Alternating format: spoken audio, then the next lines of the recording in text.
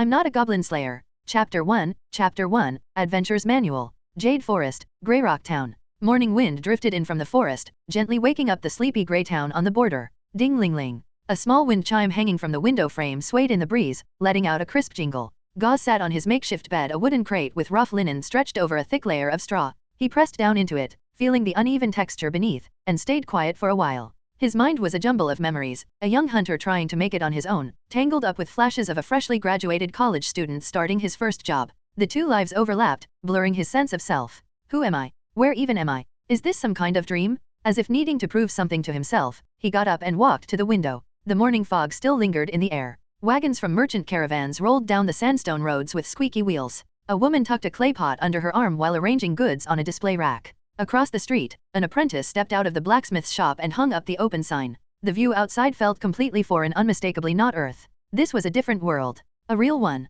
He had transmigrated. Gauze stared, half-dazed. If his memories were right, this world wasn't just medieval, it was straight out of a fantasy novel. Goblins, kobolds, slimes, creatures that even ordinary people might run into. And on the other end of the spectrum, dragons and demons powerful enough to wipe out entire kingdoms. Not myths. Not legends. Real. And the people here? Some could wield magic or fight like fantasy RPG classes, mages, warlocks, warriors, druids, rangers, you name it. Just thinking about all that made Gauze's heart once weighed down start to race. Sure, becoming one of those adventurers wasn't exactly easy, especially for a regular guy, but he wasn't empty-handed. He'd brought something with him. His cheat code. A special ability only he could access, a mysterious book that existed entirely in his mind. Adventurer's Manual. Status panel, monster index map. Just seeing that digital-style interface in his head gave him a much-needed sense of control. Name, Gauze. Strength, 5, raw strength. Carrying capacity, burst power. Agility, 5, flexibility, coordination. Constitution, 5, stamina, endurance, healing, cardio. Intelligence, 6, memory, reasoning, mental energy. Perception, 5, senses, instinct, judgment. Charisma, 5, charm, likability, appearance. Skills, none, yet. Aside from intelligence being a 6, the rest of his stats were all 5. Basically average across the board. Maybe the extra point in intelligence was a transmigration bonus? He shook his head and flipped over to the monster index. Creatures were sorted by threat level: common, elite, rare, boss, legendary, and, right now, all he could access was the common tier. Everything else was locked tight, pages metaphorically glued together. Even the common section was grayed out. Clicking any icon just gave a pop-up. Target not yet defeated. Entry locked until first kill. Another prompt explained. Monster Index tracks both individual species and overall kill count. Reaching milestone thresholds unlocks tiered rewards. So, basically, he had to start grinding monsters to light up entries and claim those bonuses. Made sense. Then he focused on the last tab, Map. Immediately, a digital map unfolded in his head. He was at the center, marked by a small stone house icon. This building can be renamed Sophia's Inn, he thought. And just like that, the label updated. Only the area around the inn was visible, everything else was covered in fog. Instinct told him that unexplored areas would unlock as he moved around. Since he hadn't even stepped outside yet, it was only natural that the map was mostly blank. With that settled, and a decent understanding of his cheat system, Gauze packed up his things and headed downstairs. Hey, Sophia. One breakfast, please. The first floor doubled as a dining area and front desk. A few round wooden tables sat empty. This inn he had just named? It looked more like a converted house turned hostel, exactly the kind of place that catered to freelancers like him with no fixed address. Rent was available short-term or monthly. A single room went for 2 copper coins a night, or 30 copper coins per month, pretty cheap compared to the local tavern. Sophia, the owner, could also provide meals for a bit extra. Breakfast, 1 copper. Lunch/dinner, 2 copper. Meals were basic. Don't expect meat. Usually just black bread, pickled veggies, wild green soup, bean stew, or oatmeal. Sure thing. A curvy blonde woman popped up from behind the counter. She looked to be pushing 30, but her features were still youthful, with that kind of mature charm. Gauze, overslept today. Yeah, couldn't sleep. Harder to catch anything these days, he replied as he sat at an empty table. Well, don't forget to rest too. Not long after, she brought out a reheated breakfast, black bread with veggie stew. The bread had already been sliced, but it looked as hard as a rock. Once Sophia was back in the kitchen, Gauze tapped it against the plate. Clack. It echoed like wood hitting stone. This is supposed to be edible? He examined the bread. It even looked like it had splinters in it. Screw it. He dunked a slice into the steaming soup. After a long soak, it finally softened, soaking up the broth and looking a little more like food. He scooped a chunk into his mouth with a wooden spoon, chewed, and swallowed. The texture was gross, slimy, slightly gritty, and it kind of scratched his throat going down. Ugh, yeah, this is awful. Even though he'd braced himself, the taste and texture still caught him off guard. In his past life, even a broke office worker could eat way better than this. Still, he finished the meal like a robot. With Sophia's warm take care behind him, he waved and stepped out to begin his first day in this new world. The sun had just crested the far-off mountains. Morning light spread across the grey rooftops of Greyrock Town. Nestled against the edge of the Jade Forest, the town was coming to life. The streets filled with people. Merchants traded goods, adventurers moved in groups, and the majority were freelancers like Gauze's predecessor. That guy had been a half-trained hunter, working the outer edges of the forest setting traps. Catch a rabbit or a pheasant, and you could sell it for 20 copper. Meat was a luxury item here. Of course, success depended on luck. Lots of other hunters roamed the outskirts too, so competition was tough. On a good day, Gauze once caught 3 rabbits earning 50 or 60 copper coins. On bad days, he could go nearly a week without catching a thing. Thankfully, he could forage for herbs, wild fruit, or greens on the way back. Plus, he'd occasionally take up side jobs like buying farm goods from nearby villages to sell in town.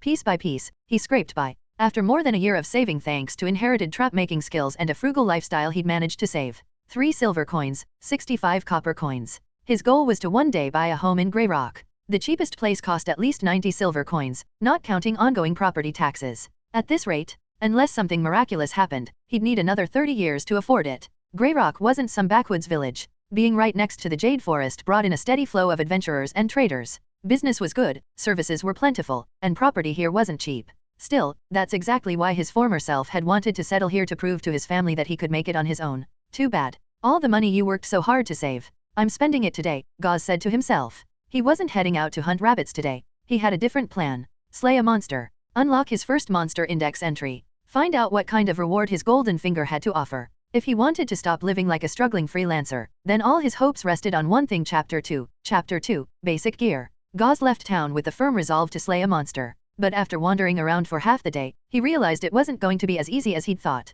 As a complete beginner with average stats, his ideal target was obviously something low-level, something even a regular person could handle. Best case, a weak, isolated monster, and if it was nearby, even better. But after making a full loop around town, his fantasy pretty much fell apart. There were no low-level monsters anywhere near the town. Between frequent patrols by the city guard and the constant flow of adventurers, the surrounding area for several kilometers had been cleared out again and again. It was about as safe as it could get. So if he really wanted to hunt a monster, he had only one option: head beyond the city limits and try his luck on the outer edges of the Jade Forest. Before heading out, he decided to invest in some gear items he'd never even considered buying before because they were too expensive. He wasn't going to risk his life fighting monsters no matter how weak without at least some basic armor. You only get one life. Better to be overprepared than dead. After browsing a few busy, well-reviewed shops, he picked up the essentials. 50 copper, a small round oak shield, 30 centimeters across, reinforced with a band of metal around the edge. 1 silver, a set of padded cloth armor, made of layered fabric and cotton. It felt decently tough and should hold up for a few hits. 20 copper, a dose of paralysis poison, made by a local herbalist. You could dry it onto your weapon ahead of time. According to the shop apprentice, it slowed down monsters after contact. 40 copper, a batch of healing herbs. Applied to a wound, they could temporarily stop bleeding and slow further damage. 30 copper, a basic first aid kit, linen bandages, wooden splints, and other simple tools. Total, 2 silver, 40 copper. After all that, his savings had dropped to just 1 silver, 25 copper. He didn't dare spend everything if the mission failed. At least he'd still have a little left to cover rent and food. No one wanted to end up broke and sleeping on the streets. Still, what he'd bought was about the best he could afford at this stage. The shield and cloth armor were the cheapest kinds of protection available. Everything else was ridiculously overpriced. Even basic leather armor cost at least 10 silver. As for metal gear, out of the question. Weapon-wise, he took one glance at the iron swords, maces, and axes sold in the armory and gave up. The prices were all in double-digit silvers, even for second-hand gear. Luckily, his predecessor had left behind 2 weapons. A dagger, about 20 centimeters long. A wooden spear, 1.8 meters in length, carved from hardwood with a fire-hardened, conical tip. His original self had been trained in using the dagger since childhood, helping skin animals, butcher meat, and make traps. So he was pretty handy with it. The spear was less familiar, but usable. With the spear for mid-range combat and the dagger for close-up finishes, it wasn't a bad setup. Sure, the materials were weak and the gear was old, but for now, it'd do. Once he had the money, he could upgrade later. After a brief evaluation of his budget and options, he decided not to invest further into weapons. Thanks to muscle memory, he could use both the dagger and spear with decent effectiveness, even if his previous life had zero combat experience. By the time Gauze finished preparing, the sun was already overhead. Before leaving, he decided to treat himself to a decent meal at the Nightingale Tavern near the town gate. 30 copper well spent. It was a rare indulgence, a mix of meat and vegetables, including a small plate of pickled fish, some seasoned veggies, tender chunks of stewed meat, and a bowl of noodles. The portions were small, especially the meat, but for a body that had barely touched animal fat in ages, it was a nourishing feast.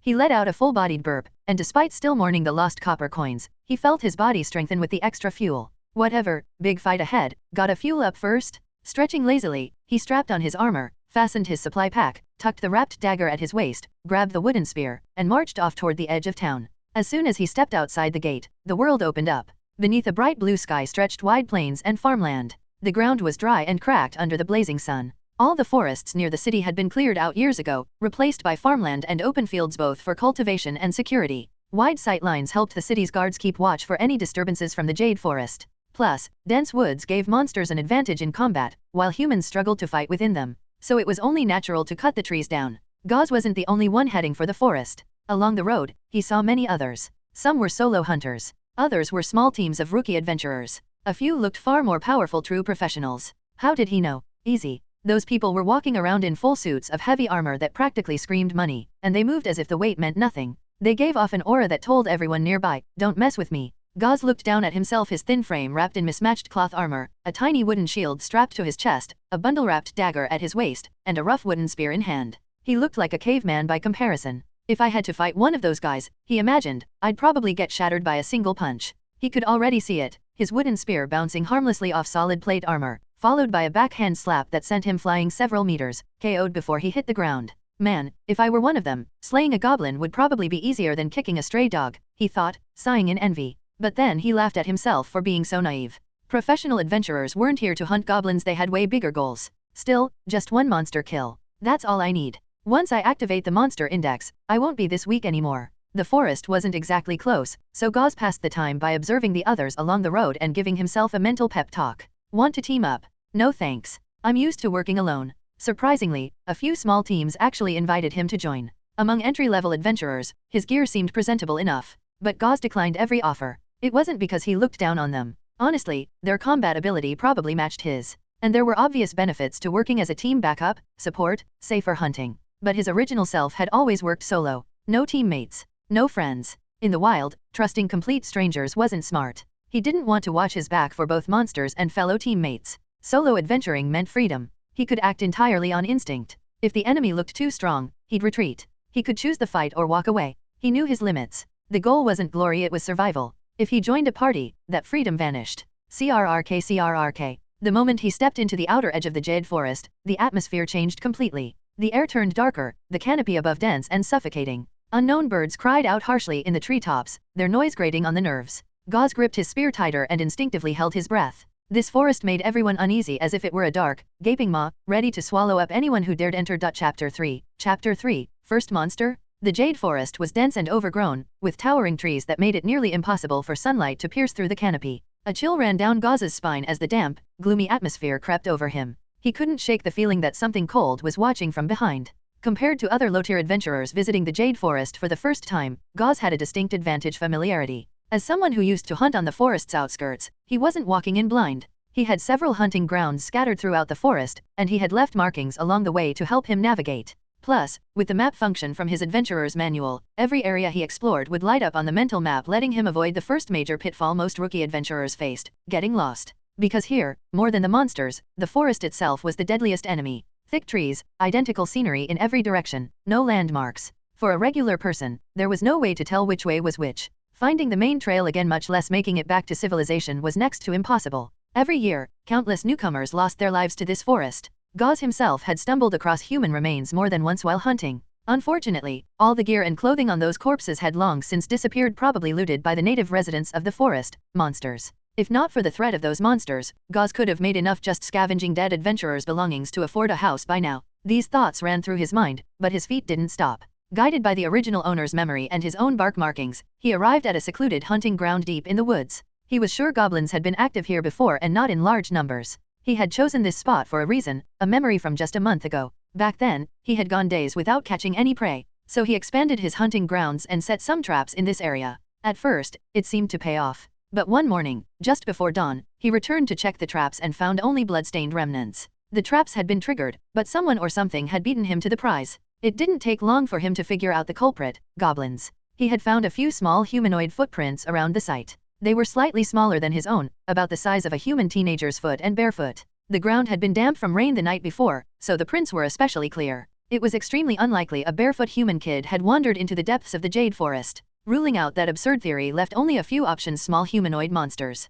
And among them, the goblin matched the size and footprint shape best. So, after realizing this spot was probably within a goblin patrol zone, Gauze had abandoned the area, not returning again until now. He snapped back to the present. Gotta stay sharp. Sure, I only saw prints from one goblin, but that doesn't mean it was alone. He began running through everything he remembered about goblins. Goblins were small, humanoid males with greenish skin, pointed ears, murky eyes, and lanky limbs. Weak individually, but not to be underestimated. They were carnivorous, sometimes eating berries, but their low intelligence and vile nature meant they didn't farm or build. From birth to death, they lived by stealing and raiding. They didn't just plunder food, they couldn't even reproduce without outside help. Goblins didn't have females in their own species. Instead, they abducted females from other races, most commonly humans, to breed more goblins. It was no wonder many villages lived in fear of them having their food, tools, and women stolen by these disgusting creatures. Goblins were a menace to both isolated settlements and traveling caravans. As for their actual combat strength, Gauze recalled they were about as tough as the ones described in games and books from his previous life, nothing special individually. A single goblin could be beaten by a regular farmer with a weapon. But that's exactly why they relied on numbers, swarming enemies with ambushes and overwhelming attacks. Once their numbers rose, they became a full-blown disaster. What made it worse was their insane reproduction rate. A single breeding victim could give birth to an entire litter at once. And baby goblins had an incredibly high survival rate, maturing into fully reproductive adults within a year. Once grown, they were driven by pure primal instinct to continue the cycle. A goblin wasn't just a monster, it was a walking plague. As long as one lived, more would follow. Because goblins targeted humans so often, they were also one of the most well-documented monsters. Even illiterate village children could describe their traits. All right, goblin. You'll be my first target. Neither Gauze nor his modern mind could muster any sympathy for a species like that. Forget all that talk about nature's balance. Goblins were parasites. The best outcome for humanity was their complete extermination. Still, even as he tried to psych himself up, Gauze stayed on guard. His memory said goblins were weak, but he'd never fought one before. Until he experienced it himself, he had to treat this like a real threat. One life, that's all he had. Same for the goblin. Anything that lived wanted to survive. This wasn't some fantasy game or trial. It was going to be a real life or death fight. He took a deep breath. First, he removed his pack and hid it under a large tree, covering it with fallen leaves. His wooden spear had already been coated with paralysis poison. While eating lunch earlier, he had picked a sunny window seat so the herb-laced mixture would dry and harden. Now the tip had a faint green sheen over the scorched black wood. Still, Gauze wasn't putting too much faith in the poison. It was cheap stuff. Probably had some effect, but it wasn't going to be some miracle solution. The real fight would still come down to the weapon and his own skill. As he tightened his grip on the spear, the original owner's memories of wielding it came rushing back.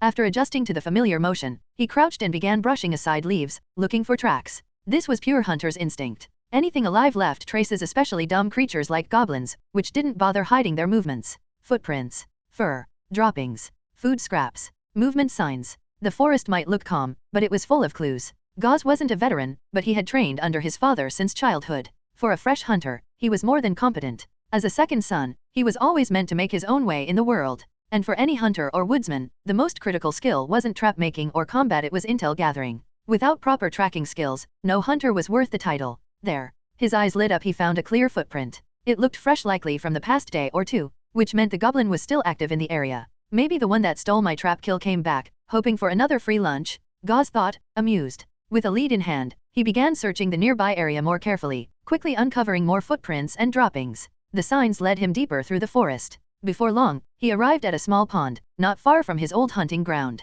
He crouched low and gently parted a thicket of bushes. And there it was. A green-skinned creature, lounging on a stone about knee-high, lazily sharpening a crude stone spear. A goblin. Found you. Gauze held his breath, eyes locked through the leaves. Slowly, they began to gleam with determination. To anyone else, this might just be a weak forest monster. But to him, this was the beginning of his new life, his first step on the road to becoming a true adventurer. Chapter 4. Chapter 4. A goblin has been slain. Gauze didn't rush in. Instead, he chose to pause, ears alert, eyes scanning his surroundings. The area around the pond was wide open. Aside from the stone the goblin sat on, there were no obstructions. It was a perfect spot for a frontal assault. But between his current bushy cover and the goblin's position was about 10 meters of exposed ground, fully lit by the sun. 10 meters might not sound like much, but a sudden rush would still make enough noise to give it time to react. So instead of charging straight in, Gauze planned to circle behind the goblin, sneak up quietly, and strike at close range. It had to be quick, catch it off guard while it was still sharpening its weapon. Ideally, he'd land the first blow before the goblin could even grab its spear or get into a defensive stance.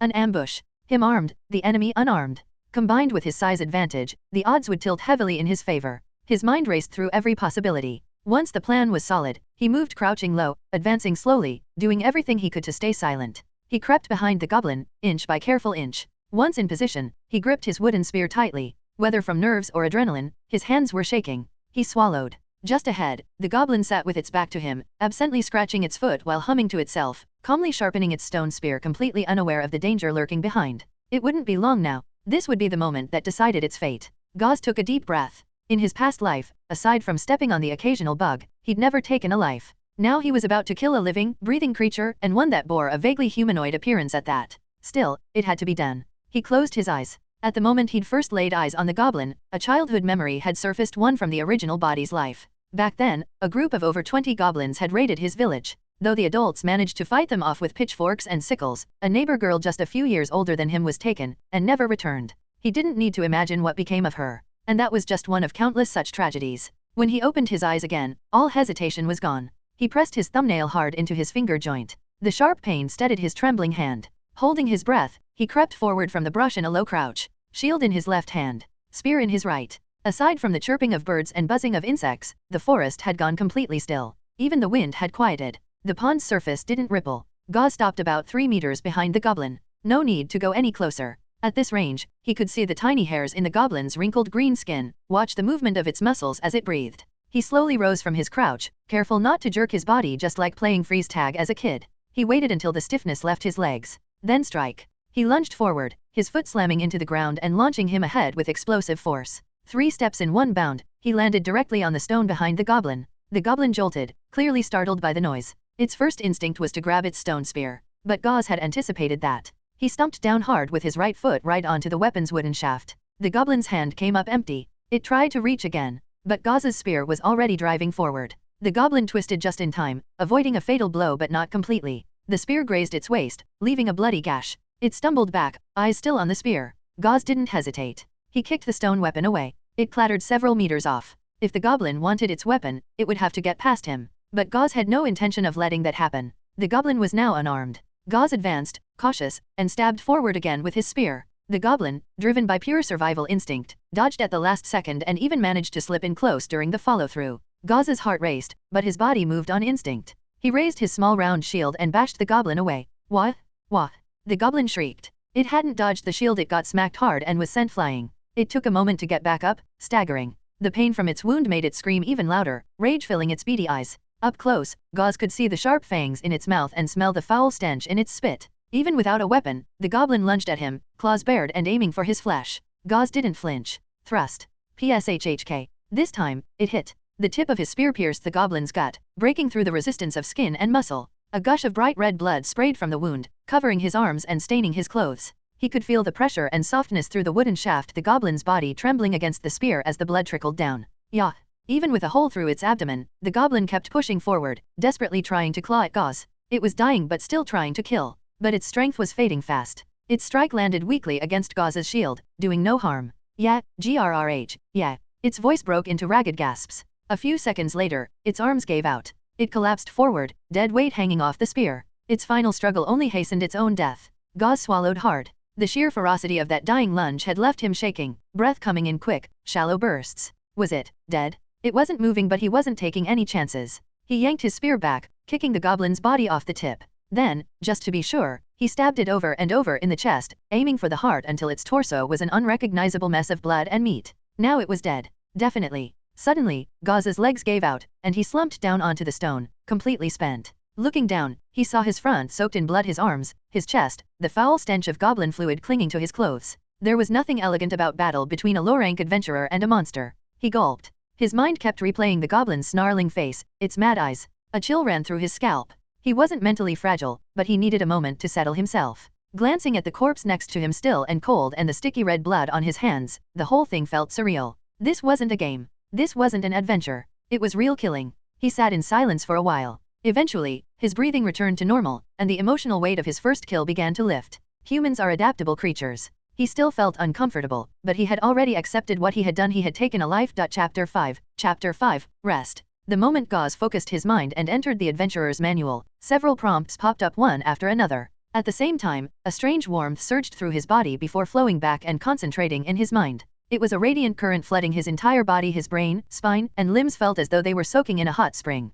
Countless invisible hands seemed to massage him all over, the sensation so soothing and surreal that he nearly lost focus. His mind buzzed. When he opened his eyes again, the world looked entirely different. It was as if a veil over his consciousness had been lifted, and everything appeared clearer, sharper. A special energy had now imprinted itself into his mind, an ability called Mage Hand. Though he'd just experienced a short but intense battle, the fatigue from before had been completely washed away by this strange revitalization. His body and spirit were restored. Name, Gauze. Strength, 5, muscular power, load-bearing, burst strength. Agility, 5, physical flexibility, coordination. Constitution, 5, endurance, stamina, wound recovery, cardio-metabolism. Intelligence, 7, memory, reasoning, mental strength. Perception, 5, senses, intuition, judgment. Charisma, 5, presence, charm, appearance. Skills. Level 0 Cantrip, Mage Hand LV.1, 1/10.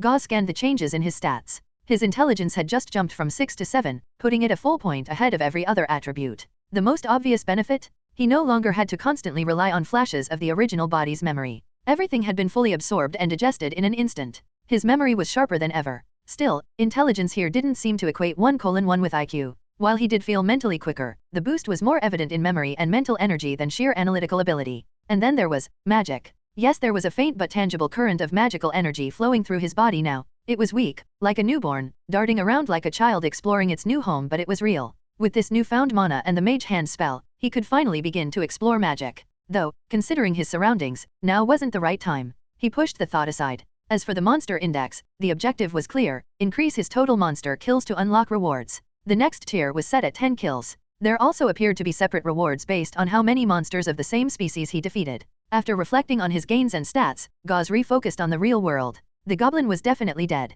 Time to collect the spoils. He retrieved the stone spear he'd kicked away earlier and gave it a few test swings. It wasn't metal, but it felt sturdier than he expected. Keep it. Looking at the goblin, he saw it wore nothing but a filthy scrap of cloth covering its lower body. The cloth reeked. Gauze hesitated. It didn't look valuable, and he wasn't about to strip the corpse for a piece of stinking fabric. Best to leave it to cover the body. Goblins themselves didn't have much of value, and since this wasn't a bounty mission, he couldn't turn in any body parts for rewards. After a quick search, all he took was a fang necklace around its neck. He had no time or reason to bury the corpse. While goblin blood could be mildly toxic, nature would take care of it soon enough. He gathered his gear quickly. The scent of blood could attract other monsters or predators. He hurried back to the oak tree where he'd buried his supplies, and only after reaching it did he breathe a sigh of relief. His first monster kill had gone more smoothly than expected. Time to head back to town and recover. Hunting down 10 monsters wasn't going to be something he could finish in a day or two. This first goblin had only been so easy because of the original body's knowledge, careful planning, and a successful sneak attack.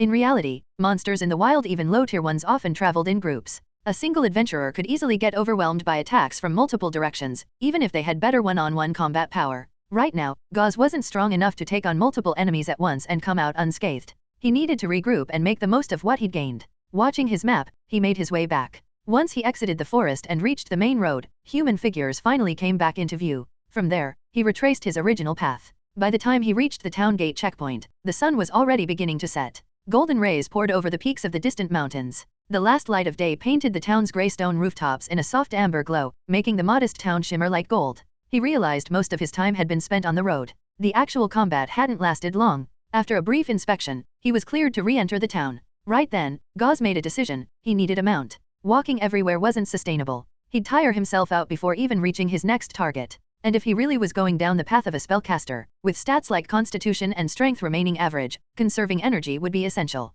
Afterward, he visited a local bathhouse and soaked in steaming hot water. Shedding the bloodied armor and putting on a fresh linen outfit, Gauze felt like a new man. The hot water turned his skin red and washed away the aches and tension from his body. The stress from earlier battles seemed to melt away with the rising steam. Relaxing the body and calming the nerves after battle was just as important as training. No one could stay wound up forever. Eventually, something would snap. That night, Greyrock Town came alive. Cool summer breezes blew through like crisp spring water. The night sky sparkled with stars, wrapped in a deep, rich blue. Pine resin torches lit up the marketplace square. Cloth canopies stretched across bamboo poles covered the food stalls, where wind chimes jingled softly in the breeze, and the aroma of hot food filled the air. In the past, the original Gauze rarely came out at night, afraid he'd waste money. But now, walking through this exotic night market, everything felt new to him. Most vendors sold food, but there were also fortune tellers, cheap jewelry stands, and even a puppet show attracting a crowd of kids and adults alike. Guards with swords patrolled the perimeter, keeping order. It was a lively, warm little town, especially after dark.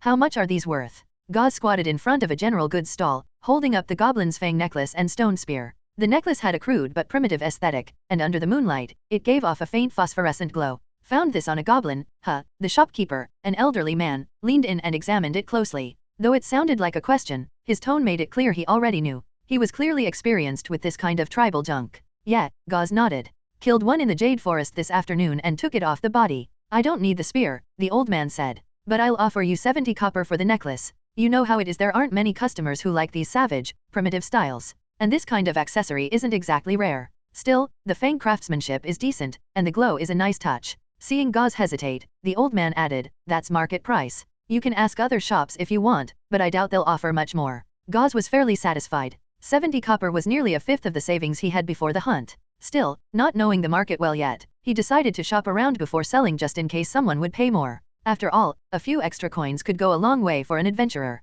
Money meant everything: gear, potions, weapon upgrades, training, spell instruction. With enough coin, anything was possible. More resources also meant better odds of survival in a fight. Chapter 6, Mage's Hand. The next morning, before the town's first bell even rang, Gauze was already up, sitting cross-legged on his bed with a serious look on his face. Mage Hand. It was a level 0 cantrip he'd just learned, and honestly, he still sucked at it. He'd been up for over half an hour now, and so far, nothing but failure. But whether it was from sheer repetition or a lucky break, something finally clicked. After tons of failed attempts, Gauze suddenly managed to cast the spell. And that moment? It was wild. Like he'd typed the perfect command into his mind, and suddenly his mana started flowing through the right paths, swirling together, releasing this strange magical wave. The energy surged out of him, and then bam, right in front of him, an invisible, ghostly arm took shape. He did it. Sitting on the straw mattress, Gauze stared at the floating spectral hand, a grin creeping up on his face. With a thought, he had it drift around the room. The invisible arm floated over to a dagger on the table, grabbed it, and slowly lifted it into the air.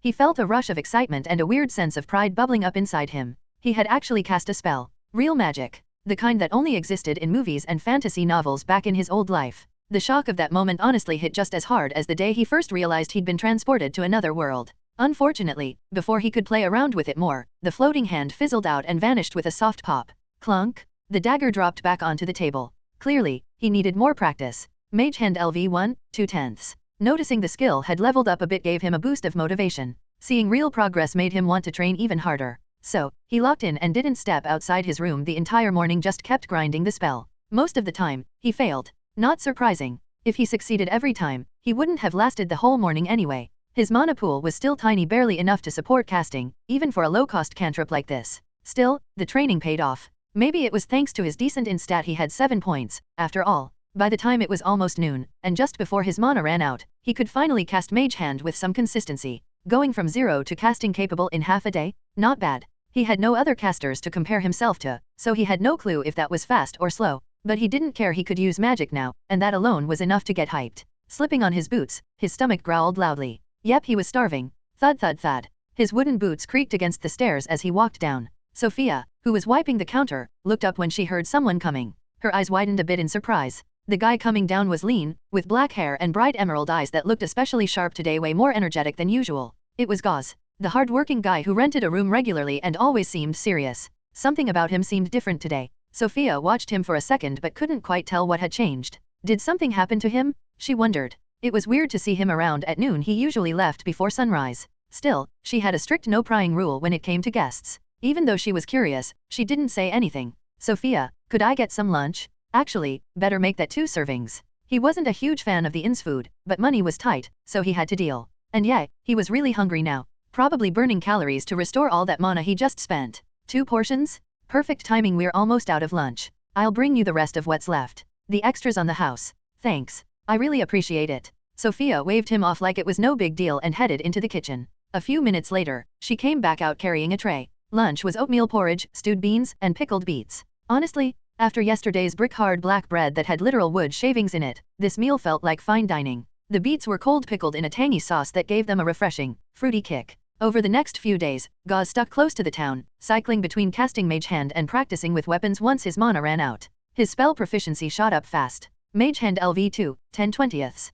Seeing that level on his stats screen, Gauze nodded in satisfaction. A few days of effort had pushed the spell to mid-level 2. Actually, he'd hit LV2 on the first day, but after that, the gains slowed down. Repetitive practice only got him so far. Grinding all the way to 10/20ths had taken a few days. Maybe I need real combat to level it up faster? He wondered. He started walking toward town. At LV2, he could now control the spell pretty effortlessly. Case in point, his gear bag was floating beside him, being carried by Mage Hand like it was on autopilot. In addition to getting better at the spell, his mana reserves had clearly increased. If before his mana felt like tiny threads, now it felt more like a solid rope.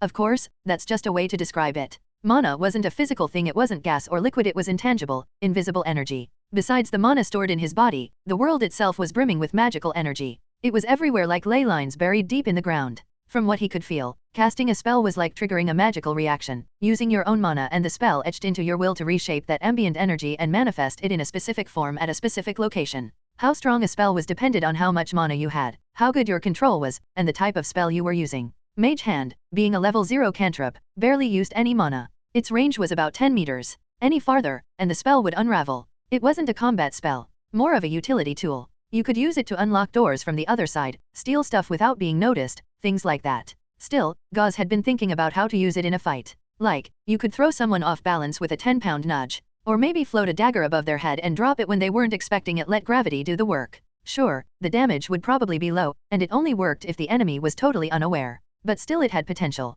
Even in a real fight, clever use of Mage Hand could make a huge difference. Tripping someone, pushing or pulling at the right time, those little disruptions could be deadly. Fights weren't always about trading blows. Sometimes, one perfect move decides everything. Chapter 7, Adventure Team. The Adventurers Guild of Greyrock Town was a 3-story stone building. At the very end of the main road running through town, directly across from the central plaza, stood the brightly red-painted structure. A flag bearing the guild's emblem, sword, shield, and staff fluttered above the pointed gable porch. Adventurers were constantly coming and going beneath it. Though Gauze had lived in town for over a year, he'd never once stepped inside. At most, he had passed by and stolen a few glances through the doorway. It wasn't because visitors weren't allowed, far from it. The guild welcomed everyone. But his original self had always felt inferior. He thought only true professionals and powerful adventurers belonged there. He was afraid of being questioned, of drawing strange looks just by stepping inside. But now, under the watchful gaze of 2 lightly armored guards at the door, Gauze walked in as calmly as any other adventurer. The first floor was a public lobby, resembling a government service center from his previous world.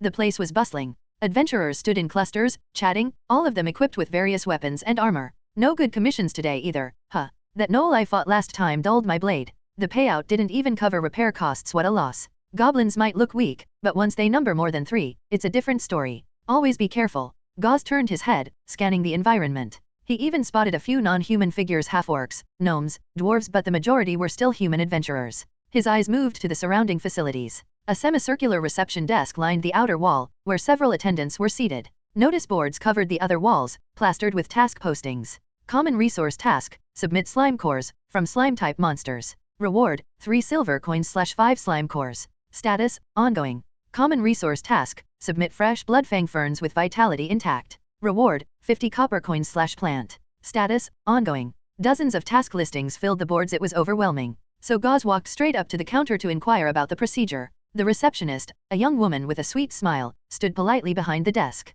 Welcome, I'm Petra, receptionist ID E21051. How can I assist you today? Her greeting was energetic and professional, clearly well-trained. This is my first time here. What do I need to do to take on a quest? First time? Then you'll need to register as an individual adventurer.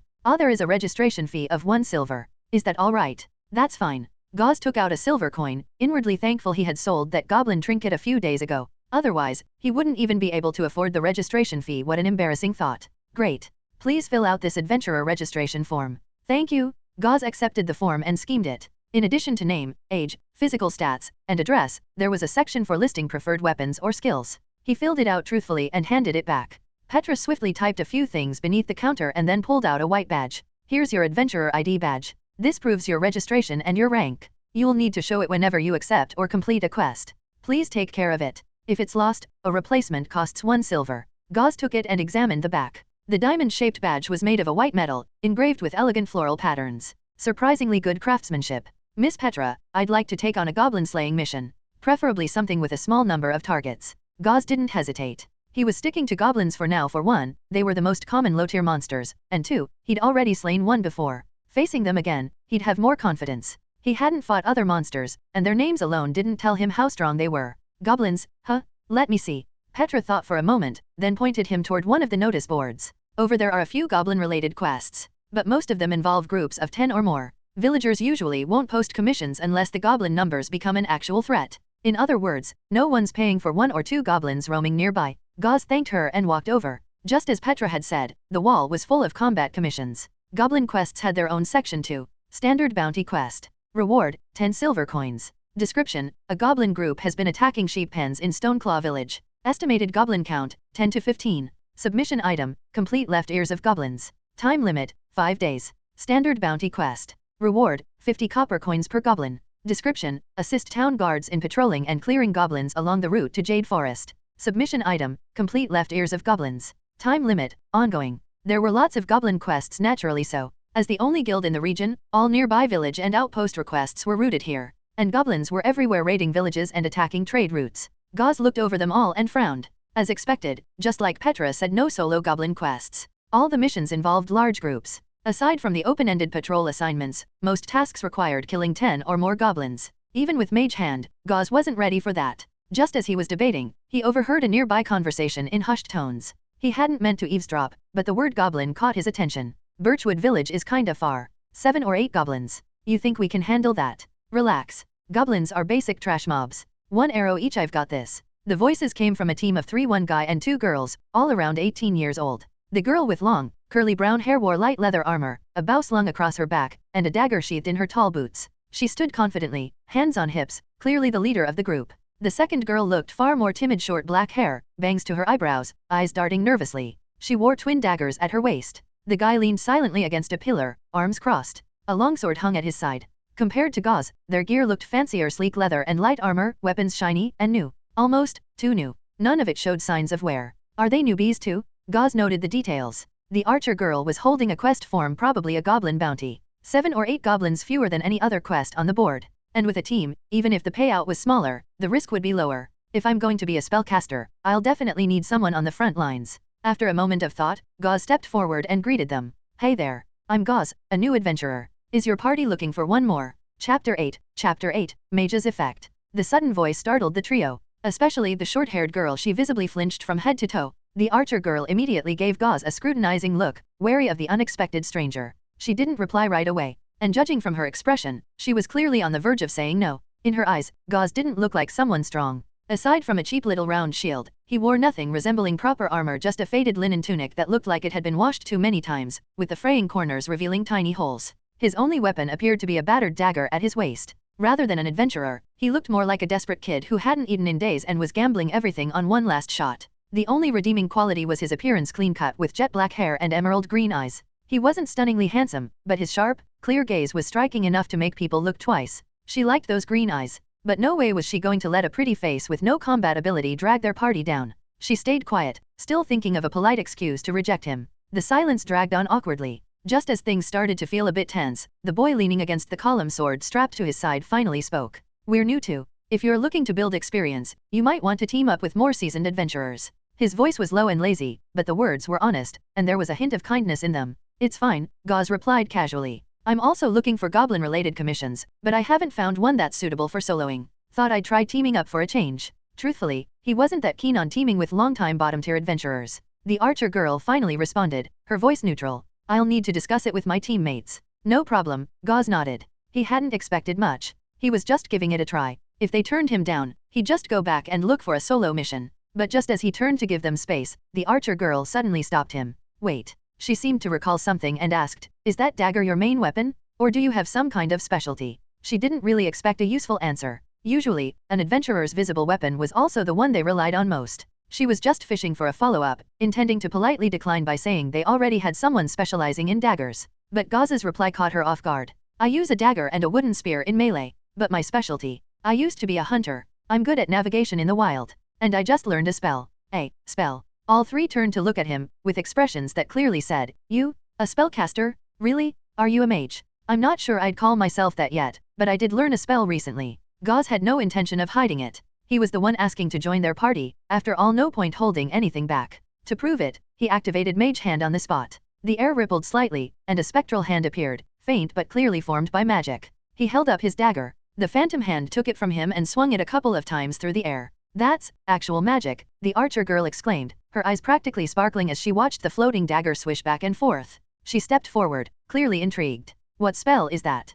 Mage hand, Gauze replied simply. It creates an invisible hand that I can control mentally. He didn't go into detail. No point dumping explanations until he knew if they'd even let him join. Mage hand, that sounds awesome, the archer girl said, nodding enthusiastically. Her eyes still held a gleam of excitement. Clearly she had a thing for magic. All right, wait here. Let us talk it over real quick, okay? Don't go anywhere. Before Gauze could respond, she pulled the other two aside to discuss in the corner. They didn't move far, and though Gauze had no intention of eavesdropping, he could still hear their conversation clearly. Are we really going to team up with some stranger? But he's a mage. Having a spellcaster on the team could make things safer. This is our first mission. 7 or 8 goblins. Better to be cautious. After a short huddle, the trio returned. The archer girl stepped forward and extended her hand with a friendly smile. We talked it over. We're all fine with it. Welcome to the team. Let's make this quest a success together. Thanks. Looking forward to working with you. Gauze shook her hand. Mind if I ask your names? I'm Halior. I specialize in archery and provide long-range support. Oh, and I can cook, too. Mia. I use daggers. Belle. I use a longsword. Each of them had a distinct personality. Halior, the archer, was clearly the leader and the most excited after hearing Gauze was a mage. Mia, the shy short-haired girl, kept quiet, while Belle, the sleepy-eyed swordsman, leaned back against a pillar with his arms folded. Different vibes, but Gauze could tell right away, they weren't bad people. You're not from around here, are you? Gauze had lived in town for over a year, but he had never seen them before. Nope. We're all from Berry City. Grew up together. That night, after forming their temporary party, Halior treated everyone to a celebratory feast at the tavern. All three of them clearly came from decent families, not nobles, perhaps, but well off. The table was loaded with food, grilled meats, mulled ale, pickled sturgeon, and smoked venison sausages. Gauze ate the best meal he'd had since arriving in this world. The sizzling meat drizzled in the tavern's secret sauce exploded with savory flavor the moment it hit his tongue. The venison sausage had a bold, salty taste, slightly beefy but layered with a subtle, smoky fruitiness. Turns out, the cooks in this world weren't bad at all. And after days of hard black bread, oatmeal porridge, and pickled greens, this meal felt like heaven. Of course, when the check came, Gauze nearly choked. That'll be 3 silver and 40 copper. One meal had wiped out his entire net worth. He almost spoke up to suggest splitting the bill, but after just paying his adventurer registration, he realized he didn't have enough to cover even his share. He looked a little awkward. Don't worry about it, Belle whispered to him. Halior's family runs a business. She's got money. Gauze nodded. But inwardly, he couldn't help but notice the wealth gap in this world was just as brutal. They were all young adventurers starting out, yet when the original Gauze had left home, he had just 30 copper, 1 change of clothes, and a single loaf of black bread. He'd worked for over a year to save just over 3 silver, and now he'd just eaten that in a single sitting. He shook his head. He wasn't bitter, just aware. This was temporary. He'd earn it all back, and more. One day, when he had the money, he'd return the favor. Gauze patted his now empty coin pouch and followed the trio out of the tavern. Chapter 9, Adventure is full of surprises. Clip-clop, clip-clop. Gauze sat in the back of a merchant caravan wagon, leaning against a pile of mailbags and parcels of all shapes and sizes. Behind him, the distant hillside slowly receded into the horizon. Sharing the same wagon were Halior and her 2 companions. Belle and Mia were resting inside the cabin, while Halior sat at the edge, legs swinging outside as the wagon jolted, her eyes gleaming as she enjoyed the scenery. The weather was perfect. Clear sky stretched overhead like a polished sapphire. Sunlight spilled through thin wisps of clouds like golden silk threads, tracing soft outlines across the pale bluish mountains in the distance. The wind carried the fresh scent of forest dew and wild grass, moistening the air and lifting everyone's spirits. After registering as a team with the Adventurers Guild and a short training session the afternoon before, the group had set off the next day for their mission in Birchwood Village. Given the long distance, walking would have taken them 2 days. Gauze had suggested finding a caravan heading in the same direction and hitching a ride for part of the way, then walking the final stretch to the village. The others had gladly agreed. It hadn't taken long to find a caravan, and sharing half a wagon in exchange for the company of 4 armed adventurers was a great deal for the merchants too.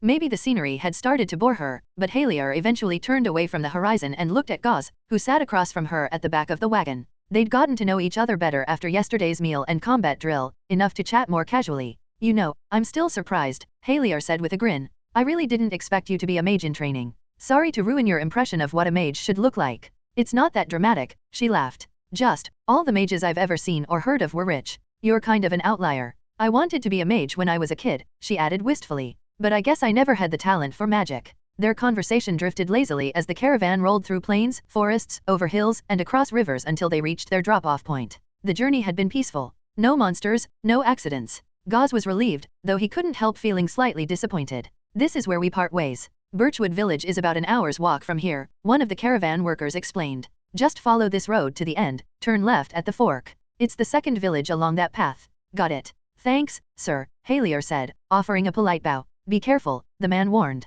Goblins may be small and seem harmless, but don't let your guard down. The four of them watched as the caravan continued down the road, eventually disappearing into the distance. Suddenly, the world around them felt much quieter. Let's get to Birchwood before sunset. Agreed. No one wanted to rest. They set out immediately along the dirt road. The path was reasonably smooth, flanked by deep woods. The chill of dusk carried through the trees, making the backs of their necks prickle. Even Halier, who had been so eager and excited earlier, grew quiet, sensing the tension in the air. The group moved cautiously, and just as the last rays of sunlight vanished from the sky, they reached their destination. Birchwood Village. A crooked wooden sign at the fork read the village's name. Before they even entered, the team could hear sounds coming from the central square: raised voices, muffled sobs. Gauze's heart skipped a beat. Something had happened. He suddenly felt an ominous weight settle in his chest. We need to gather everyone now and rescue Jenny and Aisha. It's already dark. We should wait until morning when we're armed and ready. Wait until morning. By then it'll be too late. Those filthy green-skinned bastards won't wait for us to make a plan. My poor children. The village square was crowded. Beside the dim glow of bonfires, some men were shouting passionately, others hesitated, and women wept on the ground, their faces stricken with grief. Excuse me, this is Birchwood Village, right?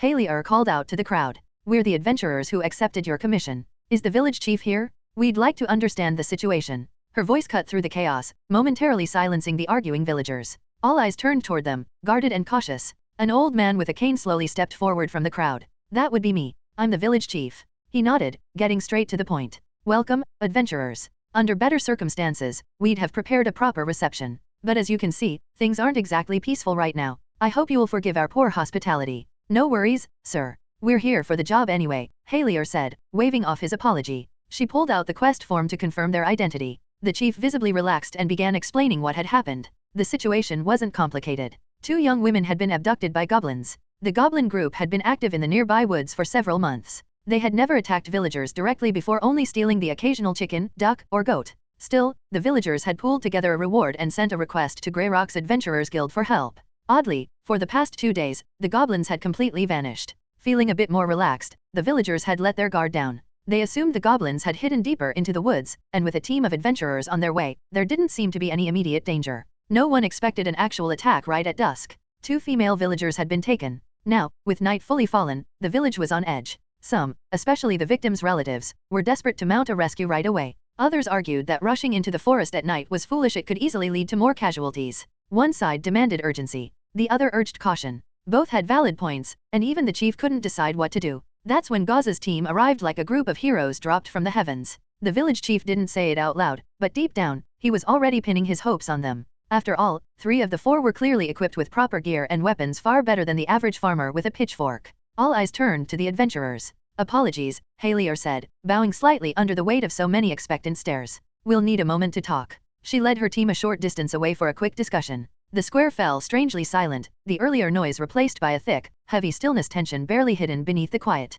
Everyone was waiting on their decision. An unassuming team of rookie adventurers, barely worth a glance in town, was now the one hope of an entire village. Gauze caught glimpses of the silent crowd from the corner of his eye and felt the pressure start to mount. This was a real adventure, one filled with uncertainty and unexpected turns. He'd thought it would be a simple goblin extermination. Arrive, rest, scout the area, gather intel, plan, execute, complete the quest. But clearly, things had already gone off script right at the first step. Chapter 10, Engaging the enemy? Are we really starting the mission tonight? Belle asked in a low voice. They had already discussed their plans during the caravan ride: rest at the village overnight, recover their strength, and begin the operation the next day. But this unexpected turn of events had clearly disrupted those plans. 2 villagers have been taken. If we don't act tonight, it might be too late, Halier sighed. But, it's dark. Fighting goblins at night is a lot more dangerous. She looked conflicted, nervously twirling a lock of hair between her fingers. We haven't even scouted yet, Gauze added. Exactly, this is risky, Mia agreed.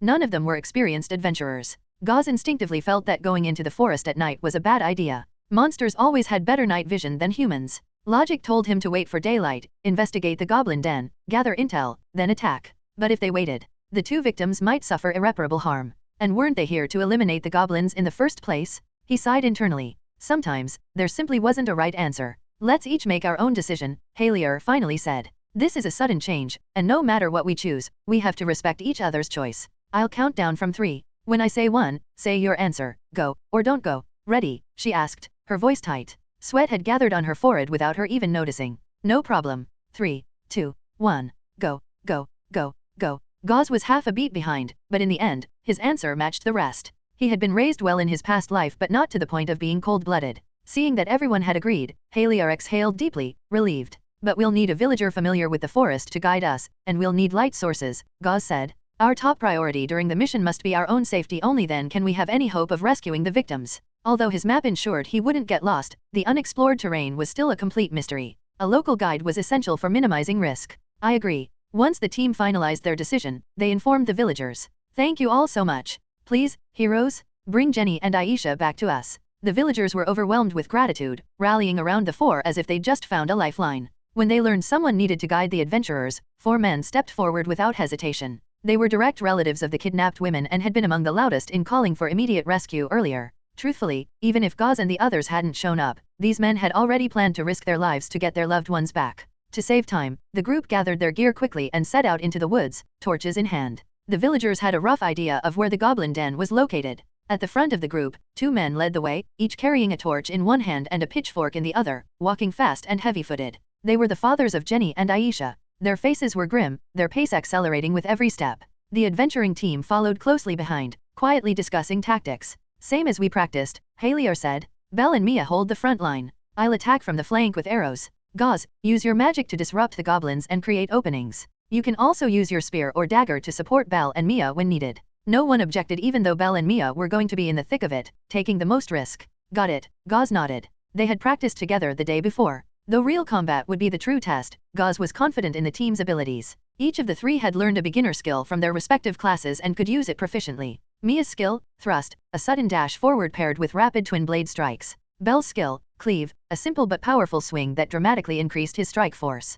Haliar's skill, precise aim, enhanced eyesight and strength, allowing her to fire highly accurate arrows at medium to short range. Combined with Gauze's mage hand, they weren't a weak team. Despite their lack of field experience, on paper, they were stronger than many other rookie parties. That was part of why Gauze had agreed to act tonight. 7 or 8 goblins, even at night, shouldn't be a match for a team like this provided they struck fast and clean. If each of them could take out 1 goblin right at the start, the remaining fight would become manageable one-on-ones. Gentlemen, we'll count on you to distract the goblins briefly. Once we've dealt with our own targets, we'll back you up immediately. Don't worry if it's just 1 goblin each, we can handle it. With a quick exchange of understanding, the group moved forward in silence. After some time, the villagers leading the way stopped. An open clearing appeared ahead. A bonfire burned faintly at its center, and just behind it, they saw a cave entrance. It was likely natural, around 2 meters wide, plunging into pitch darkness. That's it. The team focused on the cave. It was pitch black inside. Without a light source, they couldn't see anything beyond the entrance. Gauze gestured to get everyone's attention.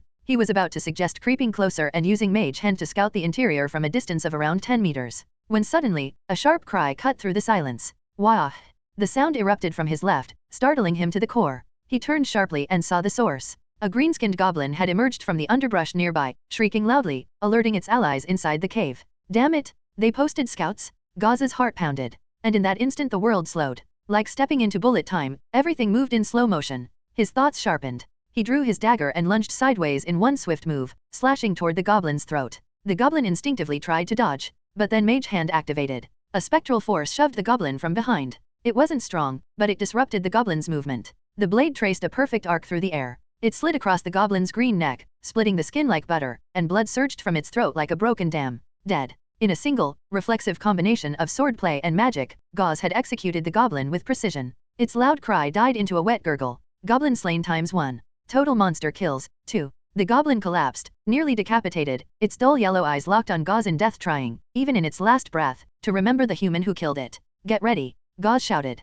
The others hadn't expected him to act so fast, but there was no time to be surprised. Belle and Mia surged forward, trying to hold the line at the cave entrance. But they were too late. The scout's scream had already alerted the horde. From within the cave, more shrieks echoed along with the sound of dozens of feet scuttling across stone. The goblins had been awakened. Like furious apes, they roared in chorus, and a horde of red eyes surged from the darkness. 1 pair, 2 pairs, 8, 12, 13 pairs of eyes. Gauze, catching up, knew immediately, something was wrong. Wait, there's too many, he shouted. Bad intel. Watch out. So many eyes. So many bodies. It felt like the entire cave was crawling toward them. Gauze's heart thundered in his chest. And with it came a painful but valuable lesson. Never fully trust mission intel. Chapter 11, Blood and Sweat. 18 of them. Stay sharp, everyone. Gauze quickly counted the goblins swarming out of the cave. He didn't know where the mission intel had gone wrong, but now wasn't the time to think about that. They had to deal with the immediate threat fast. 18 goblins. Even if the 4 village men each managed to hold off one, that still left 14.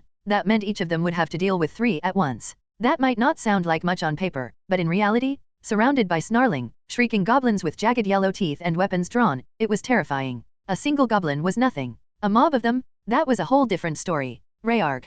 The dark woods echoed with beast-like howls, making the hairs on Gauze's neck stand on end. And just like that the fight began. The goblins rushed forward like a flood, splitting the battlefield into chaos. One charged straight at Gauze with a crude spear, eyes gleaming with greed. Its yellowed teeth glistened with spit as it lunged. The spear held together with vines jabbed upward toward Gauze's jaw. Crisis mode. That 7-point intelligence kicked in. Time didn't literally slow down, but his mind did. Everything became clear and sharp.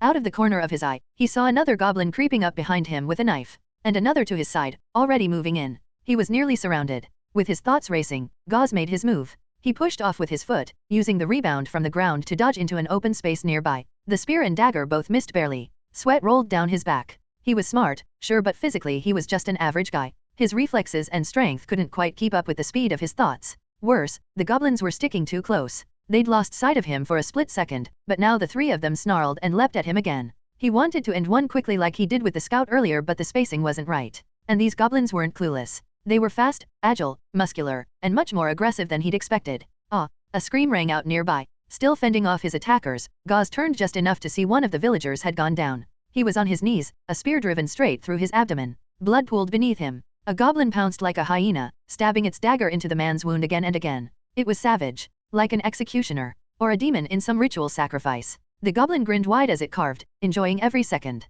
Arg! The villager wailed.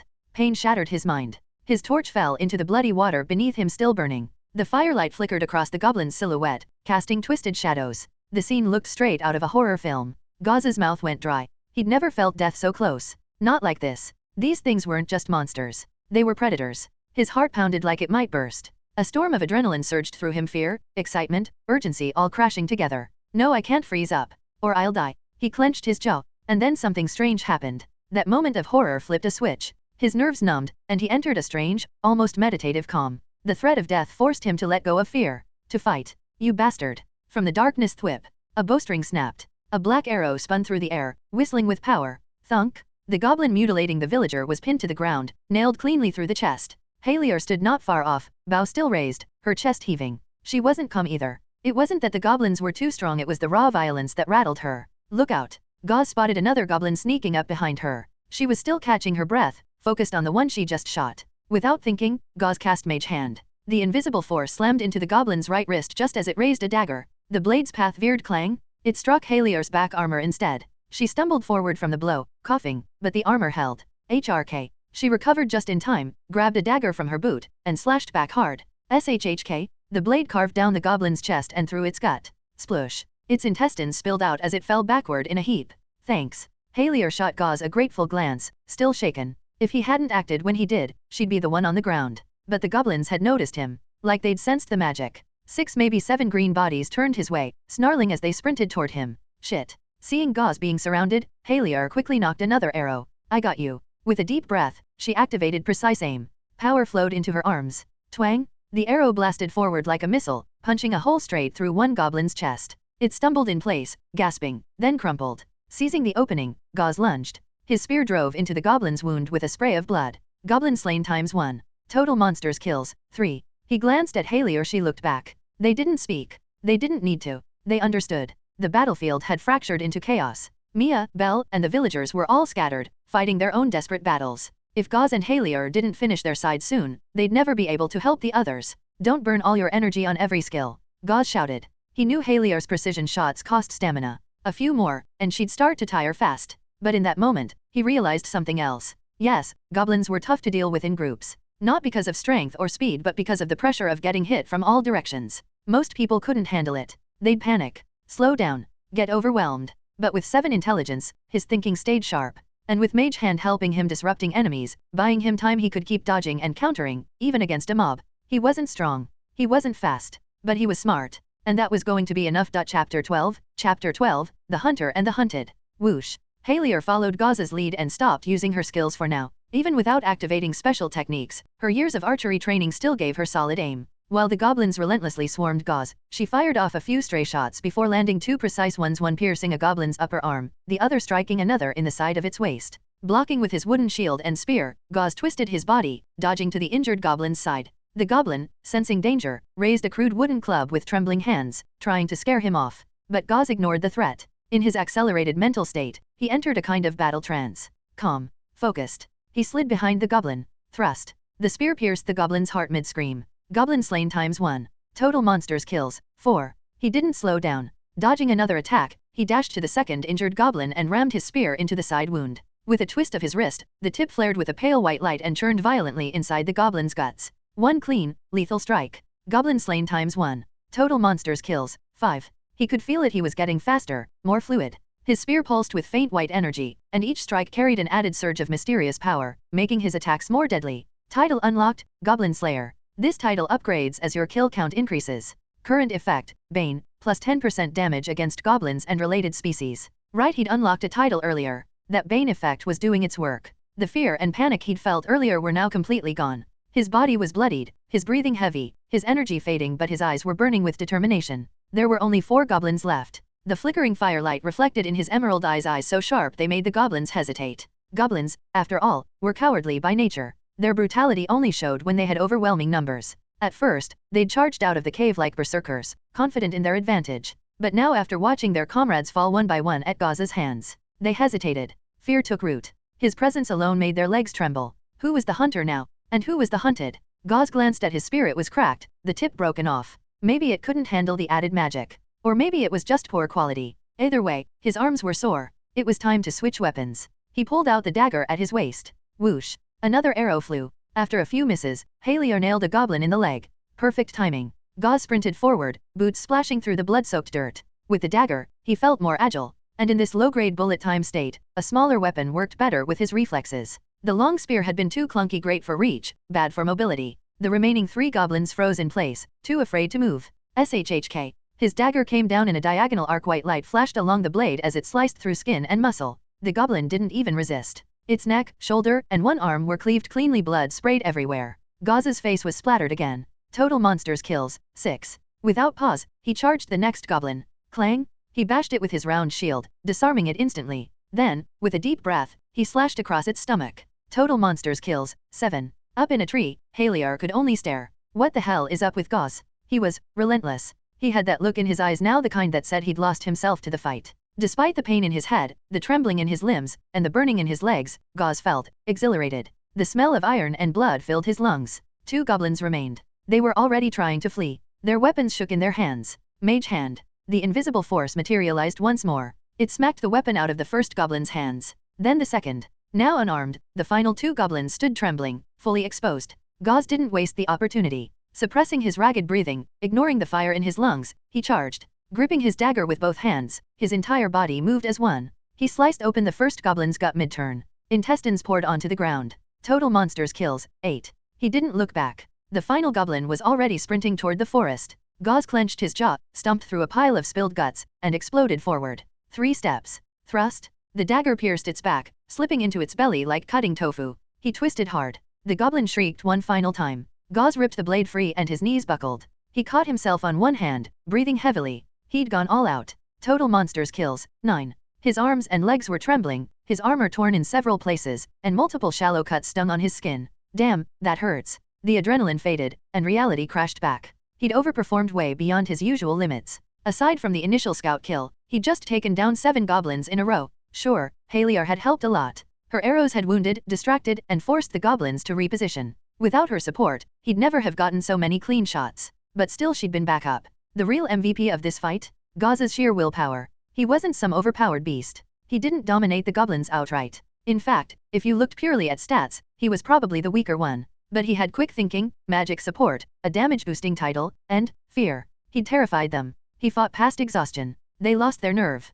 That was what decided the fight. From the treetops, Halier finally lowered her bow. Her arms were sore, definitely strained from overuse. But just as she and Gauze paused to catch their breath, Aiic. A scream Belle's voice. That's right. Aside from the 9 goblins they'd just taken down, 9 more were still attacking Belle, Mia, and the remaining villagers. The fight was far from over. Chapter 13, in danger. The situation on the other side of the battlefield had gone critical. Though 4 goblin corpses already lay scattered on the ground, Belle, one of the main fighters, was down, writhing and screaming in pain. His right Achilles tendon had been shredded. The wound was gaping, raw, and grotesque like it had been carved out. Mia, gasping for breath, glanced over in alarm. When she noticed 2 goblins silently creeping up on Belle, her face drained of color. She tried to push forward to intercept them, but standing in her way was something far worse. It was a goblin, but unlike the rest, it was massive. At nearly 2 meters tall, it towered over its kin. Muscular, thick-boned, its face twisted with bestial malice. It bared sharp fangs beneath a crooked snarl. It wielded a large, crude black iron cleaver and wore a patchy, ill-fitting set of leather armor, clumsy but effective.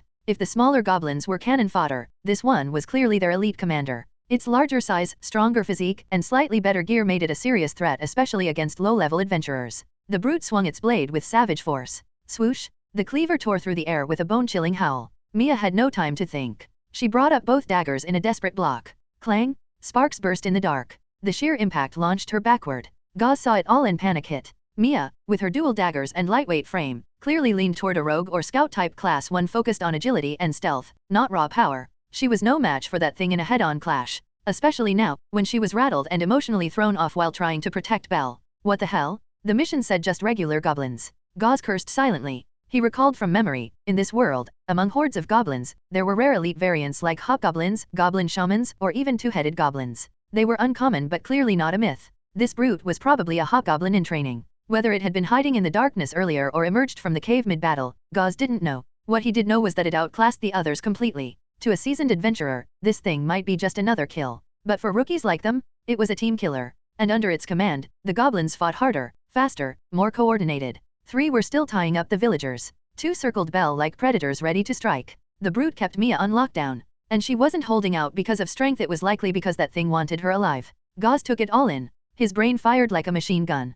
Mia and the villagers were pinned. Belle was incapacitated. And the 2 goblins near him were waiting for him to drop his guard before going in for the kill. If Belle went down, the goblins would swarm everyone else and this mission would be over. Gauze staggered to his feet. If they lost that side of the fight, he and Halier would be next. But as soon as he stood, a wave of dizziness hit him like a brick. The world spun. His legs wobbled. It felt like low blood sugar after a marathon. His body screamed at him to rest. But this wasn't just physical fatigue. That pseudo-bullet time state he'd entered earlier had taken a massive toll. While it gave him incredible reaction speed, his body hadn't been able to keep up. And now he was paying the price. His legs felt like lead. Every step sent a wave of soreness through his bones. His shallow cuts rubbed against torn cloth, stinging like fire. He was worse off than he'd realized. HFF ha. His muscles twitched and trembled like they were trying to convince him to just lie down. Across the field, Mia struggled to rise. She saw Gauze barely able to stand. Her last shred of hope collapsed. She herself was nearly tapped out. Multiple thrust skills had strained her arms and legs. Thump, thump, thump. The hobgoblin didn't give her a break. It rushed in, cleaver swinging in wide arcs. Each strike rocked Mia's arms. She gritted her teeth, hands shaking, daggers barely holding. Gauze took a deep breath. Everyone was on the edge. But this fight wasn't lost yet. Not if they went all in. He turned his eyes toward Halier, still perched in the trees, exhausted but alert. They were in this together now. Halier, just one more shot.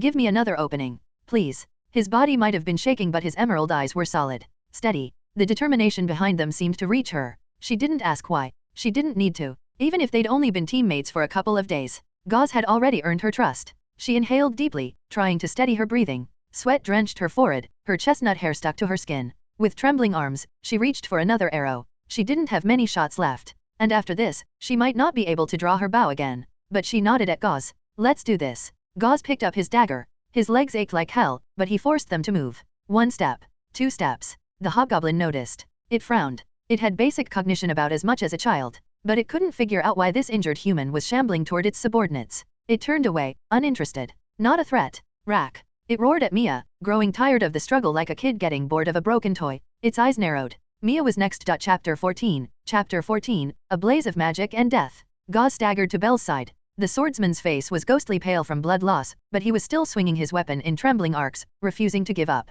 The 2 goblins nearby didn't advance. Instead, they both turned their heads toward Gauze, watching him approach. He was completely drenched in blood, the goblin's foul, stinking blood coated in layer after layer, half-dried and crusting on his skin. But he didn't care about the filth. He'd used the time it took to walk over to catch his breath and recover just a bit of strength. As he looked up, his eyes locked with the goblins. They sniffed the air. Only when he got close did they recognize the thick, pungent stench clinging to him, the scent of their own kind's blood. An invisible pressure rolled off of Gauze. It was as if the grudges of the slain goblins clung to him, roaring in silent rage, forming a suffocating aura behind his back. In that moment, he radiated a natural suppression and instinctive, predator-level dominance like a cat staring down a cornered mouse. Gauze raised his dagger and slashed toward one of the goblins. But his strength was barely a third of normal. Even though he intimidated them, his swing was slow and weak. The goblin stumbled back a few steps and dodged the attack. The other goblin, eyes still murky, suddenly flashed with a glint of malice. Gauze's sluggish motion snapped it out of its fear. It realized he was too weak to pose a real threat. Its cowardice vanished, replaced by greed and cruelty. Whoosh! Thud!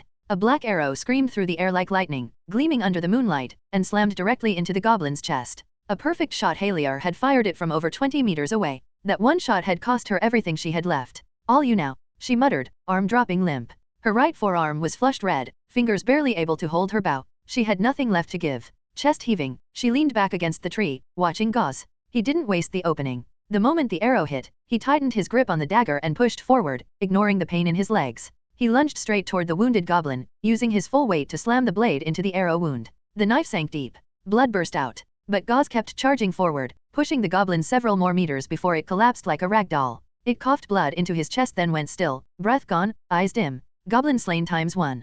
Total monsters kills, 10. Next milestone, 50 total kills. Reward unlocked, level 1 spell, magic missile, constitution +1.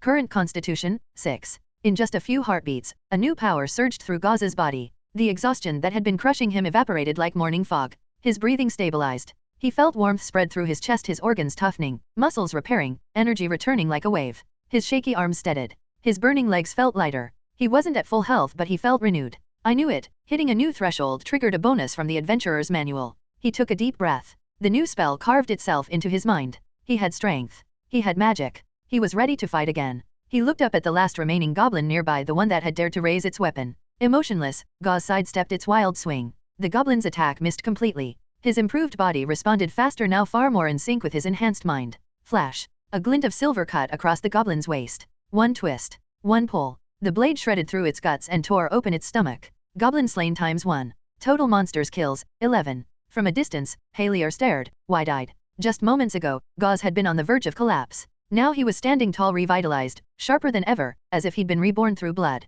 She didn't know how, but suddenly, hope surged back into her chest. Roar! A deafening howl ripped through the forest, snapping her out of it. The hobgoblin lashed out with a monstrous swing. Mia, already on her last legs, heard a horrible crack. Her arm had broken. Pain stabbed through her, and her guard dropped. Bam! The cleaver slammed into her and sent her flying like a doll. She slammed into a tree with a heavy thud, then collapsed, coughing blood. The hobgoblin licked its lips, savoring the scent of human blood. It stepped forward, one heavy step at a time. 1, 2, shhhk. Suddenly, a sharp pain flared in its lower back. A dagger had found a gap in its leather armor, stabbing deep into its waist. The pain exploded through its stomach. Rah! The hobgoblin spun around, eyes burning crimson, and saw Gauze, who had thrown the dagger and stepped back to create distance. Furious, the goblin didn't care how Gauze had recovered so quickly. It just wanted to rip him apart, devour him alive, tear his flesh and drink his blood. Its muscles bulged, skin flushed red. It roared like a beast gone berserk. It had become a monster in every sense, no longer thinking, just killing. Gauze, however, was the exact opposite. He was the calmest he'd ever been. His mind was razor sharp.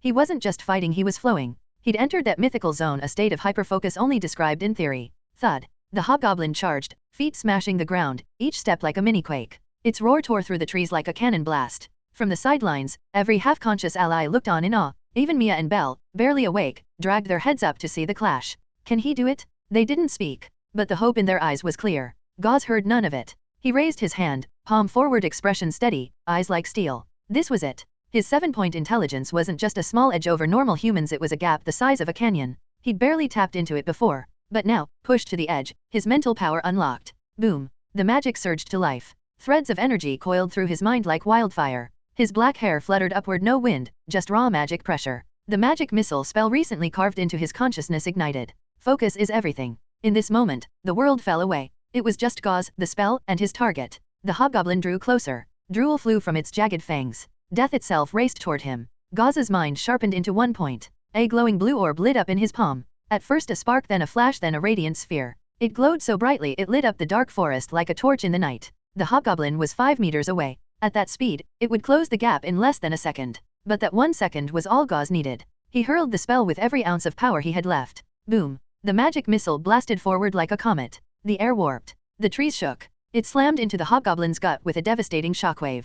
Wham! It was like getting hit by a freight train. The goblin was launched backward, body folding around the point of impact. The blue energy exploded outward, ripping through muscle, bone, armor, everything. Boom! The force tore through the goblin and detonated on the ground behind it, painting the forest in a brilliant blue flash mixed with blood and gore. It looked like a firework had bloomed in the night. A blaze of magic and death. Chapter 15, The Village Hero. The radiant blue glow of the magical blast faded. The massive hobgoblin now had a gaping, fist-sized hole torn clean through its abdomen. Thud. It collapsed with a heavy crash, its massive cleaver and body slamming into the dirt, kicking up clouds of dust. Gauze remained completely still, frozen in the stance from when he'd cast magic missile. Only his eyes moved, staring toward the last 3 remaining goblins on the battlefield. Those goblins, who had moments ago been harassing the villagers, had turned to witness the overwhelming magical force that had annihilated their leader. Now, they were trembling like leaves in a storm. Even goblins with their low intelligence understood one thing clearly: that black-haired, green-eyed human had the power to kill them easily. Without a second thought, the goblins dropped everything. Weapons, armor, even their dignity. They turned tail and ran for their lives, leaving behind allies, corpses, and torn limbs. Because that's what goblins were. Cowards at heart.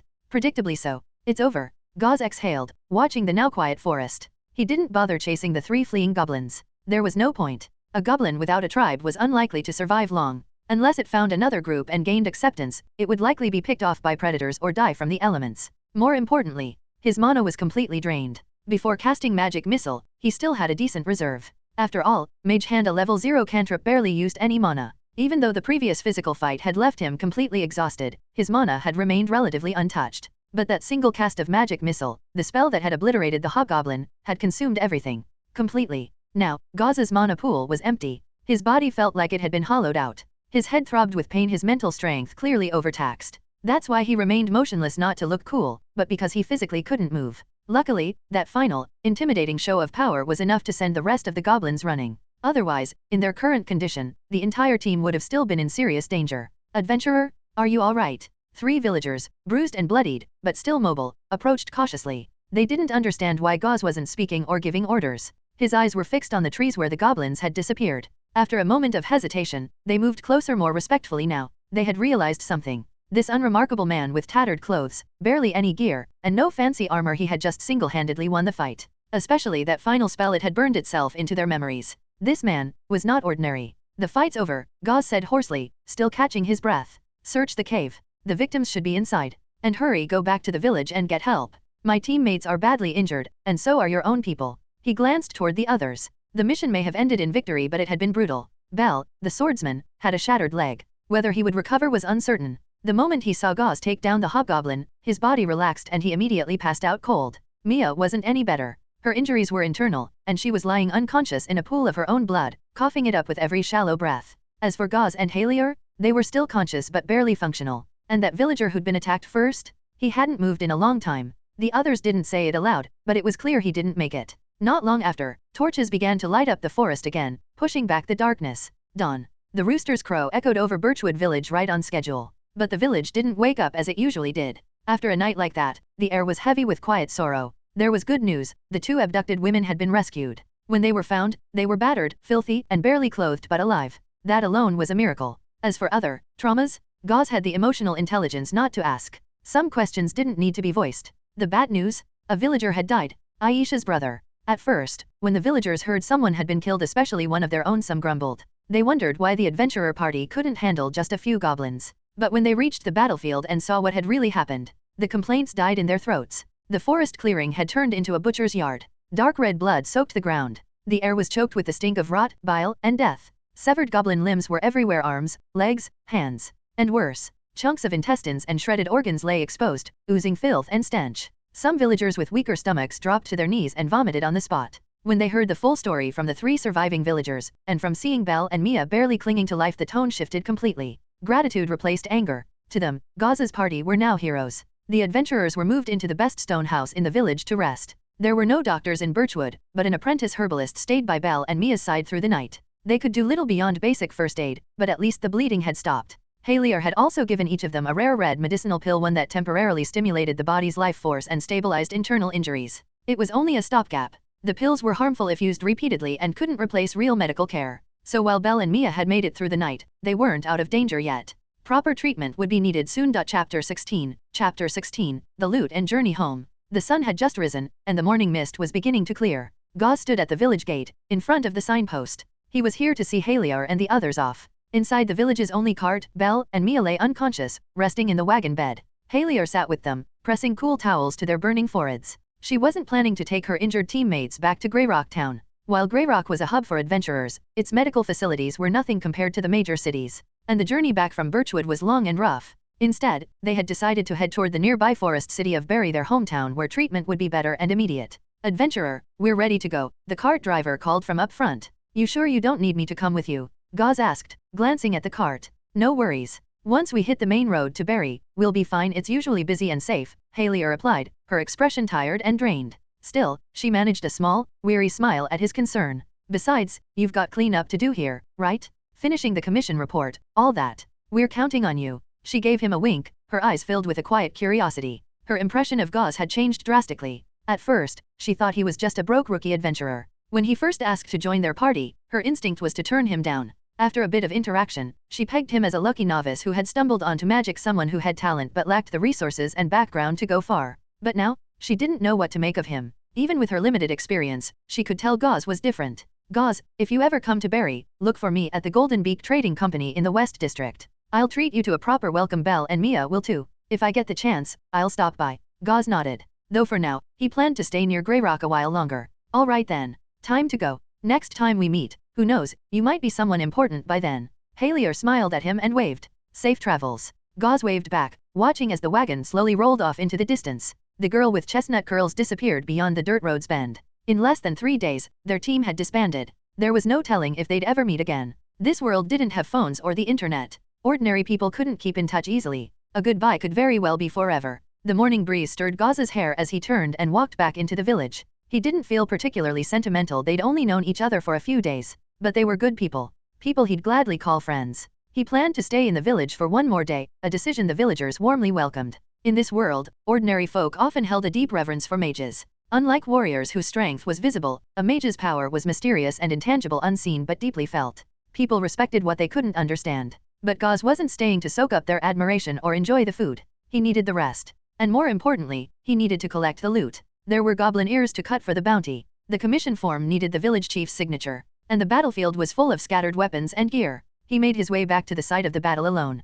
The blood had dried. The stench, after a full night of fermentation, was worse than ever. Choking back nausea, he began searching the clearing outside the cave. Stone and wooden weapons were worthless and took up space. Not worth collecting. But iron? Even broken pieces could fetch money at a blacksmith's. He gathered 2 short swords, 4 daggers, and the biggest prize, the massive cleaver used by the hobgoblin. Unfortunately, its leather armor was torn beyond salvage, patched, slashed, and bloodied. Shame. That could have sold well. Still, while carefully inspecting the body, he found something unexpected. Around the hobgoblin's neck hung a rough green stone, glowing faintly with an inner light. It was no bigger than a peanut, but pulsed with a soothing energy. He didn't know what it was, but he knew it was valuable. Given the hobgoblin's abnormal size, it probably had something to do with this. After finishing outside, Gauze turned toward the cave. Torch in hand, he stepped inside. Even during the day, the cave was dark, the air thick with the stench of rot and urine. Slimy green moss covered the walls. Rats scurried past his feet. The place was foul, barely livable. The goblins clearly didn't care about sanitation. "Ugh," he muttered, dodging a puddle of filth. At the back of the cave, he found a larger chamber. Bones were piled everywhere. Flies buzzed. Worms and maggots writhed. Rats nested in the corners. In the middle was a stone pot sitting atop charred wood. The fire was cold. Inside the pot was a bubbling, viscous mix of something. Gauze's stomach turned. It seemed like, before the ambush, the goblins had been celebrating, maybe even over the capture of the 2 women. Instead, their party turned into a funeral pyre. Among the junk scattered around, one thing stood out, a goblin corpse hanging from the wall. Its body was larger than normal, but smaller than the hobgoblin's. It hadn't been dead long. "What's this?" Gauze frowned, lifting his torch. From what he knew, goblins rarely killed their own, especially not under a strong leader. But rival tribes? That was different. Suddenly, something clicked. He slapped his forehead. The intel error. That was it. This cave must have been the site of an earlier goblin conflict. The hobgoblin had probably killed the former leader, who ruled over 7 or 8 goblins and merged the tribes, growing the force to nearly 20. That explained everything, the sudden aggression, the increased numbers, the shift in behavior. Now that he understood, Gauze let out a long sigh. Figures. Just my luck. If this hadn't happened, if it had just been 8 goblins, their team could have wiped them out with ease. The mission wouldn't have been such a brutal mess. He could only hope that Belle and Mia would recover. Still, Gauze had learned something. This wasn't the guild's fault. It was a harsh reminder that intel could be wrong. Next time, he'd be more careful. Always verify things with his own eyes. With loot packed full, he had no idea how much it would sell for. He made his way back to the village. After resting for another night, Gauze set off once again, heading back to Grey Rock Town. He had weapons to sell, money to make, gear to upgrade. He was a mage yet didn't even own a proper wand. That needed to change. And he still had much to learn. About spells. About magic. About what it really meant to become a true adventurer. Chapter 17, Classifications. Returning to Grey Rock Town. The familiar pale grey stone buildings brought an unexpected sense of comfort. Maybe that's the real value of a town, a place to come home to after braving the wild. After days of trekking through wind, rain, mountains, and blood, just seeing somewhere safe to rest, eat, and sleep was indescribably moving.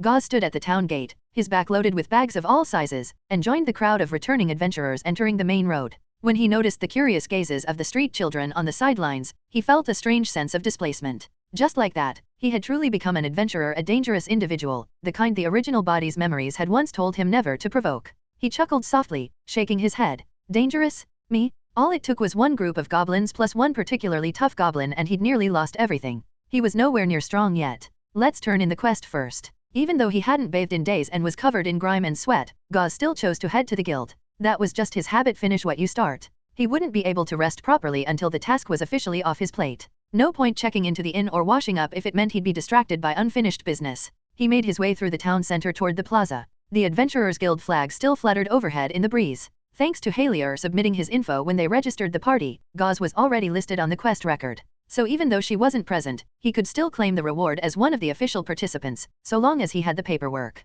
Inside the guild, the hall was even busier than last time. Every reception counter had a line. Gauze picked the shortest one and waited patiently. It took a while, but finally his turn. Welcome. This is Receptionist Petra, ID E21051. How can I help you today? It was the same receptionist as last time. I'm here to claim a quest reward, Gauze said, handing over the completed commission form, a heavy sack of goblin ears, and his adventurer badge. Petra seemed to recognize him. Tough job, huh, she said with a polite smile, opening the sack to inspect its contents. Looks like more than expected. Yay, Gauze sighed. The mission info was wrong. Said we'd be fighting 7 or 8 goblins. Turned out it was closer to 20. The village chief detailed the discrepancy on the form. I see. That's our fault, then. Sorry for the added risk. Petra bowed slightly. I'll report this to our superiors for verification. According to guild policy, your payment will be doubled as compensation. Gauze nodded. That was at least something. Still, it wasn't like he had any real leverage. The Adventurers Guild was a massive, kingdom-spanning organization. Even if they weren't outright corrupt, low-ranked adventurers like him had no influence whatsoever.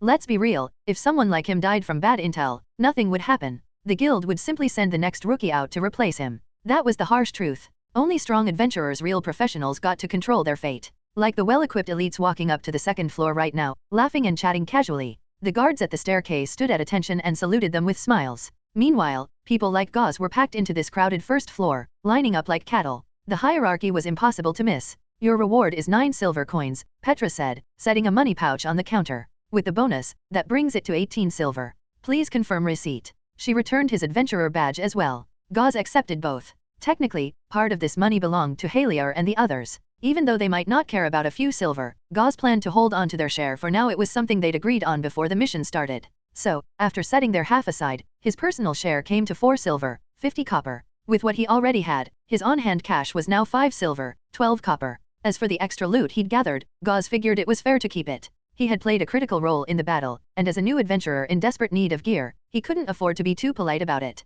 He had already mentioned this to Halier anyway. Your quest completion has been logged to your badge. Does that actually do anything? Gauze asked. Yes, Petra nodded. Once you've completed 10 standard quests, you'll qualify for basic tier missions. After 3 basic missions, you can apply for bronze rank status. That unlocks better rewards, guild perks, and access to rare items. But basic quests usually involve monsters that require proper training to handle. So even if you qualify, we recommend holding off unless you're strong enough to handle it. Bronze rank, huh? What's my rank now? You don't have one, Petra smiled. You're currently unranked. Above bronze is black iron, then silver, gold, and at the very top platinum. There are only 5 platinum-ranked adventurers in the entire kingdom of Karis. That's how rare they are. Legendary, really? Gauze nodded thoughtfully. The ranking system was straightforward. What surprised him was how few had reached the top. Just 5 in an entire kingdom? Petra, what does it take to become a professional adventurer? He wanted to see if he could get any useful intel from her. As a receptionist, she interacted with all kinds of adventurers daily, but she just shook her head. Sorry, that's beyond me. I'm just a regular guild staff member. I wouldn't know the details. Her eyes avoided his. Gauze smiled politely and thanked her anyway. Maybe she really didn't know. Or maybe she wasn't allowed to talk about it. He left the counter, letting the next adventurer step forward. Any longer, and the spiky-haired blonde guy behind him might have started throwing elbows. Walking out of the guild hall, Gauze mulled over Petra's response. Her tone didn't sound like total ignorance. Working at the guild for so long, she had to have heard something just from being around people. So maybe it was guild policy not to say too much. Or maybe she just didn't want to waste time with a long explanation while a line of adventurers was waiting. Either way, it didn't matter. Gauze wasn't in a rush. He'd only asked out of curiosity. He already had better places to dig for answers. Chapter 18, Acquaintance. Gauze stepped out of the Adventurers Guild and made his way to the blacksmith shop on the edge of the plaza. He was here to sell his loot and buy new gear. His old wooden spear had broken, and after that last battle, he realized that the weapon just didn't mesh well with him, especially when he entered his accelerated thinking state. The length had felt clunky and hard to manage. Time to find something better. The shop stood in a corner of the plaza, a soot-darkened stone building with a sign that read Black Anvil Forge. Even before he got close, Gauze could feel the temperature spike heat radiated from within. It wasn't flashy, but he knew this was the best forge in Grey Rock. The other smithies didn't compare. He'd come to that conclusion back when he first arrived in town, after working here as a temporary errand boy. Back then, he noticed that even well-equipped adventurers clearly high-ranking would stop by to buy weapons here. Of course, most customers were still lower-ranked adventurers. Black Anvil sold both high-end weapons and armor as well as more affordable options made by apprentices. There were also plenty of second-hand goods available. Sure, the cheaper stuff wasn't glamorous, but it was decent quality, perfectly usable for most adventurers. Gauze had considered coming here when he first bought his gear, but his wallet was so thin back then that he gave up on the idea entirely. Inside, the forge was just as he remembered. The front was a shop with neat shelves lined with finished gear. The back opened into an outdoor courtyard where apprentices hammered away, the rhythmic clanging of metal filling the air. Take a look around, pick what you like, a freckled apprentice behind the counter called out. Gauze recognized him immediately. Hey, Marlon. Been a while. The apprentice squinted at him, scanning him up and down. He looked confused at first, then his eyes caught Gauze's unmistakable green eyes and his face lit up. Wait, you're. He clearly recognized him but couldn't remember the name. Gauze, he said, smirking. Shame I still remember your name, Marlon. Hey, give me a break. I deal with dozens of people a day. Forgetting names isn't that weird. Marlon laughed, giving him a firm slap on the shoulder. You look different. What's with the gear? You're not hunting anymore. Gauze's equipment was worn and mismatched, not a hunter's look. But Marlon had been around adventurers long enough to spot the telltale signs: dust-covered boots, a tired posture, the tension of someone who'd stared death in the face. Yeah, Gauze nodded. I registered as an adventurer not long ago. Man, lucky you. My folks would kill me if I even tried. Gauze chuckled. He remembered Marlon griping about that when they worked together. Unlike Gauze, who was a rootless wanderer, Marlon was a local, born and raised in Grey Rock. His parents had worked hard to get him into Black Anvil as an apprentice. If he stuck with it, he could become a proper blacksmith, a stable job for life. In many people's eyes, being a blacksmith was way more respectable than being a dirt-poor adventurer gambling with his life. But Marlon had always been a restless one. He dreamed of adventuring, of swords and magic, of traveling the world with companions, fighting monsters, drinking fine wine in distant taverns. That life sounded thrilling. Not like his current reality, stuck behind a forge with soot on his face. His dream wasn't entirely wrong, but it was a fantasy.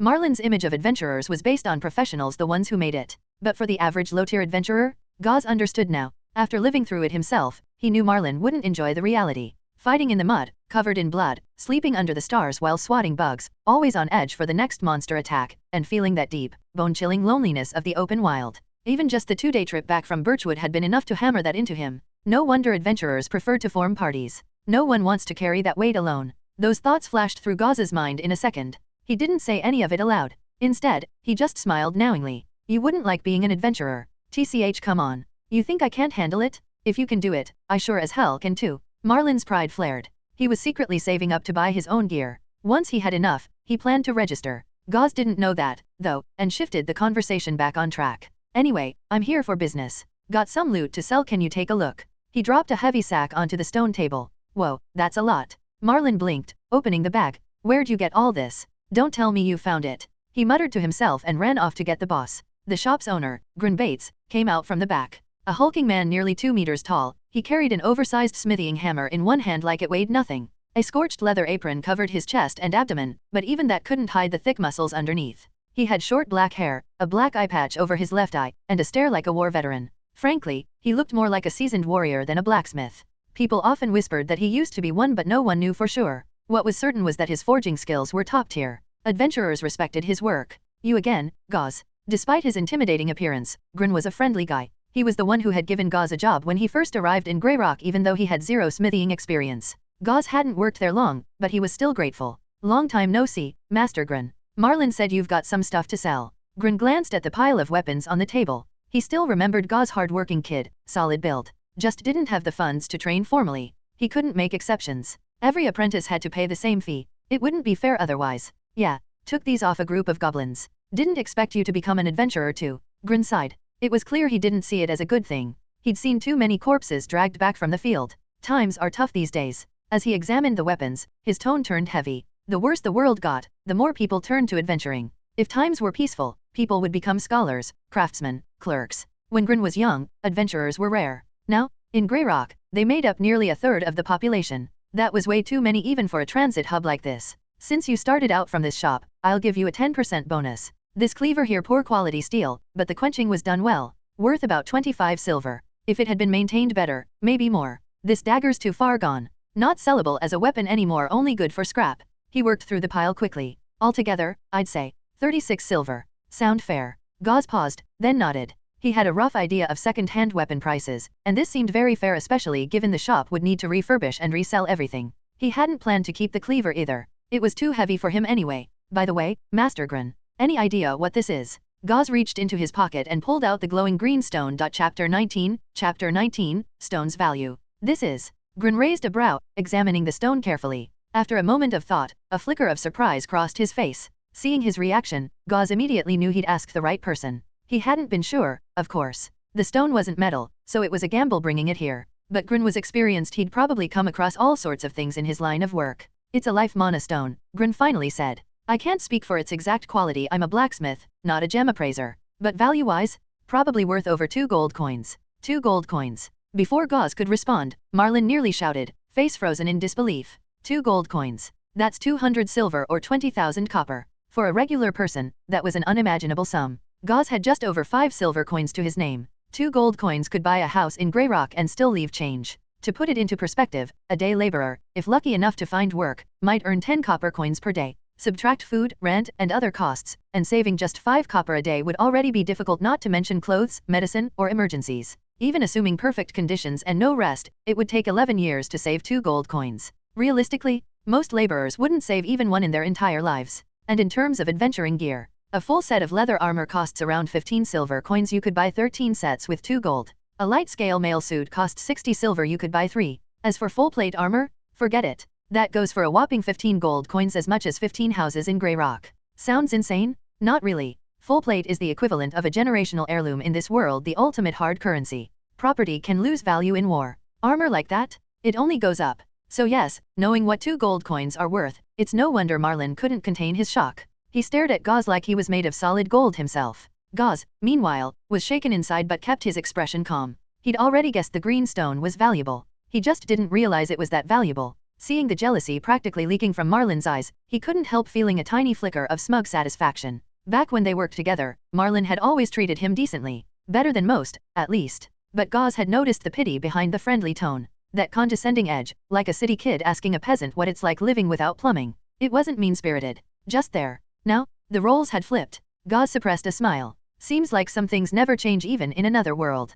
People envy you when you're struggling, and they envy you more when you succeed. If you're planning to sell it, Grin continued, head to Widow's Alley. Look for a stone house with a thorn emblem. The owner deals in magic-related goods. Of course, if you know any private collectors or buyers, you can try a direct deal too. He shrugged. To Grin, 2 gold coins wasn't much. He wasn't surprised by the stone's value, he was surprised that Gauze, a rookie adventurer, had brought it in. Honestly, just the pile of second-hand weapons Gauze had sold earlier had already been a surprise.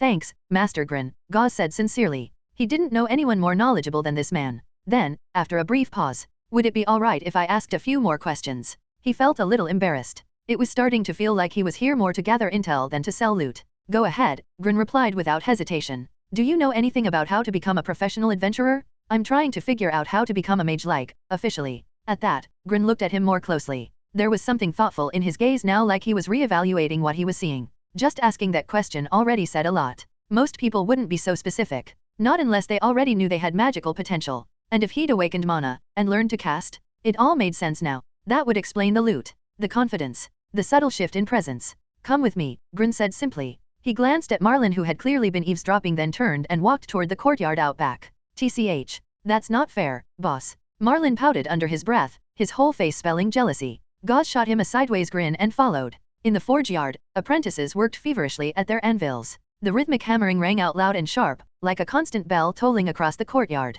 Grin pushed open a small wooden door. Gauze had worked here briefly, but he'd never been in the back rooms before. This was Grin's personal quarters. He stepped in and instinctively looked around. His eyes were instantly drawn to a suit of full plate armor standing by the bed. It was beautiful. A masterpiece of craftsmanship. Dozens of interlocking parts, joined together with rivets, belts, and hinges. A design that screamed power and precision. The silvered plates gleamed in the light. The helmet flared outward into sculpted cheek guards. The chest plate, curved like an inverted ship's hull, rose into a ridge that looked like a shark fin or a frozen wave. The layered pauldrons looked like dragon scales. Steel gauntlets, hardened boots, every part was elegant but brutal. No gold filigree. No flashy carvings. Just pure, functional power. If a regular suit of plate armor was worth 15 houses, this one, easily 50. That was Gauze's gut feeling, and the longer he looked, the more sure he was. It didn't even look like the same metal as the ones outside. You're no ordinary blacksmith, are you? Gauze's eyes narrowed slightly. Ahem. Don't give me that look, Grin coughed, suddenly looking a bit uncomfortable. I'm just a blacksmith now, that's all. He scratched his chin, then added. But hey, everyone knows any decent smith should at least know something about professionals, right? Gauze nodded eagerly. If the master says so, who was he to argue? Chapter 20, Professionals, Paths, and Ranks. Alright, I'll give you a basic rundown on what it means to become a professional adventurer. Grin closed the door behind them and pulled out a chair, gesturing for Gauze to sit across from him. In this world, he began, there are all kinds of intelligent races. You've probably seen most of them already. Gnomes, dwarves, halflings, half-orcs. Physically they're a little different from us humans, but biologically, we're not that far apart. Then there are the more exotic races: dragonkeen, elves, beastfolk, merfolk, banshees, even dragons. These beings are born with power. Their strength comes directly from their bloodline. But aside from innate racial traits, there are also people who gain extraordinary powers through training and development. These people are what we call professionals. Over generations, countless people have explored and refined paths toward power. Most of those paths have been lost to history, waiting for someone with the luck or talent to rediscover them. The more common, mainstream classes are the ones that survived, passed down through time. Gauze listened intently. He knew how rare it was to get this kind of insight, especially from someone who clearly knew what he was talking about. Warrior, sorcerer, mage, ranger, druid, rogue. These are the most stable and widely practiced paths. Their systems are refined, and most races can pursue them effectively. Of course, I say effective, but truth is crossing the threshold from ordinary person to professional is extremely difficult. Out of 10 adventurers with decent potential, maybe one makes it to professional level. Sometimes not even that. Grin poured them each a glass of water and gave Gauze a sharp look. You've already learned a few starter level skills, right? Sword techniques, combat arts, spells, something along those lines. Gauze nodded. No point hiding it. Grin had already offered him all this knowledge without asking for anything in return. It would have been rude to keep secrets. Yeah, I've already learned one cantrip, Mage Hand. And also a level 1 spell, Magic Missile. Cough. Grin choked on his water. So your talent is even better than I thought. Once he recovered, he looked at Gauze with a more complicated expression. You probably awakened mana on your own, then suddenly just grasped those spells out of nowhere, didn't you? Gauze nodded again. That was pretty much exactly what had happened, even if the spells technically came from the adventurer's manual. Grin seemed to take that as confirmation. You're a lucky one, and probably more gifted than you realize.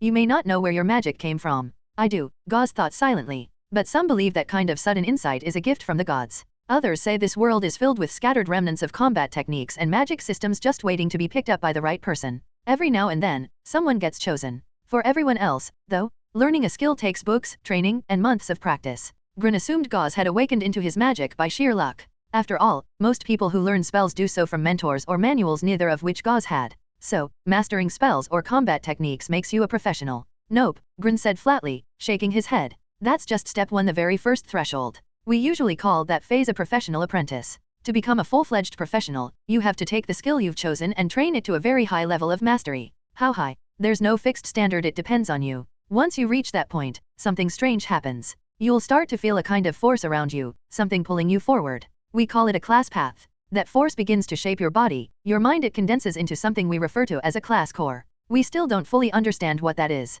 Some say it's a product of this world's natural laws, an invisible framework that guides those who've earned it. But one thing is clear, the more you follow your class path, the stronger you'll become. Gauze didn't fully understand everything, but his heart was pounding with excitement. His adventurer's manual let him track skill progress numerically. He had a distinct edge most people didn't have. So if I just train one spell to mastery, I'll eventually receive that guidance and start down the path of a mage. In theory, yes, Grin nodded. But don't underestimate how hard that is. Most people train their entire lives and never reach that level. That's why having a teacher helps. A good one can cut years off your path. And even if you reach that threshold, there are other challenges ahead. The class path starts transforming your body subtly but deeply. Some people can't handle it. That's where you might need help, potions, rituals, special artifacts, whatever your body and class requires to stabilize the transformation. Only when your class core fully crystallizes do you officially become a level 1 professional. For some, that takes a year. For others, decades. Thank you, Master Grin. When Gauze stood up to leave, his head was buzzing with new information. He bowed deeply. In this world, no one shares knowledge without a reason. Even kind people like Grin didn't offer lessons for free, especially not on something as sacred as class training. Why? Because becoming a professional takes resources, gear, weapons, potions. And resources are limited. Teaching someone else meant creating competition. That Grin had shared so much meant he saw something in Gauze, or maybe he just remembered the kid who once worked in his shop and wanted to do him a favor. Either way, Grin told him things few others would. Like how a mage's wand wasn't just for spellcasting, it was also a powerful training tool. A proper wand could significantly enhance spell control and accelerate daily practice. And that life mana stone Gauze had found? It was a core material for crafting a wand. At the end, Grin seemed to realize he'd said too much. He quickly added that he'd only heard it from a friend who was a professional. Gauze didn't call him out. They both smiled and let it slide. I'll get going now, Master Grin. All right. Come visit again sometime. Grin waved, watching Gauze's back as he walked away. His expression turned distant. For a second, it was like he was looking at a younger version of himself, full of ambition, chasing the unknown. That's what professionals were, after all. People who lived dangerously because they wanted more from life. Master Grin. Marlin's voice snapped him back to the present. I've decided. I want to be an adventurer too. I'm done with forging. Grin sighed. Marlin, I'm going to say something you might not like. I think being a blacksmith suits you better. Chapter 21, Rapier. Gauze stepped out of the blacksmith shop, feeling lighthearted and satisfied. This visit had been a huge win. Not only had he gained valuable knowledge about becoming a professional, but his once flat coin pouch was now noticeably heavier. After selling off the goblin cleaver, daggers, and other loot, he now had 31 silver and 12 copper coins. It would have been 41 silver and 12 copper, but before leaving, he spotted a fine rapier that caught his eye. Given how badly his gear had been damaged after the brutal fight near Birchwood, he figured it was time to replace his weapon. And true to the universal adventurer code of, well, since I'm already here, he bit the bullet and paid full price to pick it up. 10 silver coins was no small purchase for him, but for a long weapon, that was practically a steal. Its low price was mostly due to the rapier's slim profile. Less steel was needed compared to a broadsword or greatsword. Plus, Grin had probably given him a friend's discount. He'd tested several weapons before choosing this one. It allowed for thrust-based attacks like a spear, worked well with his wooden shield, and paired nicely with his accelerated thinking ability. More agility, more precision. Of course, it would take some practice to master. Holding the rapier in hand, Gauze studied it carefully, and the more he looked, the more he loved it. The blade was sleek and elegant, about a meter long and 3 centimeters wide, just under 2 fingers. A central spine ran down the blade's surface, catching the light with a silver-gray glint. The triple-edged tip looked razor-sharp and deadly. The hilt was wrapped in leather. The guard wasn't fancy, but its simplicity gave it a clean, refined beauty. When he held it in front of him, the mirror-like blade reflected his green eyes that now shone with quiet satisfaction. Rapiers, like all weapons, had pros and cons. Broad blades were versatile and better for breaking armor. Great swords could even crush through chainmail joints. But they were heavy, demanding both strength and stamina. Even though Gauze's constitution had risen to 6, his strength was still just 5, solidly average. Using a heavy weapon for long periods would wear him down fast. More importantly, large swords weren't suited to tight quarters, and most of the enemies he'd face would likely be low-tier monsters. The thing about low-tier monsters? They were weak individually, but loved to swarm. Unless they were out hunting, they typically nested together in cramped dens, which made big, sweeping weapons awkward and inefficient. In contrast, the rapier's lightweight design made it easier to control, faster to strike, and better suited for precision thrusts in close quarters. Sure, it was basically useless against heavy armor and had a tendency to break, but how many low-tier monsters even had armor? For a spellcaster like him, a rapier was the perfect self-defense weapon. Still, he should probably find time to study proper sword techniques. Goblins might not know anything about form or footwork, but he wouldn't be fighting goblins forever. There were hobgoblins, two-headed goblins, and worse out there. So why learn swordplay if he was pursuing the path of a mage? Simple backup options. He didn't want to be helpless up close. Especially after what happened last time, he was more certain than ever that he couldn't afford a glaring weakness in melee. Combat in the real world was unpredictable. Accidents happened. Fights were messy. If someone thought he's a mage easy kill in close quarters, he'd be more than happy to shove a blade in their gut. Let them learn, a mage's sword can still cut deep. With the loot handled and the commission officially turned in, Gauze decided it was time for a few days off and some extra practice with his new spell, Magic Missile. That feels amazing. He stepped out of the hot springs, eyes half closed in bliss. The heat had melted away his tension. Muscles that had been tight for days were now loose and relaxed. 5 copper coins for the bath, he muttered. Totally worth it. With money in his pocket, Gauze no longer had to hesitate over small expenses. There was no point suffering through a cold bucket bath after traveling through mud, blood, and rain just to save 5 copper. Did I get taller? As he changed into his usual linen clothes, he realized his shirt now sat a little short, his waist peeked out beneath the hem. Maybe that constitution boost was doing more than just helping him recover. Growth? Height? That wouldn't be a bad side effect. He'd only been a little over 170 centimeters before, shorter than most of his fellow adventurers. If stat increases led to physical development, that'd be a nice perk. His stomach growled.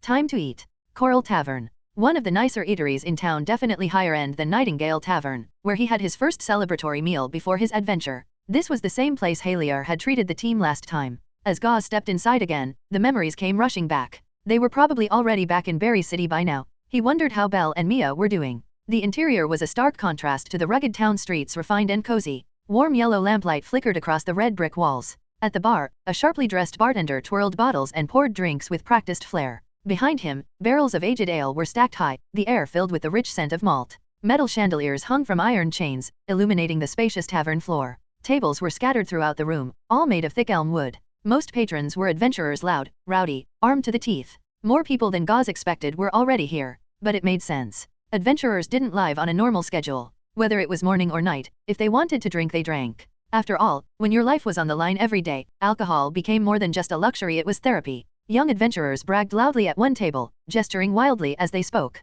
Waiters weaved skillfully between them with trays of food and mugs. At another table, older veterans slapped each other's backs, mouths full of meat, mugs sloshing as ale spilled onto the floor. Watching it all, Gauze's stomach growled again. The rich aroma of grilled meats and stews filled the air, awakening his hunger. He didn't drink, hated the taste of alcohol, but food? That was a different story. After days of rough meals in the wild, he felt like he could eat a whole cow. Comment.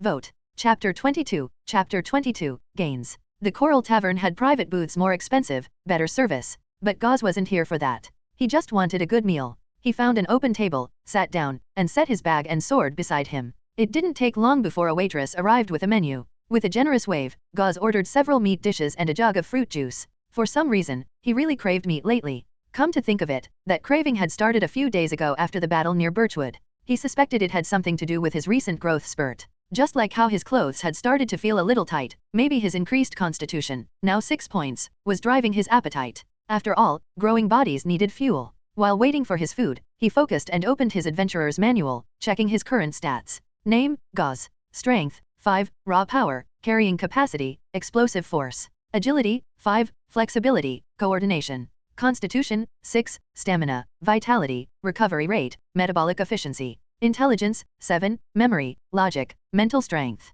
Perception, 5, senses, awareness, intuition. Charisma, 5, presence, appeal, aesthetics. Skills. Level 0 cantrip, Mage Hand LV.2, 15/20. Level 1 spell, Magic Missile LV.1, 3/10. Everything was displayed clearly, quantified for easy tracking. Mage Hand had leveled up by 5 whole points after that last battle, jumping from 10/20 to 15/20. That confirmed his earlier theory. Combat use significantly boosted proficiency. Magic Missile, on the other hand, was still only LV.1, 3/10. Those 3 points had come entirely from his clutch performance during the hobgoblin kill. Since then, he hadn't dared to use it again, not even for practice during the return trip. Why? Because it was too taxing. Even one cast nearly wiped out his mana, leaving him mentally and physically wrecked. Practicing it while traveling would have been reckless. Now, with 2 spells under his belt, and remembering Grun's advice from earlier, he found himself at a crossroads. To become a professional mage, the first step was to master a spell, bring it to its peak so that it could serve as the foundation for his class path. But which one should he focus on? Both Mage Hand and Magic Missile were viable. In terms of difficulty, Mage Hand was much easier. According to Grun, most mages chose a cantrip as their breakthrough skill. Cantrips were easier to learn, less draining to cast, and easier to practice, meaning you could hit that proficiency threshold faster. But easier was relative. Magic wasn't like swordplay or archery, which anyone could learn with enough effort. Magic had a high barrier to entry. Without talent, most people would never make progress. That's why mages were so rare in adventuring parties. Rarity was a form of power. So what was the upside to choosing a level 1 spell like Magic Missile instead? Just one, but it was a big one. When someone successfully broke into the professional tier, the skill they used to do it would be locked in as their core skill. This core skill would have better scaling as the user's class advanced, be easier to cast,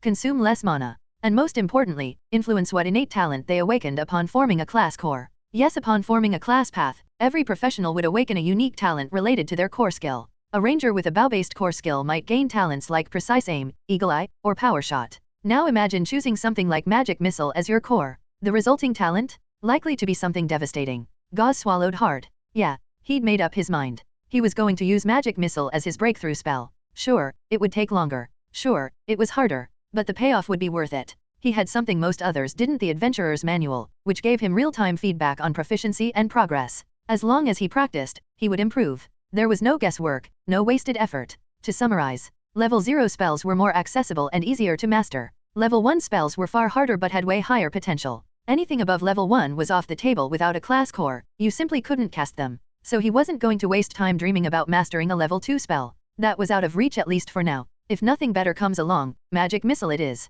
Even if it took more time and effort, securing a strong core skill and high-tier awakening talent would be worth it. He looked up, clenching his fist under the table. Next step, I need a wand. Even a basic one would reduce his mana usage and accelerate spell training. It would help him master Magic Missile faster and get him to professional status that much sooner. Chapter 23. Chapter 23, Magic Missile. When Gauze bit into the meat, he was almost moved to tears. The rich, savory flavor filled his mouth, and it felt like every taste bud on his tongue, every cell in his body was cheering with joy. His body was satisfied. Time passed quickly as he enjoyed the food. Before he knew it, he was full, his hunger completely sated. He let out a loud burp, his brain going completely blank from the comfort. Sir, excuse me. Just as he was about to doze off, a sweet and gentle voice called by his ear. He opened his eyes, still groggy. Could you settle your bill? That'll be 2 silver and 50 copper. Huh? How much? He blinked, still not fully awake. 2 silver, 50 copper, the beautiful waitress repeated politely. That much? Gauze wasn't trying to dodge the bill, he was just surprised he'd spent that much.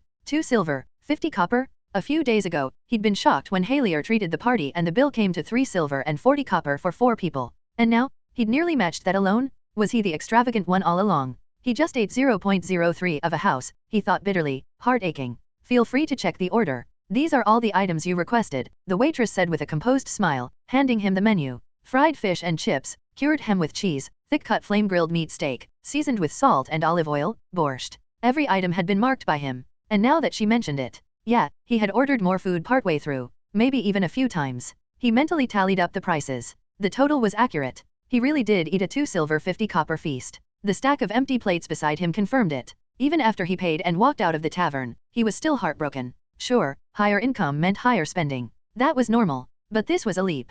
All because of that absurd craving for meat, he muttered with a sigh. That said, his body felt amazing. Like all that meat had filled a deep void caused by recent growth. Fine. I'll count it as an investment in myself. No regrets. No regrets. He repeated the mantra to himself as he did the math. Current cash, 28 silver, 52 copper. As Gauze silently tallied his savings, he couldn't help thinking. So this is human greed, huh? The more you make, the more you spend, often without noticing. Money seemed like a lot, until you started spending it. And with how hard it is to go back to being frugal once you've had better, his desire to earn more money went up a notch. The next morning, Sophia, Gauze greeted as he came downstairs, spotting the innkeeper mopping the first floor hallway. Good morning, Gauze. Want some breakfast? She looked up and leaned on her mop. Images of black bread, pickled soup, and that tasteless, mushy routine flashed in his mind. Compared to yesterday's feast, there was no going back. Maybe next time. I'm not that hungry today, he said with an awkward smile, waving his hand and heading out. Sophia watched him leave, eyes filled with silent frustration. Was my cooking getting worse? She wondered. But no one else had complained. That thought would probably haunt her for a while. The morning bell rang, signaling the town was waking up. Street vendors lined the roads with breakfast stalls. Gauze bought 2 meat-filled pastries for 4 copper. Sorry, Sophia. I'm a carnivore now. Your black bread and veggie soup just can't fuel me anymore. Didn't expect much from a street stall, but damn, these are good. He chewed happily, juice dripping as he devoured the warm, flavorful pastry. Okay, maybe the black bread flashback helped, but still. His newly awakened body soaked up the nourishment like a sponge. Today's goal, practice Magic Missile. He planned to shelve Mage Hand for now and drastically reduce its usage. Why? Because he was scared of what might happen if Mage Hand hit the next proficiency tier. What if it suddenly triggered his class path awakening and became his core skill? No way would he let a utility cantrip become his defining ability. Currently, Mage Hand was LV.2, 15/20, dangerously close to whatever the unknown threshold was. After finishing breakfast, he headed toward the town's outskirts. There was nowhere in town suitable for spell training. But outside, the wide open plains were ideal. Many adventurers used the area for training. It was practically tradition. Plenty of space. No one got in each other's way. He walked a fair distance until he found a quiet, empty patch. Time to begin. He closed his eyes and focused, trying to recall the exact feeling of casting magic missile. It had been several days since he last used it back during the goblin fight, in a state of extreme concentration. Now, after rest and recovery, recapturing that mindset wasn't easy. Magic missile. A blue glow sparked in his palm then fizzled out. Gauze wasn't surprised. Level 1 spells were just harder. But based on his experience training Mage Hand, he knew that as long as he put in the time, he'd get there. After all, the spell was already imprinted in his mind. The adventurer's manual had done the heavy lifting. He didn't have to study or meditate to build the spell model from scratch. He just needed to train. Magic missile. Magic missile. Break time. Then again. Magic missile. Magic missile. As he practiced, Gauze quickly realized that level 1 spells weren't like cantrips. When he failed to cast Mage Hand, there was no side effect. But Magic Missile? Even failed attempts left him feeling mentally drained. Fortunately, the fatigue wasn't overwhelming, maybe thanks to his 7 intelligence, which gave him exceptional mental endurance. A short nap in the sun, and he was good to go. Finally, after persistent practice he found it. That feeling. That sudden, indescribable sense of alignment, as if everything just clicked. A breeze brushed his skin, and all his mana surged forward. Power gathered in his hand, swirling, twisting, external magic energy flowing in to match it. In his palm, the energy solidified. A glowing magic missile took shape. Success. Again? This time, with no enemies charging him, he could take a closer look. The orb was crystal clear, wrapped in a faint white glow. Inside, raw magic churned like a whirlpool of tiny flowing streams. And yet he could feel it wasn't dangerous to him. Even more surprising? He could control it. He focused his will. The orb shifted slightly in his palm, just a fingertip's length, but enough to prove it. His control was limited now, but it would grow. Satisfied, he hurled the missile toward an empty stretch of land. The spell accelerated instantly, tearing through the air in a brilliant blue streak. Boom! The impact rang out like a thunderclap. Magic missile detonated on contact with the ground, blooming like a firework even under the morning sun. When the dust settled, a shallow crater remained. About a foot across, with a fist-sized impact point in the center, cracked earth spreading like a spiderweb around it. Chapter 24. Chapter 24. A unique low-class adventurer. Magic missile proficiency +1. Level 1 spell, Magic Missile LV.1, 4/10. So tired. Casting the spell had succeeded, but it still drained him. Not as badly as last time when it had completely wiped out his mana, but still enough to leave him mentally fatigued. If failing to cast the spell a few times brought his fatigue level to a 1, then successfully casting it was like a 5. He lay down to rest. After about half an hour, the foggy exhaustion in his mind finally faded. His 7 intelligence was doing its job. His mental recovery speed was simply beyond what normal people could manage. For most, that kind of mental drain would have required a full night's sleep. He just needed a short nap in the sun. His mana, too, was recovering little by little every day. Slowly, yes, but steadily. Watching it grow day by day gave him confidence. Unfortunately, even with his current mana pool, casting Magic Missile was still expensive. He'd only awakened to magic a week ago. He needed more time to fully digest the benefits of his enhanced intelligence. Is there a way to lower the mana cost of Magic Missile? Since he couldn't expand his mana pool quickly, Gauze turned to saving instead of generating more. To be honest, the spell's current power output felt like overkill. Take goblins, for example. He didn't even need full power to kill them. Even that big hobgoblin could have been taken down with maybe 30 to 50% of the spell's full force. And ordinary goblins? Probably 10% of the spell's current output would have been enough. Of course, that was just a gut feeling. He had no hard data. Still, worth testing, right? Even if he couldn't throttle it down to 10%, being able to cast at 80% or 90% would help reduce mana burn, allowing more frequent casting and faster training cycles. Because right now, his training intervals were way too long. After resting a bit longer, his mana slowly regenerated. Gauze took a deep breath and tried again. This time, he didn't rush into the full casting sequence. He stopped right when his mana began to flow. Sounds simple, but interrupting a spell mid-process was much harder than it sounded. Once the magic started channeling, it had a sort of momentum. Stopping that flow required precision and strong control. Fortunately, his high intelligence helped. He managed to halt the spell on the first try. Now came the hard part, fine-tuning. To simplify it, casting a spell was like executing a pre-written program. Once you hit run, the system took over. Most mages only needed to trigger the casting process, and the rest was automatic. The hard part was building the program in the first place, a detailed spell model in the mind. But this also had a downside. Relying too much on this black box meant the caster couldn't customize or control the spell's inner workings. I want to intercept and hold back part of the mana at the start of the cast. If he could cancel a spell mid-cast, why not control how much mana went into it? The tricky part was how much to intercept and doing it without breaking the spell. And so began a long series of fail, rest, try again, reset, try again. By the time the sunset dyed the grasslands orange, he had finally managed to cap Magic Missile's power output at 95%. That meant he could shave off 5% of its mana cost. Doesn't sound like much, but it was huge progress. He had started at 1%. Now, after hours of focused practice, he had inched it up. It was proof that his method worked. He was on the right path. Stomach grumbling, Gauze packed his things and headed back toward town. 5 sunrises and sunsets passed. Each day, he trained hard. Morning till night. Casting, resting, recovering, repeating. His hard work paid off. Magic Missile LV.2, 1/20th. Not only had the spell leveled up, but his mana pool had expanded significantly. If his original mana capacity had been 1 unit, he now had 1.5 units, a 50% increase. Granted, these were just his own rough measurements, no official metric existed. But the difference was clear enough to feel. He had also improved his mana control. He could now cast Magic Missile at 60% power, which he nicknamed 0.6 unit missiles. At his current level, that meant he could cast 2 0.6 unit missiles and still have 0.3 units of mana left. The lower he pushed the spell's power, the harder it became. After all, Magic Missile required a certain baseline of mana to function. It was like trying to run a car on less and less fuel. You could optimize it to a point, but it still needed a minimum to keep the engine running. Alright, that's enough for now. Training was done for the moment. Gauze exhaled, letting the tension drain from his shoulders. These 5 days had flown by, but they had been intense. Mental strain. Mana depletion. Repeat. What was supposed to be a break after the Birchwood mission had turned into even more exhaustion.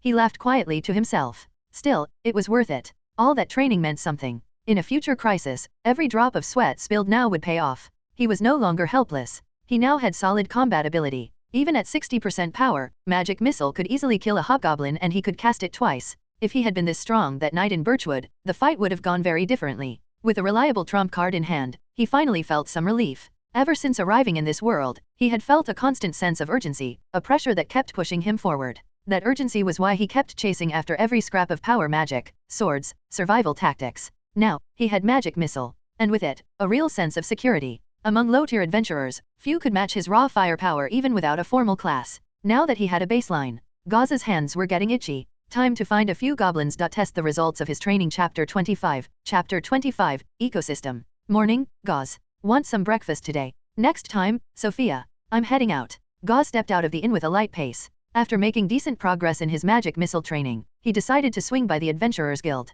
Now that he'd reached level 2, the rate of proficiency gain through solo practice had noticeably slowed. Compared to endless solo grinding, using the spell in real combat would be far more efficient. Besides, the number on his monster index had been stuck for a while now. Total monsters kills, 12. Next milestone, 50 total kills. Practicing Magic Missile had been like sharpening his blade. And now, it was time to test it. Plus, and perhaps most importantly, his wallet was getting dangerously light. Current funds, 26 silver, 15 copper. In just a few days, over 2 silver had quietly disappeared. Most of it, spent on food. And that was him being frugal. No tavern splurging, no luxuries. What happened? All I did was eat a little more meat. Gauze sighed, shaking his head. Even though he stuck to budget-friendly food stalls and roadside shops, his spending still skyrocketed. Sure, he'd been eating meat with every meal, but was it really supposed to cost this much? He didn't blame himself. He blamed this world's ridiculous meat prices. Maybe the world should take a good look in the mirror. How had agriculture and supply chains not improved after all these years? Why was meat still considered a luxury? But regardless, Gauze knew one thing. His meat cravings weren't going away anytime soon. With his mana reserve steadily increasing, he felt like a teenager going through a second puberty. He burned energy fast, and veggies alone weren't gonna cut it. And really, after the hellish training and brutal fights, a guy deserved to eat. He wasn't trying to live like a monk. Inside the Adventurers Guild, the hall was as packed as ever. That was typical. Mornings and evenings were the busiest. Adventurers swarmed the place like bargain hunting shoppers on Black Friday, pacing back and forth, scouring the notice boards. This wasn't Gauze's first visit. The guild had lost some of its mystique. He'd observed enough to notice a few regulars who always seemed to be here decked out in decent-looking gear, lurking near the request boards, browsing but never acting. He had a sneaking suspicion some of them were just extras, maybe even guild plants, there to create a sense of urgency and stimulate more quest grabbing. Shaking off that thought, he walked over to the commission board and began scanning the listings. He immediately skipped all gathering quests. Hunting for herbs in the forest was time-consuming, inefficient, and required tools, knowledge, and preservation techniques he didn't have. Escort missions? Also out. Too risky for too little reward. Standard extermination quests issued by Greyrock's Town Hall? Also pass. Those missions had been up so long that the monsters had either fled or been hunted to near extinction. What he was looking for were monster subjugation quests posted by villagers. In this world, many low-tier monsters like goblins had almost no material value. They didn't drop anything useful, so their bounties usually came from rural communities pooling money to hire adventurers to get rid of them. You might wonder, why would an entire village hire adventurers to deal with a few goblins? Couldn't they just do it themselves? Gauze had wondered the same thing, until he talked with some villagers back in Birchwood. Now he understood. First, fighting in numbers is different. Even low-tier monsters, when grouped, were dangerous, especially ones like goblins who'd evolved by battling wild beasts. Second, bad terrain. Forests, caves, and wilderness gave monsters a home field advantage. Villagers weren't trained to fight in that kind of environment. Third and most importantly, risk. Even if a village had 40 or 50 people, few were mentally or physically ready to fight. Farming didn't build combat instincts. And once someone got hurt or killed, morale would collapse. Sure, Gauze made goblin hunting look easy, but he had advantages. A hunter's physique, above average intelligence, near bullet time reflexes, magic, and weapons. The average villager didn't stand a chance. It was no surprise they'd rather scrape together some coins and hire adventurers. Over time, this practice became so common it turned into an unspoken rule: if it's a monster problem, call the guild. And Gauze suspected the guild had helped encourage that mindset. After all, no quests, no business.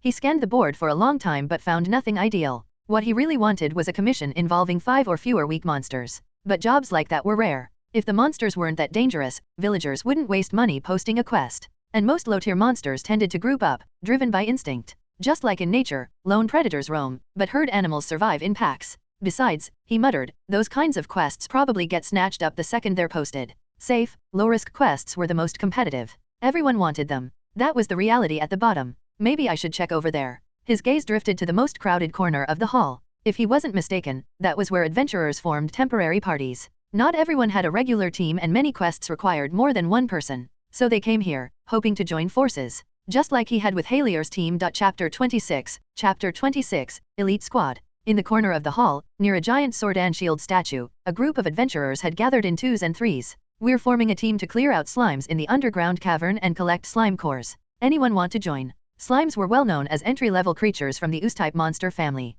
They were one of the most common monsters for beginner adventurers. Their bodies resembled swamps or sludge, using their gooey forms to engulf prey, prevent escape, and suffocate their victims through constriction. Like goblins, they weren't individually strong. Most adventurers could handle them one-on-one without too much trouble. The only thing to watch out for was not to let them stick to your weapon or armor. Their bodies carried mild corrosive properties that could damage poorly made gear. Hey, you with the black hair, interested in joining our party? Noticing Gauze's gaze, the red-haired young man recruiting people for the slime hunt called out. Gauze was somewhat tempted but quickly shook the idea. Underground caverns were far too risky for beginner adventurers. Who knew what dangerous monsters might lurk there? If something went wrong, escaping in a confined space would be almost impossible. Sorry. Gauze shook his head, politely refusing. Hey there, are you a swordsman? We're looking for a frontline fighter to round out our team. Another adventurer approached, likely spotting the rapier at Gauze's waist and assuming he was a melee fighter. I'm not a swordsman. I'm an apprentice mage. The term apprentice mage typically referred to someone working toward becoming a full-fledged mage. But even if Gauze had called himself a mage outright, no one would have mistaken him for a real professional.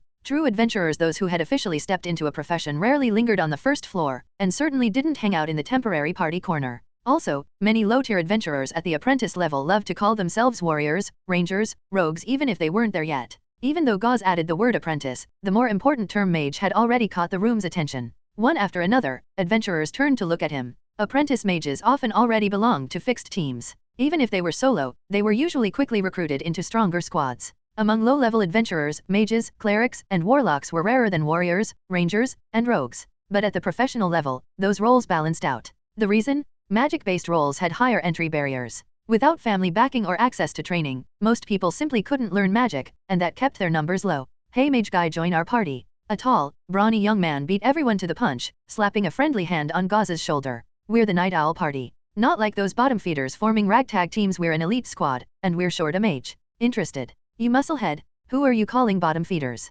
Forget it, forget it. That guy, better not provoke him. The moment the big guy opened his mouth, the group erupted with noise and muttered complaints. But he paid no mind and just smiled, waiting for Gauze's reply. Sorry, I'm not looking to join a long-term team right now. I'm just hoping to temporarily team up and get some experience. Gauze said honestly. To prove his identity, he used Mage Hand to levitate his rapier beside him. His goal right now was to find a temporary team, ideally one that could help him secure kills on low-tier monsters while he practiced magic missile. A little extra coin wouldn't hurt either. Once he had enough savings, he'd look into buying a wand, maybe with the help of that life mana stone. After that, it would be full speed ahead toward class advancement. Only once he became a proper professional would he consider a permanent team. And honestly, he'd probably form one himself, one he could lead. He needed teammates he could trust to provide cover, assist, and help him secure monster kills. Even if that meant sharing some of the commission money, it would be worth it. Alternatively, solo play was still on the table. Lone wolfing offered more freedom. But whatever the case, joining someone else's team long-term didn't fit his goals.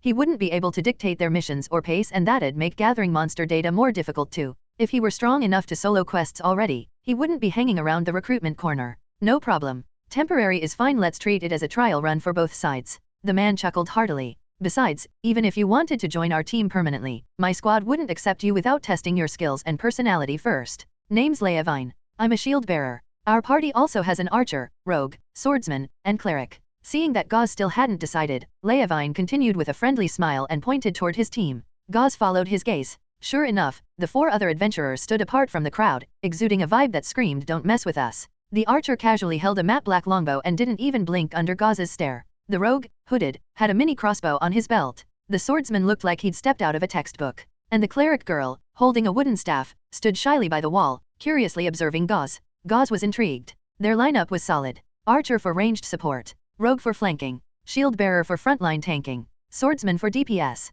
Cleric for healing. Even without him, they could probably handle most beginner-level quests just fine. What quest are you doing? Despite being tempted, Gauze stayed cautious. He wasn't about to walk into danger without asking. He worried that with such a strong team, they might be picking dangerous quests above his level. Relax, just a goblin hunt. About 15 of them. Leavine thumped his chest. We're all aiming to go pro, so we never take quests above our limit. This one's more of a training run than anything else. We've done this kind of quest a dozen times. No surprises. He could tell Gauze was leaning toward yes, so he kept laying it on thick. 15 goblins. That's manageable. Back in Birchwood, Gauze had faced 20 of them, including a boss-type goblin, and survived. Compared to Halier's squad, these guys clearly had better gear, more members, and stronger coordination. Plus, Gauze himself had grown stronger. He weighed the risks and benefits, then reached out his hand. Then let's do it. Looking forward to working with you, Captain Leavine. I'm Gauze. Welcome aboard, Gauze. Leavine shook his hand with a wide grin. Gauze returned the smile. Joining a capable new adventuring team even temporarily could be the perfect environment for him to grow. He needed to raise skill proficiency, earn money, practice swordplay, rack up monster kills. He couldn't just charge into the Jade Forest solo and start swinging. That would be suicide. But with this well-rounded team, even one with a healer, he could grind in relative safety. And from what he could tell, the others were smart, they weren't taking unnecessary risks. For adventurers hoping to go pro, the best path was clear: train smart, don't die. And Gauze? He was very much on the same page. Slow and steady wins the race. Chapter 27, Leather Armor. The Night Owl adventuring party, aside from their leader Leavine, was a bit on the reserved side. After Gauze introduced himself and the others briefly stated their names and preferred weapons, the conversation quickly died off. Some were just shy. The cleric girl, for example, snuck a few glances at Gauze but hesitated when she saw no one else speaking. She chose to stay quiet too. Others just seemed naturally distant. The rogue, cloaked head to toe, gave a quick greeting before going back to polishing her dagger in silence. Gauze had actually assumed the rogue was a guy until she spoke. Her voice made it clear she wasn't. The archer and swordsman weren't the chatty types either. Still, Gauze didn't mind. Not everyone's going to be warm and outgoing, especially with a new person who just joined the squad. If what Leavine said about their squad being elite was true, then a little aloofness made sense. Pros tend to act that way. And honestly, Gauze preferred it to the kind of forced, over-enthusiastic energy strangers sometimes put on. He could handle quiet, it was better than fake. Alright, if there are no issues, everyone rest up this morning. We'll meet back this afternoon for a light training session, get to know each other's styles. Meet at the guild entrance. We head out tomorrow at dawn. Meet at the town gate. Mission rewards will be split based on each person's contribution. Got it, Captain. I'm heading out then. As soon as Leavine finished speaking, the cloaked rogue gave a small wave and walked off. The rest followed, quietly saying their goodbyes. Leavine turned to Gauze. Don't let the cold vibes get to you. Once you've been around a while, you'll see they're all good people. But first, you'll have to earn their trust. He chuckled. I get it. Gauze nodded. Most of them were probably thinking he was a short-term teammate, not worth investing in. Keep it professional, keep your distance. Anyway, let's head to the front desk and get you officially added to the mission roster. They walked over to the guild counter and completed the necessary paperwork. Gauze was officially registered as a temporary member of the Night Owl party. Leavine's team was a guild-recognized, unranked adventuring squad. Technically, anyone could register a team as long as they could cough up 50 silver coins. But that fee wasn't for nothing. For one, certain quests were only available to registered parties.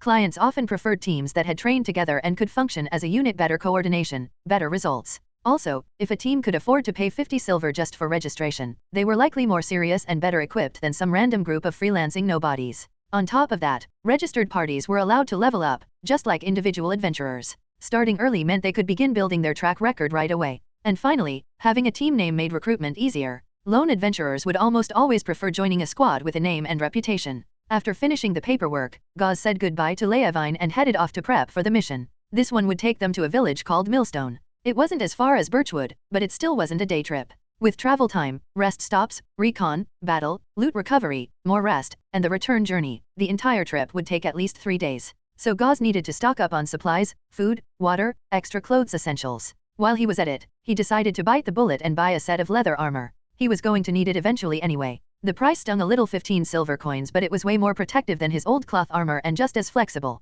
He sold the cloth armor back to the shop for 50 copper coins. He'd paid 1 silver for it originally, and aside from that first goblin ambush, he'd only used it once in actual combat. The resale price was a joke, and Gauze couldn't help but wonder if that smiling, squinty-eyed shopkeeper was going to dust it off and resell it for 1 silver again like nothing happened. Still, he had to admit, strapped into his new leather gear, admiring the polished hardened hide and overlapping plates, he felt pretty damn good. Better armor, fewer injuries. Goblins shouldn't be much of a problem now. Not that he'd say it out loud, but part of the reason he bought it was to avoid looking out of place during group practice. He couldn't be the guy showing up in scruffy second-hand gear while everyone else looked like professionals. This leather armor? Totally a practical purchase. Really. The team's first practice session happened that afternoon, just outside town. Training like this was standard, especially when a new member joined the party. Even under normal circumstances, any decent party leader would organize occasional drills. This kind of training served as a baseline assessment. Everyone demonstrated their core skills, abilities, combat role, and how they fit into the team. No secrets.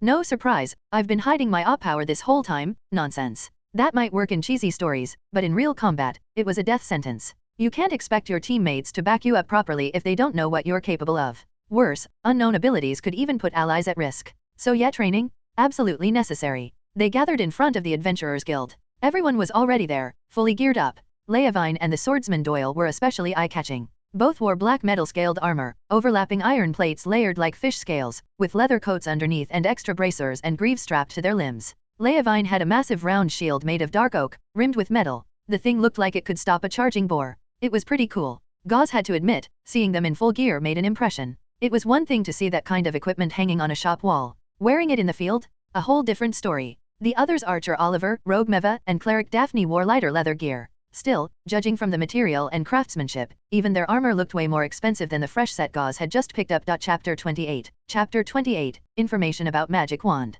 Seeing how well geared the rest of the team was, Gauze couldn't help but breathe a quiet sigh of relief. Good thing he upgraded his armor, otherwise, he would have looked like he didn't belong in the same group. Even now, he was still clearly the most budget member of the party. Fortunately, no one made a big deal about it. Most just gave him a glance and looked away. Whether that was because they didn't care, didn't rate him at all, or were just being polite, it was hard to say. Probably a mix of all three. As a mage with an unproven track record, Gauze knew he wasn't going to impress anyone until he actually demonstrated some skill. He had to admit, even though his last job had gone well, he was still a rookie. Compared to these seasoned adventurers, he was clearly lagging behind, at least in terms of gear and funds. Well, unless you counted the life mana stone hidden under his shirt. If that was included, he might actually be the richest one here. Then again, who knew? Someone in the group could be secretly loaded. Gauze wasn't exactly an expert at appraising high-end gear. Still, having well-off teammates was a good thing. Less chance of anyone backstabbing him over a few coins. Not that wealth makes someone morally superior, but when everyone has more to lose, the bar for betrayal gets a lot higher.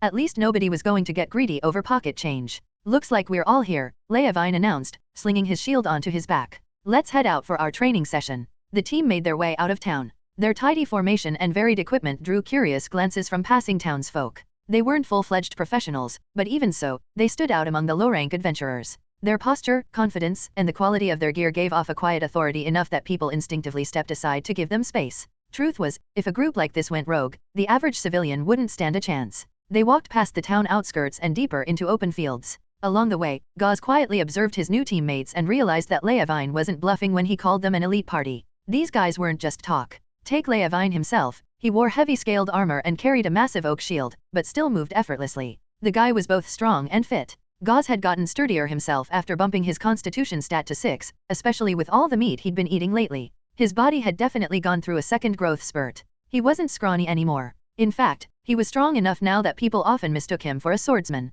Even so, when it came to raw strength, Leavine still had him beat. If Gauze had to guess, Leavine's strength and constitution were probably both at a solid 6 and on the higher end at that. The swordsman Doyle wasn't far behind either, though a little shorter and not quite as tanky as Leavine. As for Oliver the archer, Meva the rogue, and Daphne the cleric, they weren't heavy hitters, but they were all clearly in great shape. No one was lagging, no one looked tired. Even the gentle-looking cleric, Daphne, kept pace without breaking a sweat. It was a humbling realization. Gauze had been feeling a little proud of his progress lately, but seeing how polished even these low-ranking adventurers were reminded him just how far he still had to go. And this was just an unranked party. If even this level of adventurer was so well-rounded, he couldn't imagine what real professionals were like. As they walked, Gauze found himself next to Daphne. He glanced at the wooden staff she carried, curious if it might be a magic wand, and finally gave in to the urge to ask. "Hey, Daphne, is that a wand?" "Huh." She looked surprised, as if snapped out of a daydream. "Sorry, what was that?" He repeated the question. "Oh, no," she smiled. "It's just a piece of wood that helps me channel divine power.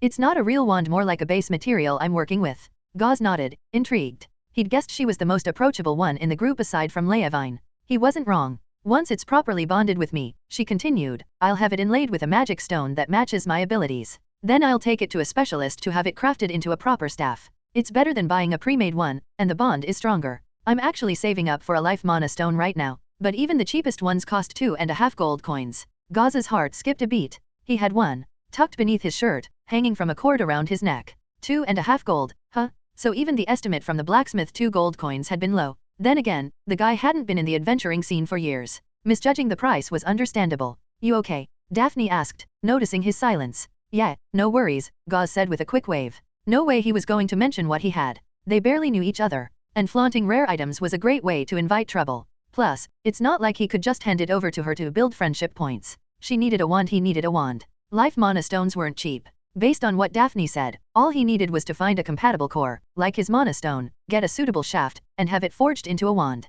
In fact, bartering with someone in the future might even get him a better deal than selling it for plain coin. All that remained was figuring out how much the wand's wooden core cost, and the fee for having it custom made. He was about to ask, but by then, the group had reached their training area. With a sigh, Gauze pushed the question to the back of his mind. There would be time for that later. Chapter 29. Chapter 29, Heart-Pounding Magic. The joint training session began, naturally, with Gauze. Everyone turned their attention to him. "The spell I'm about to demonstrate is Mage Hand." Mage Hand. As he spoke, Gauze smoothly activated the spell with a practiced mental cue. A shimmering ripple of magic gathered before him, forming an invisible hand of pure energy. While most of the team couldn't clearly see the spell's manifestation, aside from Daphne the cleric, they all sensed something shift in the air, a strange, unexplainable presence that followed the name of the spell. Call it intuition, sixth sense. Whatever it was, they felt it. Because the others couldn't say the mage hand, Gauze had the invisible force lift his rapier and wave it around a few times in midair to give them a visual demonstration. "Feels kind of weak," Doyle, the swordsman, commented without thinking, comparing the hand slashes to his own full-powered swings.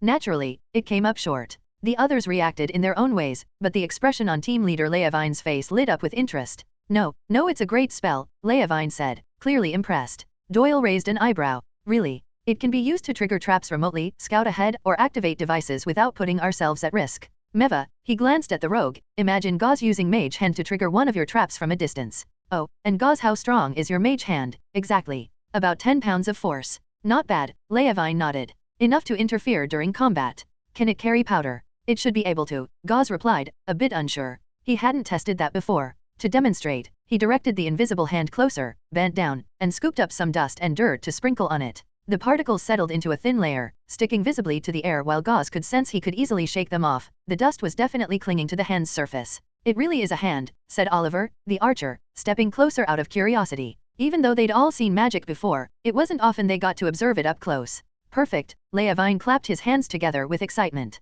"Meva, give Gauze some of your special poison powder later." Everyone quickly caught on. A poison-coated mage hand, even if visible, could be directed to hit a monster's weak spots, eyes, throat, wounds, and apply status effects or damage over time. Against unarmored enemies, 10 pounds of pressure might even be enough to stab with a coated blade and get past defenses. "We'll figure out the best ways to coordinate with Gauze's mage hand as we go." Though not a frontline combat spell, it was clear that with the right support and planning, this support skill had serious potential. The group's attitude toward Gauze noticeably shifted. Even Doyle, who typically favored raw strength and had little interest in tricky magic, had to admit mages could be terrifying in the right hands. He certainly didn't want to be the one getting powder dumped in his eyes or stabbed in the back by an invisible hand mid-fight. And it's not like you can keep track of everything in combat. The more he thought about it, the more uneasy he got. Doyle's gaze toward Gauze now carried a faint edge of respect, and maybe a little fear. Alright, that's Gauze's ability showcase. Next up Leavine began, then paused when he saw Gauze looking like he had more to say. What is it? Actually, Captain, I've got another spell I'd like to show. Another one. The rest of the group turned to stare again, their expressions mixed with surprise and curiosity. Usually, aspiring adventurers in the pre-professional stage would focus on mastering a single skill, limited time, resources, and mana made it the smart move. Occasionally, melee fighters might train a second ability to round out their combat power. But a mage with more than one spell? Even Daphne, the party's support cleric, only had a single cantrip stabilize, a basic healing spell that stopped wounds from getting worse. It wasn't flashy, but in the hands of a skilled caster, it could save a dying ally from the brink of death. Gauze nodded. If he was going to use his magic missile spell during future battles to raise its proficiency, better to show it now and avoid any awkward surprises later. Just as everyone expected another mild utility spell. My second spell is Magic Missile. Magic Missile. They repeated the name in their heads until Gauze raised his hand and channeled his mana. Magic Missile. A deep blue orb materialized midair in front of him. Now that the spell was at LVL2, he no longer needed to hold it in place. It hovered naturally, swirling with compressed magical energy. Even the air around it seemed to shift. Wind began to stir around them. Heads up, this one hits hard, Gauze warned calmly. Back up a little. Once everyone was clear, Gauze locked his focus onto a patch of empty field in the distance and launched the spell. Boom. The orb accelerated almost instantly, tearing through the air like a streak of blue lightning. Whomp. A deep, concussive impact echoed through the clearing as it smashed into the ground. Soil and dust exploded outward. The shockwave even caused a subtle tremor underfoot. When the dust settled, there was a shallow crater at the impact site about a foot wide, with a sharp depression at the center the size of a clenched fist. Whoa. The entire team blinked, stunned. Doyle and the others swallowed hard. They had clearly underestimated him. None of them expected this kind of firepower from the random mage Leavine had recruited at the guild. This wasn't some beginner-level spell. That magic missile looked like it could seriously injure or straight-up kill someone if it hit directly. And it was fast. Dodging it would be almost impossible. They stared at the smoking crater for a long moment, their hearts pounding. Chapter 30. Chapter 30, Finisher. After Gauze finished showing his skills, especially Magic Missile, the team's attitude toward him shifted subtly but noticeably. Though no one said anything directly, there was a clear change in how they looked at him.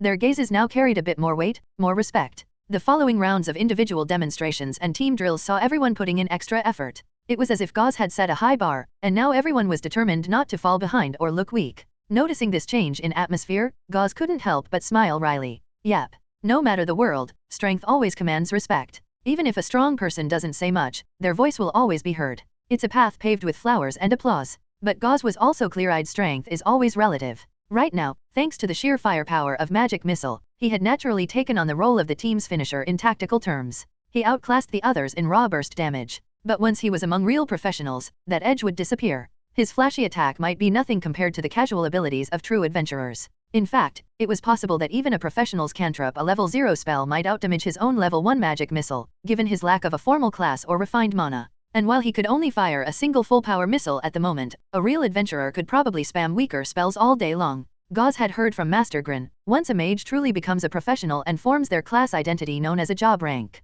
Not only would their mana pool expand, but the quality of their magic would increase too. The same spell, cast post-job rank, would hit harder, last longer, and cost less. Once he officially ranked up, he could probably fire off several stronger magic missiles in a row, unlike now, where he could only manage 2 weaker shots or a single fully powered blast. Hey, Gauze. From now on, let me take the front. I'll draw aggro for you. Leavine said this as the training wrapped up and the others gradually drifted away. He exhaled, relieved. Truth was, Leavine had a secret talent he'd never shared, an almost supernatural intuition that had saved his life more than once. That morning at the guild, as he passed by Gauze, he felt it again, that unexplainable pull. Even before Gauze said he was a mage, Leavine had already sensed there was something special about him. That's why he had immediately offered Gauze a place in the team even though they hadn't planned on recruiting anyone new. And honestly, that's probably why some of the other members had acted cold at first. They weren't consulted. It was sudden. They had their doubts. Leavine couldn't explain why he did it, not without sounding crazy. But now, with Gauze proving himself far beyond expectations, those doubts were melting away, and Leavine finally felt some peace.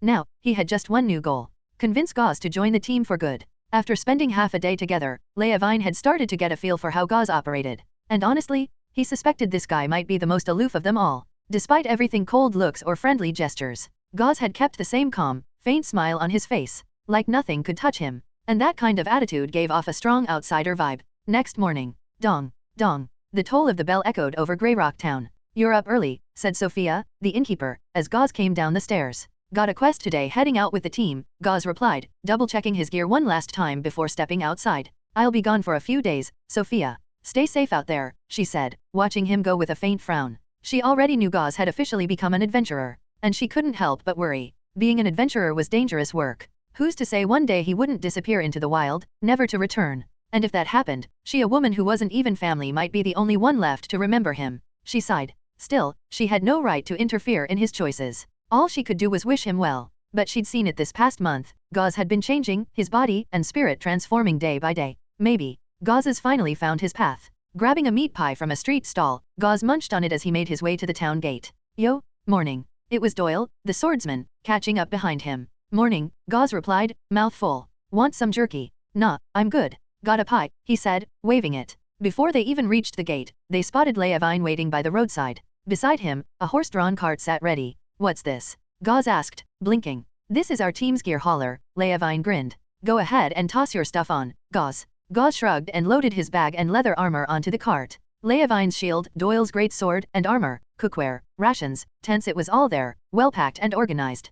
Pretty well prepared, Gauze thought. Then again, they were a 6-person team. Trying to hitch a ride with a merchant caravan last minute would be tricky, and even if they managed that on the way out, there'd be no guarantee on the way back. Hauling heavy armor and gear through the wilderness was exhausting. Better to just bring your own transport. Soon, the rest of the team arrived and did the same, lightened their loads, checked the gear list, and hit the road. Creak, creak. The wooden wheels turned steadily, the cart rolling forward as the team marched in sync. When someone got tired, they could hop on the cart for a breather. All in all, it was a smoother, more pleasant journey than Gauze expected. I'm definitely buying a horse in the future, he thought, to carry gear mine and my future teammates. Last time, hiking back from Birchwood Village nearly broke him. At first it wasn't so bad, but after a couple of hours, his shoulders burned, his legs ached, and every few minutes he had to stop and rest. It had taken over 2 full days to get back, and that was with a constitution score of 6. Today, though, light gear, no weight, fresh legs, a totally different experience. And as he walked, Gauze was quietly absorbing knowledge from Leavine like a sponge.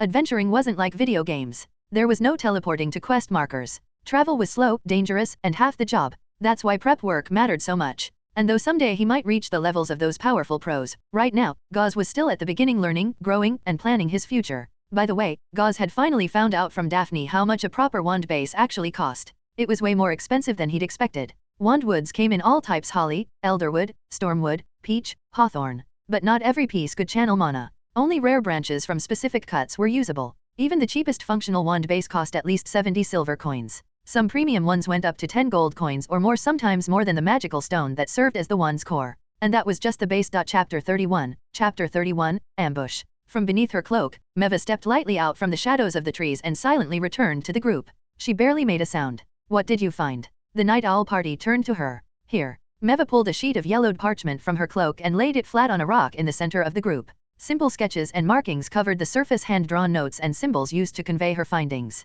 This was the benefit of having a rogue apprentice on the team. She was both their scout and assassin. Rogues weren't known for brute force in battle, and their role in a party often seemed subtle, but when it came to specialized tasks, few could match their utility. They excelled in stealth, infiltration, trap setting and disarming, lockpicking, climbing, and recon. In combat, they focused on planning and exploiting weak points with precision strikes, rather than brute strength. Even though Meva was only an apprentice, her stealth skills made her an irreplaceable part of the team. Back to the map. Meva began briefing everyone on the intel she'd just gathered. There were about 10 rough squares drawn on the parchment, each representing a building. Their mission was to clear out a small group of goblins that had settled in the ruins of an abandoned village. The area had fallen into disrepair long ago, but recently a group of goblins had moved in and begun using it as a base. Although the goblins hadn't yet posed a direct threat to the nearby Millstone village, the villagers had reported them to the Adventurers Guild, wanting to eliminate the threat before it grew out of control. There are roughly 15 to 22 goblins in total, Meva said. Some are hiding inside buildings, so the exact count is tricky. They're scattered around.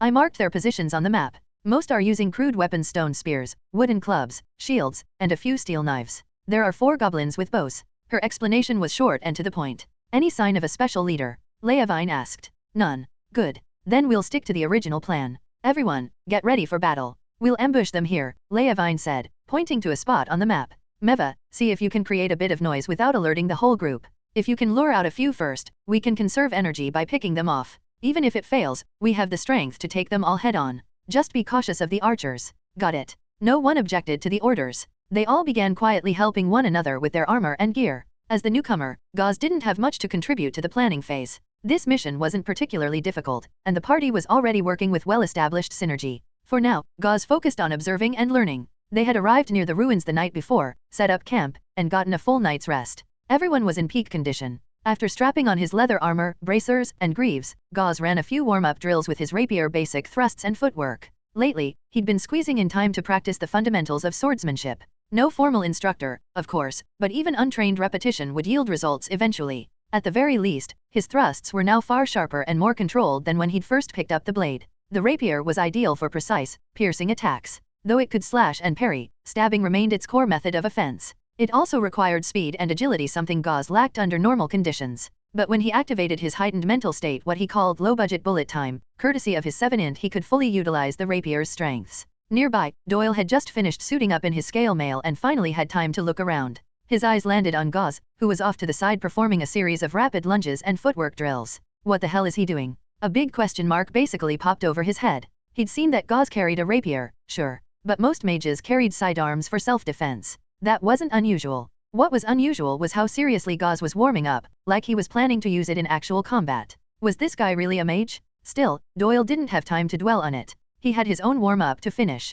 Once everyone was fully prepped, they moved toward their ambush site. This was the difference between experienced adventuring parties and rookie teams. Even though they outmatched the goblins in a head-to-head fight, they still chose to set up an ambush and divide the enemy. As Leavine had said, just because you can win a frontal fight doesn't mean you should not when it burns more stamina and exposes you to risk. Out here in the wilds, anything could happen. Even roads near human settlements weren't totally safe. Better to preserve energy, you never know what might show up next. Soon after, Meva gave them a nod and slipped away into the shadows, vanishing toward the ruins. She moved like a shadow herself, silent and fluid, like a cat. The others found their hiding spots and waited. Then, soft footsteps echoed from the direction of the ruins. But they weren't Meva's. A small group of goblins, chest-high and green-skinned, came creeping out from the buildings. One of the lead goblins suddenly let out an excited squawk. He'd spotted something. Under a nearby tree, just ahead of them, a wounded gray rabbit was thrashing on the ground, its legs kicking feebly, blood soaking into the grass. Wah wah wah, wah wah wah wah. The goblins started chattering to one another, clearly thrilled.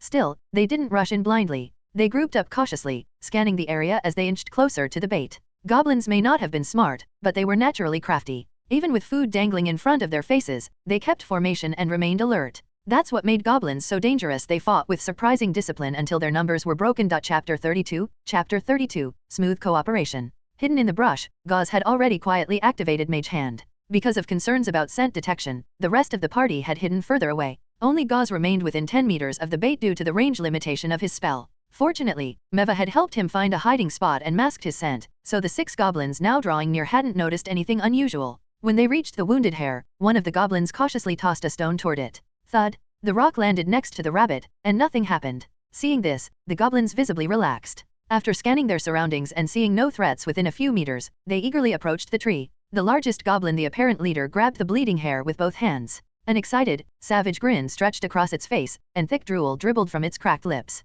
With its yellowed claws tightening, the barely breathing hare was choked to death. Wah wah wah. The other goblins crowded around, bouncing and squealing in celebration. It was a lucky find. Being omnivores, goblins rarely got to eat meat. But before they could enjoy the moment, clack! A quiet snap rang out as a trigger mechanism activated. The goblins glanced up just in time to see a large net drop from above. Triggered by Mage Hand, the trap was released, falling rapidly thanks to weighted magnets attached around the edges. In a flash, it descended directly onto the goblins. Realizing something was wrong, the goblins tried to flee, but it was too late. Bunched together and caught off guard, they were all ensnared at once. The weighted net snapped shut like a drawstring pouch, trapping them inside. Wah wah wah, wah. Barbed spikes woven into the net pierced their bodies, making them screech in agony. The more they struggled, the worse it got. The net tangled and twisted tighter, embedding the spikes deeper. And to make things worse, the barbs had been coated in poison. That was way too easy, Gauze thought. As the one closest to the trap, he had the clearest view. Meva's trap design worked even better than he expected. This small group of goblins, which could have been a moderate threat, was completely neutralized. But it wouldn't last forever. Gauze noticed a few goblins already gritting through the pain and using their weapons to cut at the net. The rest of the Night Owl party began emerging from their hiding spots, but none of them were closer than Gauze, who had triggered the trap. While they made their way over, Gauze was already striding toward the trapped goblins, rapier in hand. This was the perfect chance to snag some kills. He wasn't about to let it slip. He reached the net and began driving his blade mercilessly into the goblins' vital points. Precise, calculated stabs. Each thrust left a bloody puncture wound, thick greenish blood spraying like a geyser. He felt no pity for goblins. None at all. His blade was as cold and detached as a fishmonger's fillet knife. Goblin slain times 1. Total monsters kills, 13. Total monsters kills, 14. Total monsters kills, 15. Total monsters kills, 18. All 6 were slaughtered in quick succession. Just like that, Gauze moved closer to his milestone of 50 total kills. And maybe it was his imagination, but his rapier suddenly felt more natural in his hand, like he'd been practicing it for days. By the time Gauze finished his lightning-fast execution, the rest of the team had only just arrived at the trap. Seeing that Gauze had already cleaned up, no one seemed in a rush. Gauze, just so we're clear, rewards aren't divided based on kill count, Leavine joked. Even though you triggered the trap, you're not getting the entire payout for these 6. Understood, Gauze nodded, pleased regardless. He'd already gotten what he really wanted, the kills. The monetary reward was just a bonus. I just wanted to sharpen my swordsmanship a bit, he offered casually. Internally, he was thrilled.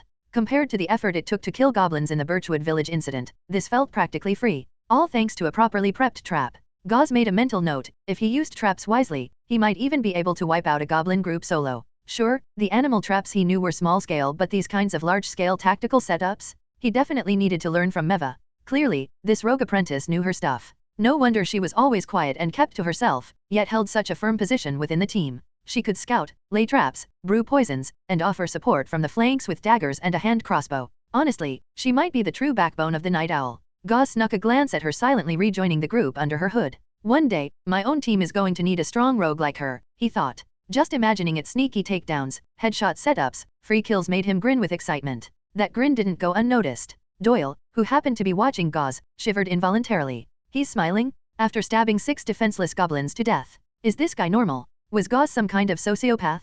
Or did he have a dark backstory involving goblins? Doyle's imagination began to run wild. All right, everyone, Leavine suddenly called. Get ready, we'll be engaging the main group soon. Got it. Understood.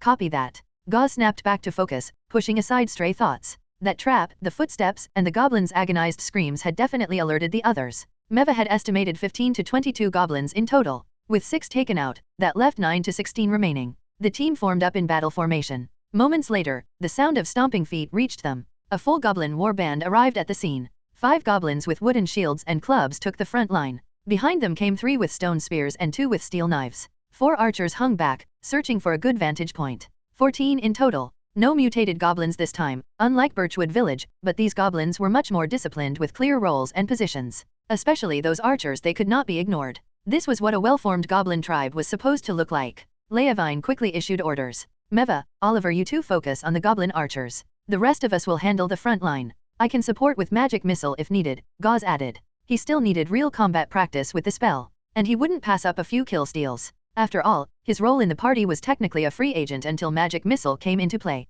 Who said kill stealing wasn't a form of support? Much appreciated, Leavine said. All right, everyone get ready. Let's wipe them out. With a loud slam, Leavine planted his oak shield into the ground. The Night Owl party snapped into position. Combat was about to begin. Chapter 33, Chapter 33, got it. The battle broke out fast. At the front of the formation, Leavine raised his shield and let out a powerful shout, charging toward the goblin formation. Despite his bulky frame, he was surprisingly fast. White air trails even streamed off the edges of his oak shield. He looked like a fully revved freight truck as he barreled straight into the goblins. Behind and to the sides of him, Doyle, Gauze, and Daphne all followed closely. Boom! Leavine's full-speed charge collided with the goblins holding wooden shields at the front. In an instant, bang! The impact was like a volcanic eruption. Leavine swung his shield with such force that 5 goblins were smashed off their feet, sent flying through the air. Gauze followed right behind him, eyes gleaming in awe. Leavine's shield charge in real combat was way more effective than in training, probably because hitting real enemies gave him much more explosive momentum. The 5 goblins hit the ground hard, crying out in pain and rolling over several times. Their wooden clubs and shields flew from their hands. One goblin tried to scramble for its fallen weapon. Before it could reach it, Doyle lunged in and brought his greatsword crashing down. Whoosh! A flash of steel. Then a gruesome gash slashed diagonally from the goblin's left shoulder all the way through its body. The wound was so massive that the goblin instantly lost all strength. It crumpled backward and didn't move again. Damn, that was fast. Gauze suddenly felt a bit of pressure. The wooden shield goblins had been scattered by Leavine's charge and were now severely weakened. While Gauze was physically strong, he wasn't nearly as explosive as Doyle. So by the time he caught up, Doyle had already slain one. Still, he wasn't too late. Right in front of him, a goblin had its back turned and was struggling to pick up its shield and club. Gauze didn't hesitate. He threw his full weight behind his arm and wrist. The rapier pierced straight into the goblin's back like it was butter, sliding cleanly through its flesh, organs, and belly, like a skewer piercing a candied apple. Whack! The goblin, halfway to standing, screamed in agony. Gauze gave the sword a vicious twist, then yanked it free. Thick greenish blood mixed with brown sludge oozed out in a disgusting stream.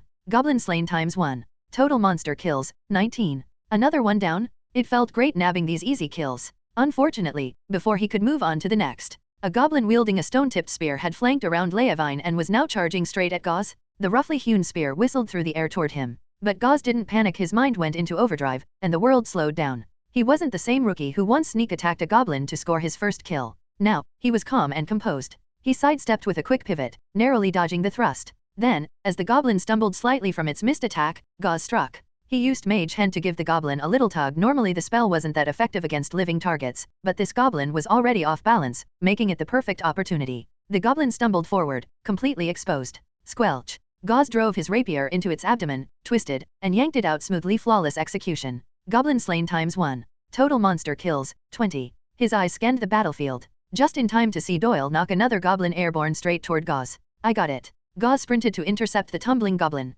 plunging his sword into its chest before it could recover. Twist. Pull. Done. Goblin slain ×1. Total monster kills, 21. Doyle blinked in surprise. Thanks. Though something felt off. Still, if Gauze was helping, he might as well move on to the next target. In less than 10 minutes, the battle was over. Gauze took a deep breath as he surveyed the carnage of green-skinned corpses. That was easier than expected. Easier than he thought possible, really. Maybe this was the power of teamwork? Besides the goblins he helped Doyle with, Gauze had also picked off a goblin archer using magic missile. All in all, he scored 5 kills this round. Total monster kills, 23. Almost halfway to his goal of 50. Thinking back, the only real danger he faced was that final goblin archer, whose arrow had whizzed past his bracer. Thankfully, the leather armor held up no injury. Gauze retaliated immediately, blasting the archer with magic missile. Now that he thought about it, with 6 goblins ambushed and instantly killed earlier, the remaining 14 had little chance. The Night Owl had 6 members. Even counting Daphne as the least combat effective, the rest had overwhelming advantages.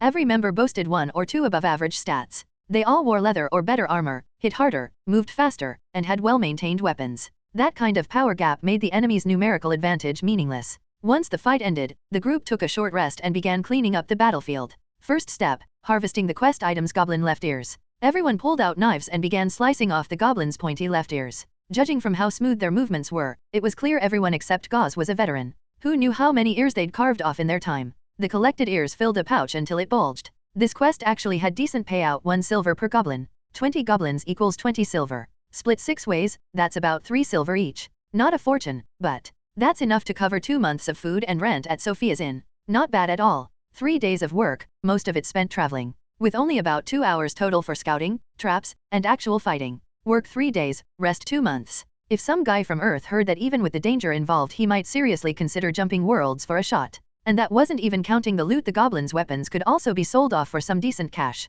Unfortunately, the 2 most valuable steel swords were badly damaged. Gauze doubted they'd fetch much. Chapter 34. Chapter 34. Returning home. Not much could be done about it. Goblin gear, especially from small settlements like this, was always in rough shape. Gauze didn't know why this particular group of goblins had taken over the ruins, but most goblins preferred to live in caves or swamps. Damp, underground environments were just in their nature. Unfortunately, those same environments were the perfect conditions for rust. With no anti-rust oils or maintenance materials, the metal weapons goblins used were always corroded, dull, and half useless. After the fight, Gauze and the rest of the Night Owl party began scavenging for loot around the ruins. Before long, they had gathered a decent pile in the clearing. Meva picked through it all with a sharp eye. Considering their wagon didn't have unlimited space, she chucked out anything bulky and worthless. These should go for around 20 to 30 silver, maybe, she estimated. Not bad for a camp of 20 goblins. They had enough loot stashed away to make it worthwhile. Gauze did a quick calculation in his head. With the mission payout included, everyone would walk away with around 6 or 7 silver.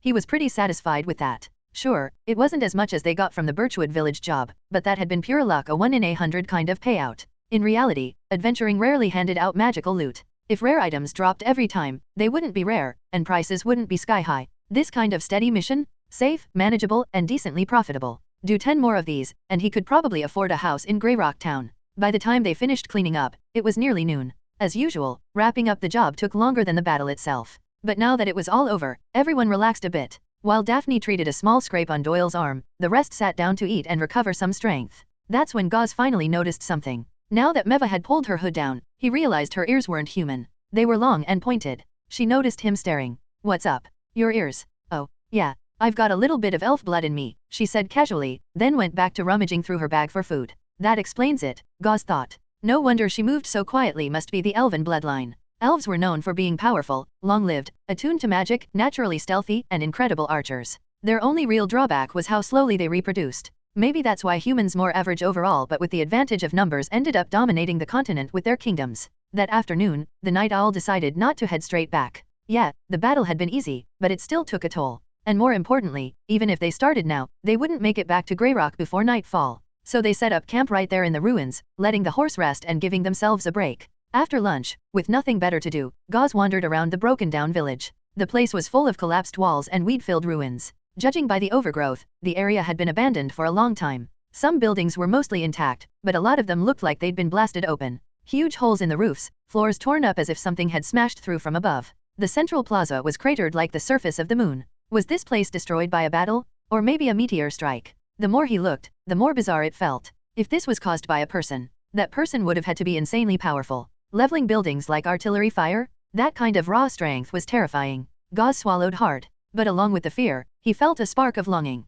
One day, he wanted to be that strong too. The return trip to Greyrock was uneventful. Just like that, Gauze had wrapped up his second real adventure. He submitted the mission, got his payout, sold off the loot, and collected his share. Once everyone had their cut, the squad immediately split up like clock-punching workers after a long shift. Even though the job wasn't hard, the constant travel had worn everyone down. They hadn't bathed in days, they smelled like hell, and no one wanted to linger. Gauze glanced at the 7 silver and 15 copper in his pouch, nodded in satisfaction, and tucked it away. Cash on hand, 19 silver, 30 copper. He'd have to tighten his belt a little now. He'd spent 10 silver on his rapier and 15 on his leather armor, both long-term investments for future safety, sure, but still, money didn't grow on trees. His plan was to keep working with Leavine's team for a bit, do a few more jobs, and replenish his funds. A magic staff's base material alone started at 70 silver. Not cheap.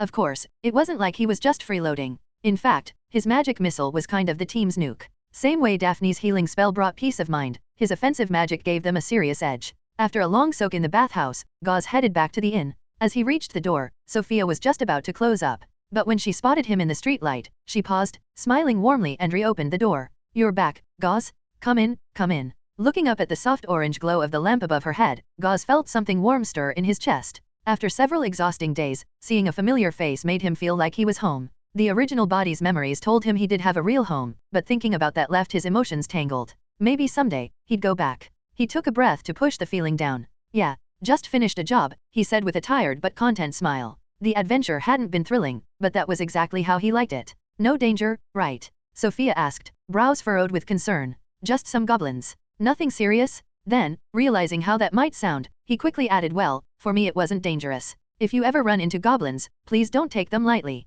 Don't worry. I'm not nearly as brave or reckless as you adventurers. You hungry? I've got some food left over. My treat.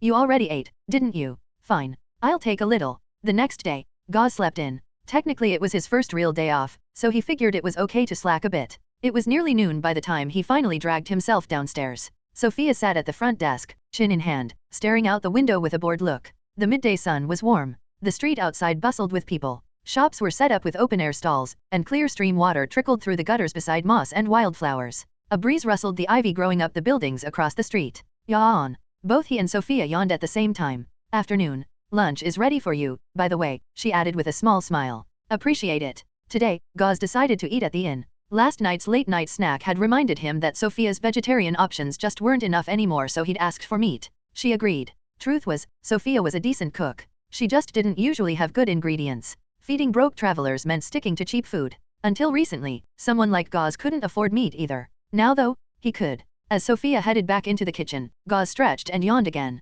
After lunch, he planned to head to Widow's Alley, a quiet little street where the shopkeeper that Master Grin had mentioned sold magic items. He didn't have enough cash for a staff yet, but no harm in doing some scouting, right? Maybe he'd get lucky. And even if he didn't, it was good to set a target and work toward it. Chapter 35, Thorn Cottage. Burp. Gauze stepped out of the inn, full and satisfied. Once again, he confirmed it. The terrible taste of the previous meals really hadn't been Sophia's fault. I mean, seriously, how do you make cheap black bread taste good when you're working without proper ingredients or seasoning? Probably only possible with some kind of spell that literally makes food delicious. Wait, is that kind of magic even a thing in this world? Even though others were already calling him a mage apprentice, Gauze was still pretty new to all this. He honestly had no clue. The afternoon heat rolled through the streets of the small town like a dry wave. Gauze walked close to the sides of the road, carefully avoiding the cargo wagons and mule carts clattering down the main path. Widow's Alley, should be that way, right? Despite living in this town for over a year now, there were still plenty of places he hadn't explored, including this so-called alley.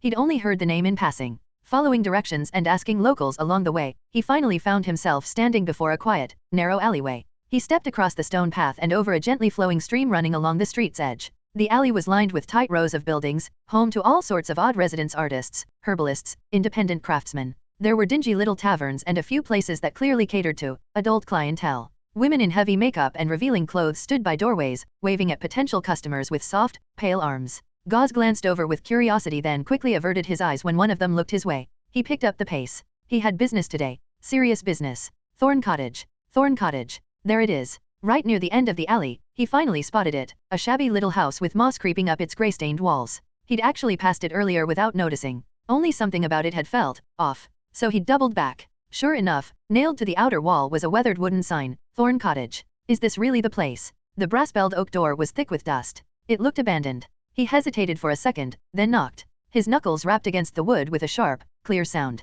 No response. He waited, then knocked again. Still nothing. Don't tell me it's been shut down? Honestly, Gauze wouldn't be surprised. Grin hadn't left the forge much when he worked there. Any info from him could be outdated. He was just about to give up when... Creak. The door groaned open slowly, its rusty hinges screeching like an injured animal. Gauze blinked, peering into the dark hallway beyond. Who opened it? That's when a sharp, clear female voice spoke from below. Who sent you? Startled, Gauze looked down, and realized there'd been someone standing there the whole time. She was just that short. If he hadn't glanced down, he wouldn't have seen her at all. She looked like a woman in her early 20s, reddish skin, sleek black hair. But her height? 80 centimeters, tops. Shorter than a goblin, even. Honestly, Gauze was worried someone might trip over her head on a crowded street. A halfling? Or a gnome? Probably a halfling. He'd seen a few other non-human races before, but never this close. Halflings and gnomes were both small-bodied races, but halflings were more like miniature humans, with proportional features, agile builds, and smooth movements. About 90 centimeters tall, 30 to 35 pounds. Reddish complexion. Straight black hair. Yup, everything lined up. Definitely a halfling. Kid, I get the feeling you're thinking something rude. So, who are you, and who sent you? Apparently, she didn't expect random strangers to show up here. I'm Gauze, he replied quickly. I was sent by Grin, the forge master from Black Anvil Forge. Full name, Grin Bates. The halfling raised an eyebrow. Grin, huh, she muttered. All right, come in. She stepped aside, not that it really made a difference. Gauze passed through the doorway and into the building. Despite the dusty, run-down exterior, the inside was shockingly impressive. Dozens of brass chandeliers glowed from the arched ceiling. The walls were lined with wooden shelves in a honeycomb pattern. Every slot was packed with bizarre objects, monster parts, dried herbs, books, statues, strange-looking eggs. It was a lot. Gauze spun around, wide-eyed. And then he saw them. A neat row of elongated, wand-shaped objects hanging near the wall. Wands? They came in all lengths. The shortest was about the size of a forearm, like the one Daphne used. But the longest one? It looked huge. Nearly Gauze's own height, more like a heavy staff than a wand. It was a deep mahogany color, covered in scaly-looking cracks. The handle was wrapped in cloth, and at the top sat a glowing, emerald-colored gem the size of a goose egg. Probably weighed a ton. Definitely not something a fragile mage could wave around easily. Shame, they all look like something I can't afford. From the intricate carvings to the embedded gems, it was clear these weren't cheap. He reluctantly tore his gaze away. The halfling woman had already climbed onto a vine-woven lounge chair and laid back, completely ignoring him. Name's Andini. I'm the shopkeeper. So, how do you know Grin? She asked, flipping onto her side to look at him. Gauze explained his short stint working at the forge. Andini raised an eyebrow. You were just a temp? Only worked there for a few days. Yeah, why? I just didn't think that old bastard had it in him. He used to be a real piece of work, definitely not the helpful, friendly type, she said, eyes glittering. Back then, he was the kind of guy who'd kill you without blinking. Gauze paused. He didn't say anything. Whatever Grin used to be didn't matter, he'd been kind to him, and that was enough. Andini noticed the silence and smirked. You close with Grin? Not really, but he was decent to me. Humph. We used to be tight. Part of the same adventuring party, ages ago. Haven't seen him in years. She sighed dramatically, though her face stayed expressionless. Same town, and he still ghosts me. Typical. Then she glanced over again. Still, first time he's ever sent someone to me. That's new. Chapter 36, Chapter 36, Unique Wands. So, Gauze, what brings you to me today? Don't tell me, you're here to buy a magic wand. Andini had clearly noticed how Gauze had been eyeing the wand rack ever since he walked in with that unmistakable expression of longing all over his face. Senior, could I ask how much they cost? Gauze asked cautiously. He deliberately called her senior because, in his mind, anyone who owned a collection like this definitely wasn't some regular shopkeeper. She was probably a seasoned professional too. Second one from the left, shortest one. Cheapest I've got. 20 gold coins. HSSSSS, that's insane. Expensive. She tossed it out like it was nothing, and Gauze just about inhaled a lungful of cold air. 20 gold coins. That meant he'd have to complete 280 missions like the one he'd just finished at least just to afford one. And that's not even counting living expenses. Mages really are on a whole other level. Even their gear was luxuriously overpriced. Expensive? That's just the base cost. Honestly, even if you threw 20 gold at me, I wouldn't sell it. All these are mine. Not for sale. Andini gave him a bright, amused grin as she crushed that little dream. But do you have anything else you're looking for? Or something you want to sell? I can help appraise it for you. Gauze hesitated for a moment, then reached under his shirt and pulled out the life mana stone. Senior, could you help me estimate the value of this life mana stone? Come closer, I can't see clearly from here. Andini sat up in her vine chair and waved him over. Gauze stepped forward, carefully holding out the stone. She leaned in and gently tapped the surface with a pale finger. Gauze instantly felt a strange ripple in the air. Before he could process it, the sensation disappeared as quickly as it had come. Standard quality. Slight energy loss. I'd buy it from you for 2 gold and 40 silver, Andini said smoothly, not missing a beat. 2 gold 40 silver. That lined up pretty closely with what Daphne had told him to. Senior, if I wanted to commission a wand using this life mana stone as the core, how much more would I need to pay? You already have a suitable wand base. No. Then, factoring in testing and crafting costs, you'd need to pay at least 1 more gold coin. That's at least. The final cost depends on which wand base matches your mana signature. 1 gold coin. Compared to that absurd 20 gold price tag earlier, that was actually doable. Roughly the cost of a small house. His current funds were around 19 silver. If each mission earned him 7 silver, and he spent around 2 silver on living costs per job cycle, that meant he could save around 5 silver per cycle, which meant, roughly 16 more missions. Assuming nothing goes wrong. And no bonus loot. Still feels like forever. Money's hard to come by. Andini watched him quietly as he did the math on his fingers, lips twitching as his face slowly soured into a frown. She found it kind of adorable. She remembered being in his shoes broke and calculating every last copper coin when she first became an adventurer. Most new adventurers were like this. Adventuring sounded fun and exciting, but once it turned into a job, it became a grind. Weapons, armor, repairs, daily food, healing supplies, survival gear. The expenses were endless. You'd come back from a job only to realize your payout didn't even cover maintenance. Even she wouldn't want to relive those days. Luckily, she'd already made enough to retire comfortably. After thinking it through, Gauze looked back up at Andini. Senior, I'd like to sell this life mana stone, and buy a wand base that matches my mana flow. He figured there was no point letting the stone just sit there. Might as well sell it, get a wand base, and start bonding with it. First, it would save time later when he had the funds to craft a real wand. Second, even a wand base could help boost spellcasting performance, just not as much as a full wand. Still, it was way better than casting barehanded. Getting the wand base now would instantly raise his combat effectiveness and make practicing magic missile more efficient. Absolutely. Andini nodded in approval. Come with me. She hopped down from the chair barefoot and headed for one of the rooms in the back. Gauze followed her inside. She pushed open a wooden door, revealing a room that looked like a storeroom. Shelves lined the walls, filled with all kinds of materials and items. After rummaging around for a while, she pulled out a bundle of wooden rods of varying lengths. These are the most common wand bases. Let's see which one suits you best. They returned to the main room, where she laid the rods out on a table one by one. How do I test them? Easy. Just pick one up and try channeling your mana through it. If it feels blocked, it's not for you. If the flow is smooth and effortless, then it's a match. The smoother it is, the better the fit. Gauze nodded. Simple enough. He crouched down and grabbed the nearest rod, a deep brown, slightly curved piece about half a meter long. After weighing it briefly in his hands, he closed his eyes and focused. He took a deep breath, centered himself, and began channeling mana toward the wand. The moment the mana touched the wood, he felt resistance. A repelling force pulsed from the wand, pushing his energy back. He pushed harder, and eventually forced his mana into the rod, but the flow felt uneven and clunky, like little gremlins inside the wood were fighting him every step of the way. He withdrew his mana and put the rod back down. How was it? Didn't feel right, Gauze said, shaking his head. Try the next one. Andini didn't seem surprised. It was rare to get a perfect match on the first try. She'd selected the most common materials, ones that typically matched well with most mages. Gauze tried another rod. Same result. Then another. Still not right. He repeated the process 5 or 6 times. Finally, after setting down the last wand with a disappointed sigh, he looked up. None of them worked. Andini rubbed her chin thoughtfully. Huh, that's rare. Looks like your mana is unique. So what now? Let me think. She closed her eyes, deep in thought. After a while, she snapped her fingers. Got it. I've got a few special wand bases stored away. Wait, they're not crazy expensive, are they? Gauze asked quickly. He was worried that even after selling the stone, he still wouldn't have enough. Don't worry. They're cheaper than the ones we just tested. They're just unusual materials. Most people don't need them, so I stashed them away in storage. She turned and headed toward another room. You wait here. I'll be right back. Chapter 37, Little Freak. Gauze didn't have to wait long. Andini returned to the main hall, her arms full of staff-like objects. Good thing I have a habit of hoarding old stuff. Can't believe I didn't lose track of these, she said proudly, placing the staves on the table and standing with her hands on her hips. Gauze looked down at her. He knew she was probably old enough to be his mom or even his grandma, but given her petite stature, she still looked more like a mature child than anything else. What are you staring at? Hurry up and test them already. Andini gave him a light shove at the waist, gesturing for him to get moving. Gauze turned his attention to the new batch of materials laid out on the table.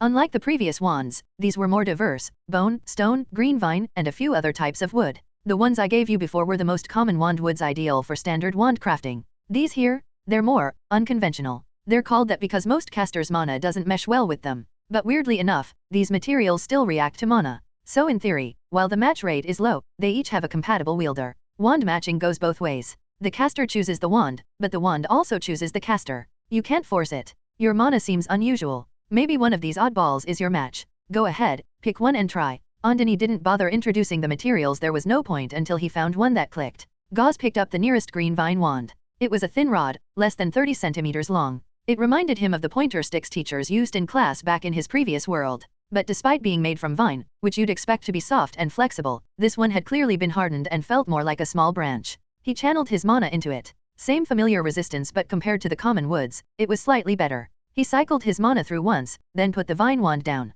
How was it? Better, but still feels off, Gauze answered honestly. He went on to try the stone wand and the remaining wood types. Some were worse, some were decent. One pale yellow wooden wand actually had a pretty smooth mana flow, not perfect, but workable. A decent fallback option. Finally, he reached for the bone wand. Despite its name, and the slightly creepy implications, the wand itself looked nothing like a horror prop. It was elegant and polished, like a sculpture made of white jade. About 40 centimeters long and 2 fingers wide, it had a joint in the middle, a carved grip at the base, and a tapering shaft at the top. Rather than feeling sinister, it gave off a faintly holy, pristine vibe. Gauze hesitated.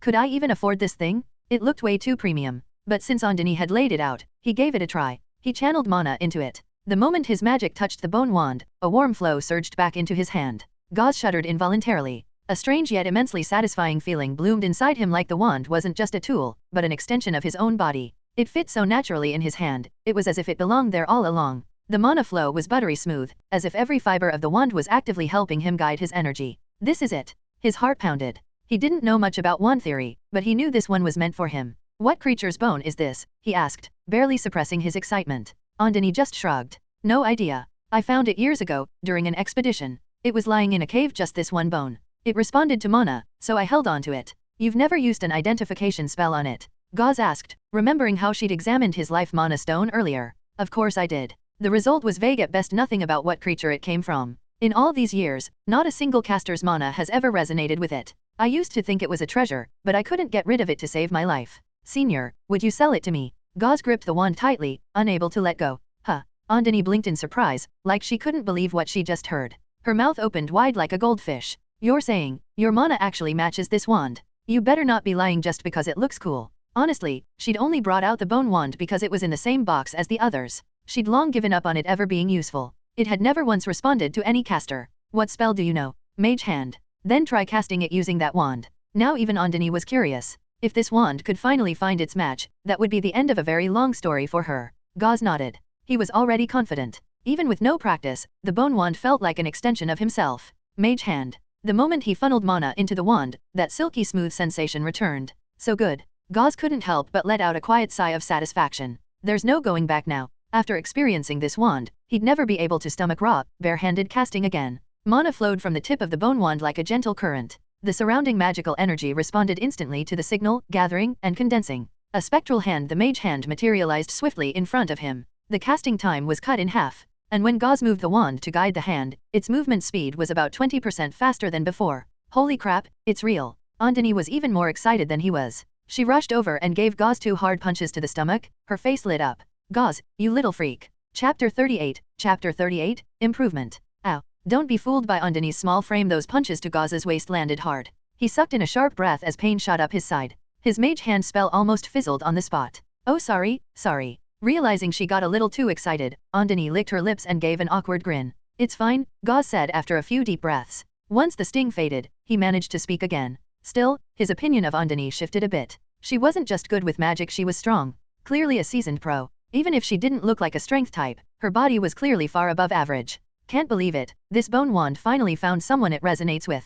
Andini muttered, caught somewhere between relief and nostalgia. She'd always wondered if someone out there could use it. Now that they'd appeared, she felt strangely melancholic. So, Senior Andini, what's the price for this wand? Gauze asked carefully. She'd said it wouldn't be expensive, but it was too perfect for him. Naturally, he was worried she'd change her mind. And with her current unreadable expression, he couldn't tell what she was thinking. After a moment of silence, she finally let out a sigh and said, 10 silver coins. It took some work to carve and prep, after all. That number was a huge relief for Gauze. But, never mind. Spoke too soon. His heart, just starting to relax, clenched up again. Why can't people ever say the full sentence in one go? Gauze looked at her, uneasy. Was she backing out? He instinctively tightened his grip on the wand. But, Andini continued, smirking, if you ever want to turn this into a proper magic wand, that won't be easy. Her sharp little canine tooth showed as she bit her lip with a mischievous smile. Maybe I just suck at it, but I've tried turning this thing into a finished wand more times than I can count. Every single one failed. Tried every kind of magic core I could find. None of them worked. That's it. Gauze kept a straight face, but internally he let out a long sigh of relief. He'd been bracing for something serious. This? Not a big deal. Getting it made into a full wand could wait. Right now, priority one was getting it into his hands. But hey, don't worry about it, Andini added casually. You'll have more wands eventually. 2, 3, maybe more. For casters like us, having multiple wands is totally normal. Each one's got its own personality, some are built for speed, some for accuracy, power, balance. She gestured toward her own rack of wands, where one was taller than she was. Gauze couldn't imagine how she'd even use that thing without it looking ridiculous. Got it. Gauze nodded. So, should I pay now? Just 10 silver, he had that much on him. TCH, sure. Look at you, so eager. Andini rolled her eyes and held out her palm. Gauze quickly pulled out 10 silver coins and placed them in her hand. But the second they touched her skin, poof, they vanished. Storage magic? Dimensional inventory? Whatever it was, she didn't explain and Gauze didn't ask. He ended up staying at Thorn Cottage a while longer. Andini gave him a bunch of advice, some helpful, some bordering on lectures, and even lent him one of her early notebooks on magical theory. Maybe out of respect for Gollum, or maybe because he was now the Bone Wand's chosen user. By the time Gauze stepped outside, the sun was already dipping past the rooftops. The heavy oak door shut slowly behind him. The place already felt like it was fading into the background, like it was just another part of the alley, plain and forgettable. Damn, that's some subtle magic. Gauze took one last glance, then turned to leave, the bone wand in his hand and a spring in his step. The visit had been more than worth it. He left with a magical theory notebook and a perfectly matched wand base, all for just 10 silver. In the end, he didn't sell the life mana stone either. Andini had told him, if you're not desperate for cash, keep it on you. Wearing one long-term has small health benefits.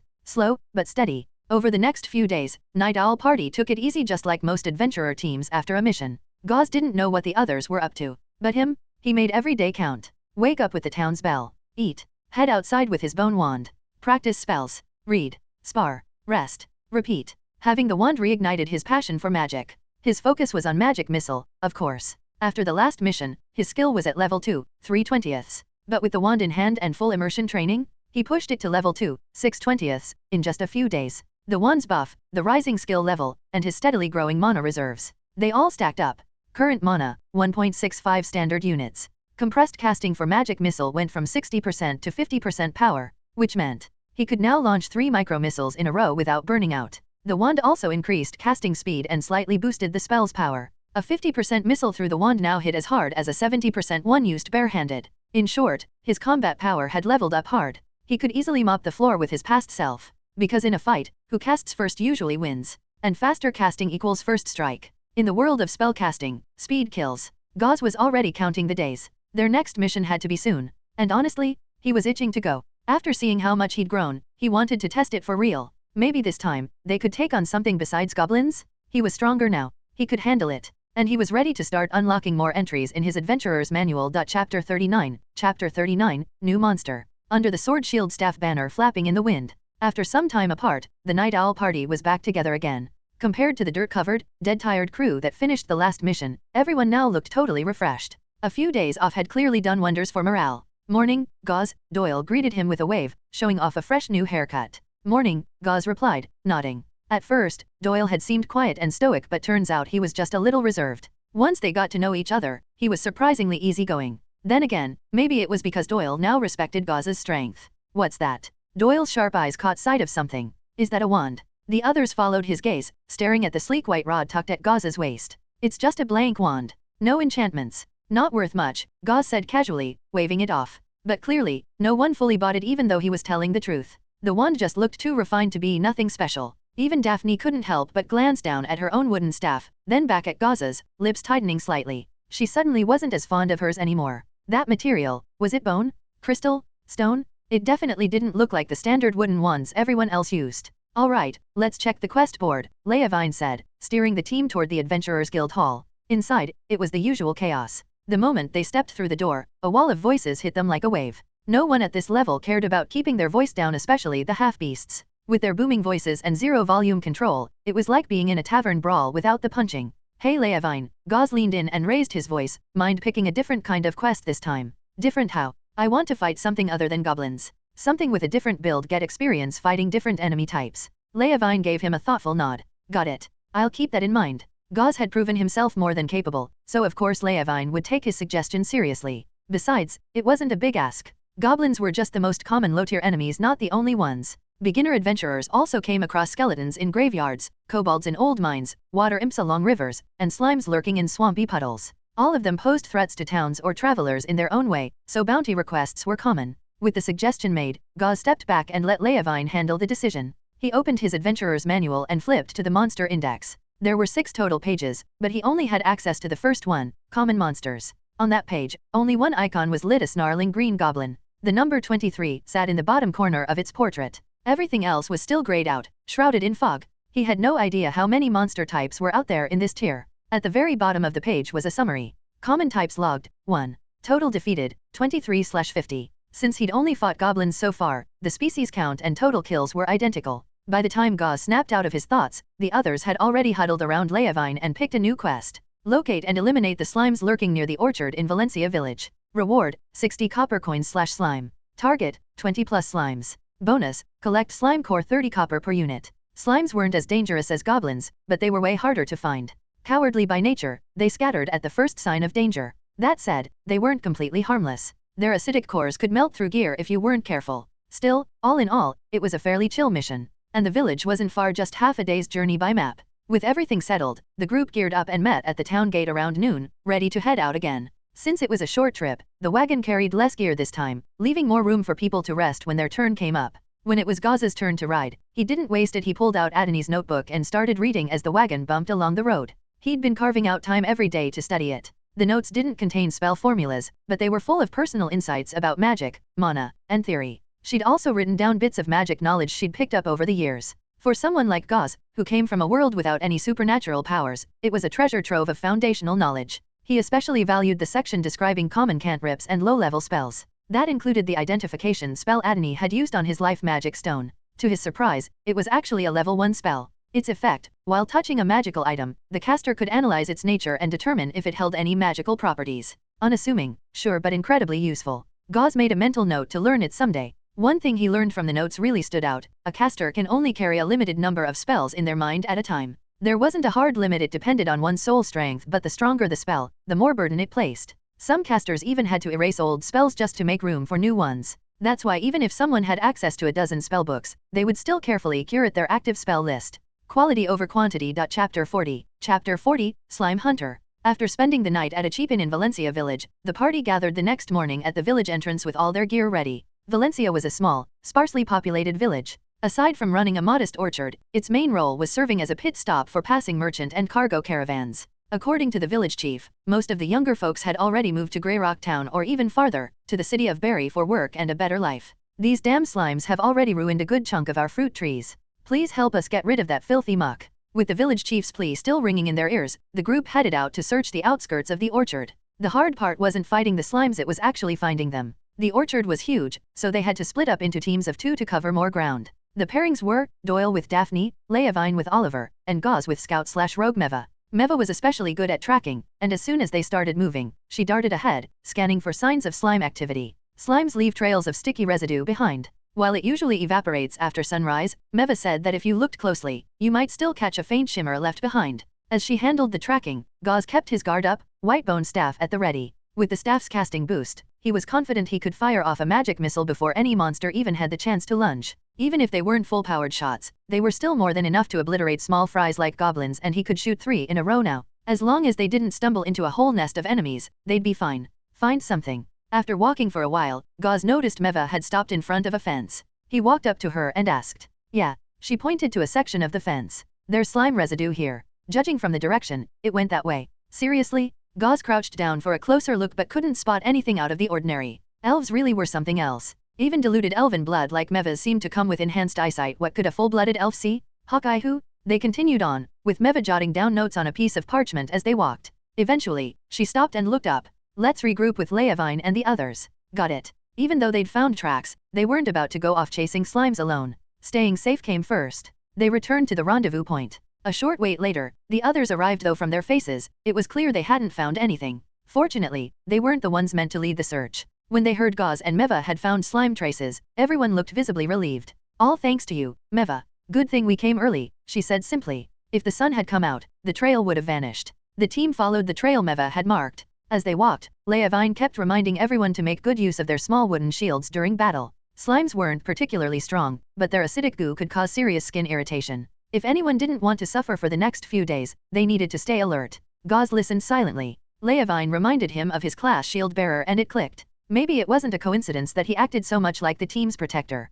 Was it just his personality? Or did the role itself shape the person who played it? Gauze felt like he was starting to understand what it meant to walk a path not just leveling up, but becoming something new. As they moved deeper into the trees, the ground gradually became softer and wetter. Eventually, near a quiet stream surrounded by muddy earth, they spotted them, a bunch of bouncing, blob-like creatures with no fixed shape. Slimes. They were a vibrant green, smeared with mud, hopping around playfully. Unlike the cute versions Gauze had seen in games and anime, these were disgusting, semi-transparent blobs of goo filled with sticks, seeds, chunks of fruit, even rocks. And they were big, around 30 to 40 centimeters each, and could jump more than a meter at a time. Fast enough to knock over an unprepared person, and if they swarmed, you'd end up as their next meal. I count 25. Meva called. Gauze's heart skipped with excitement. Clustered mobs like this were perfect for farming monster index entries. He was currently at 23/50 kills. Wipe this group out, and he'd be one step away from unlocking the next tier reward. Not that he could kill them all himself, but if he could at least log a slime in his index, that'd be enough. Think we can lure a few out like last time?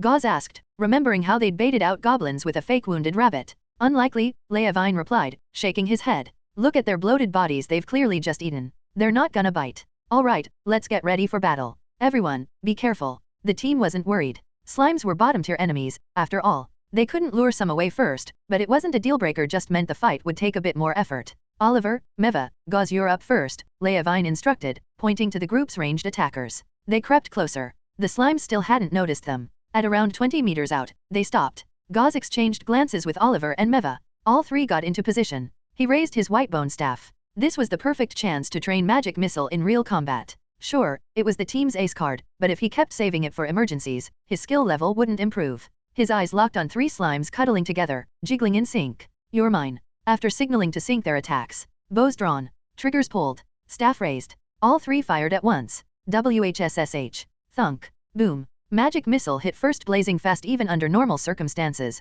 but now, with his staff's boost and his pseudo-bullet time focus, it was practically instant. Boom. Boom. Boom. The arcane blasts pierced through 3 slime cores in a row, exploding in the mud and flinging muck meters into the air. 2 arrows followed close behind, slicing through the air and striking the core of 2 other slimes dead on. Splurite. With their cores destroyed, the slimes instantly liquefied into puddles of goo. Chapter 41. Chapter 41. Action. The sudden ambush shattered the peace of the slime colony in an instant. Blorp.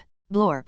The startled, panicked slimes erupted into chaos, bouncing wildly around the muddy clearing. Every time their gelatinous bodies slammed into the ground, it made a squelching blorp like someone squeezing wet rubber. The whole area looked like a boiling swamp, the slimes agitated and feeding off each other's panic. Round, glossy black eyes scanned frantically for the attackers. Gauze, meanwhile, didn't even try to hide. He stood calmly, observing them with curiosity while digging through his memory. According to what he'd read, even weak monsters like slimes could occasionally produce more powerful variants, some capable of sensing mana, allowing them to detect enemies without relying on sight. Others could reportedly cast spells, change shape, absorb energy, even merge with each other and grow to monstrous sizes. There were even wild stories about slimes stronger than dragons, but most people chalked those up to drunken nonsense. Back to reality, this group was clearly just basic, entry-level slimes. As the creatures whipped around in a panic, one of them finally spotted Gauze and his teammates. No one knew exactly how slimes communicated, but within seconds, the entire group had locked on to their position. Perhaps sensing that there were only 3 enemies, the naturally cowardly but opportunistic slimes collectively decided to go on the offensive.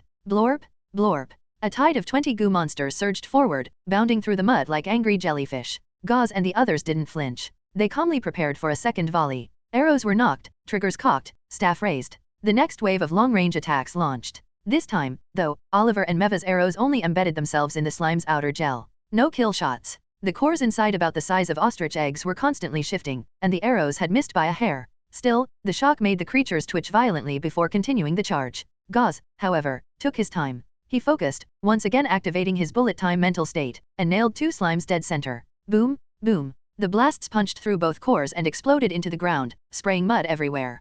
Casting with a wand really was on another level. Gauze couldn't have pulled this off barehanded. Slimes slain times 2. Total monster kills, 28. It wasn't that Oliver and Meva lacked skill, their target was just too erratic. Gauze's edge came from a combination of his bullet time focus, wand bonuses, and the sheer speed and range of magic missile over arrows. Nearby, Meva side-eyed him. Yeah, she wasn't imagining it, his spell speed had clearly improved. He's gotten stronger again. And yet, despite the casualties, the slimes didn't retreat. Surrounded by their kind, they seemed emboldened. In fact, they sped up, launching themselves out of the mud and onto solid ground. Right on cue, the rest of the team emerged. Leavine and Doyle burst from cover, shields raised, while Daphne stepped out from behind a tree, ready to provide support. The full squad formation snapped into place. Seeing their enemy count double from 3 to 6, the slime horde hesitated. Their boldness evaporated. The 2 in the back, already wounded and slowed flat out, stopped moving and began to tremble. That was the plan all along. Gauze and the others had been bait. The real team waited until the slimes were fully committed and on unfavorable terrain.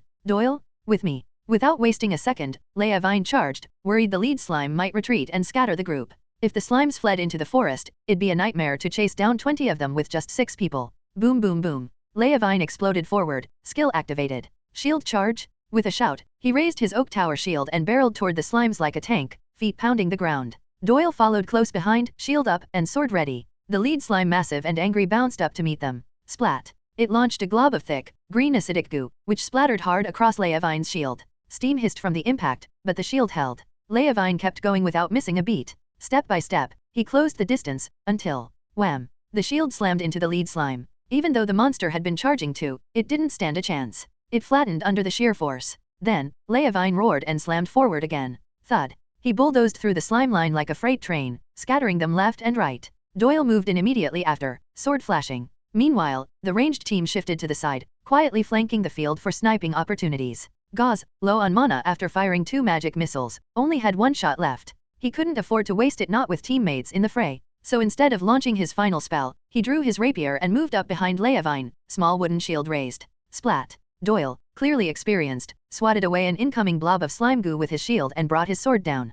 Cross slash, slice, slice. The sword lit with silver light, slashing through a slime core in 2 clean arcs. The creature instantly melted into a puddle. Use your small shields to block their acid. They can't spit again right away when they do. Strike fast. But stay alert, don't get surrounded. Oliver, Meva, provide cover if anyone gets overwhelmed. Leavine shouted out orders while continuing to press forward. Gauze nodded and spotted a lone slime about 35 centimeters wide, trailing behind and wobbling badly. Probably one of the ones that had taken a direct hit from Leavine earlier. Its core twitched wildly inside its jelly body, shifting erratically to avoid being targeted. But Gauze didn't hesitate. He moved in rapier ready. Chapter 42. Chapter 42, Moving Forward. Gauze was already preparing to test out the stun effect from his newly earned title, Slime Hunter. A special ability like this, tailored specifically against slimes, was practically made for this moment. If he wasn't going to use it now, when would he? Drawing his rapier, he stared down the slime in front of him. As soon as he willed it, the title's stun effect came to him like instinct. Within moments, he knew exactly how to activate it.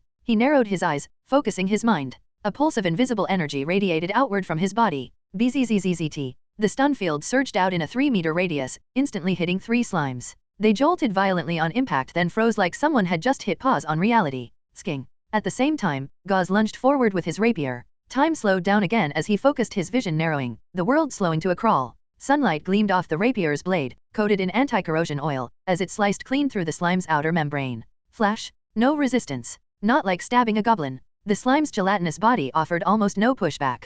SHLRRP. Aside from a few undigested scraps of debris inside the slime, the blade passed straight through, piercing its core dead on. Sploosh. Another one down. The slime collapsed into a pool of foul-smelling goo. Slime slain divided by 1. Total monster kills, 29. Gauze flicked his blade, flinging off a glob of slime gel that clung to it. Despite the protective coating, it was best not to let acidic residue sit on the metal for long. He glanced at the puddle at his feet and nodded inwardly. That stun ability? Pretty damn effective. Sure, 1 second of freeze time didn't sound like much. But in the hands of a skilled fighter, it was more than enough to end a fight quickly. More importantly, the more slimes he killed, the more the title would evolve. Who knew maybe eventually that stun would stretch to several seconds. Or outright knock enemies unconscious. Maybe even kill them outright. He looked around. Doyle was already charging into another slime. If he didn't act fast, there wouldn't be any left for him. The battle was ending fast. Leavine and Doyle held the front line, taking all the aggro. Gauze stayed just behind them, cleaning up the sides. The ranged unit picked off stragglers from the flanks.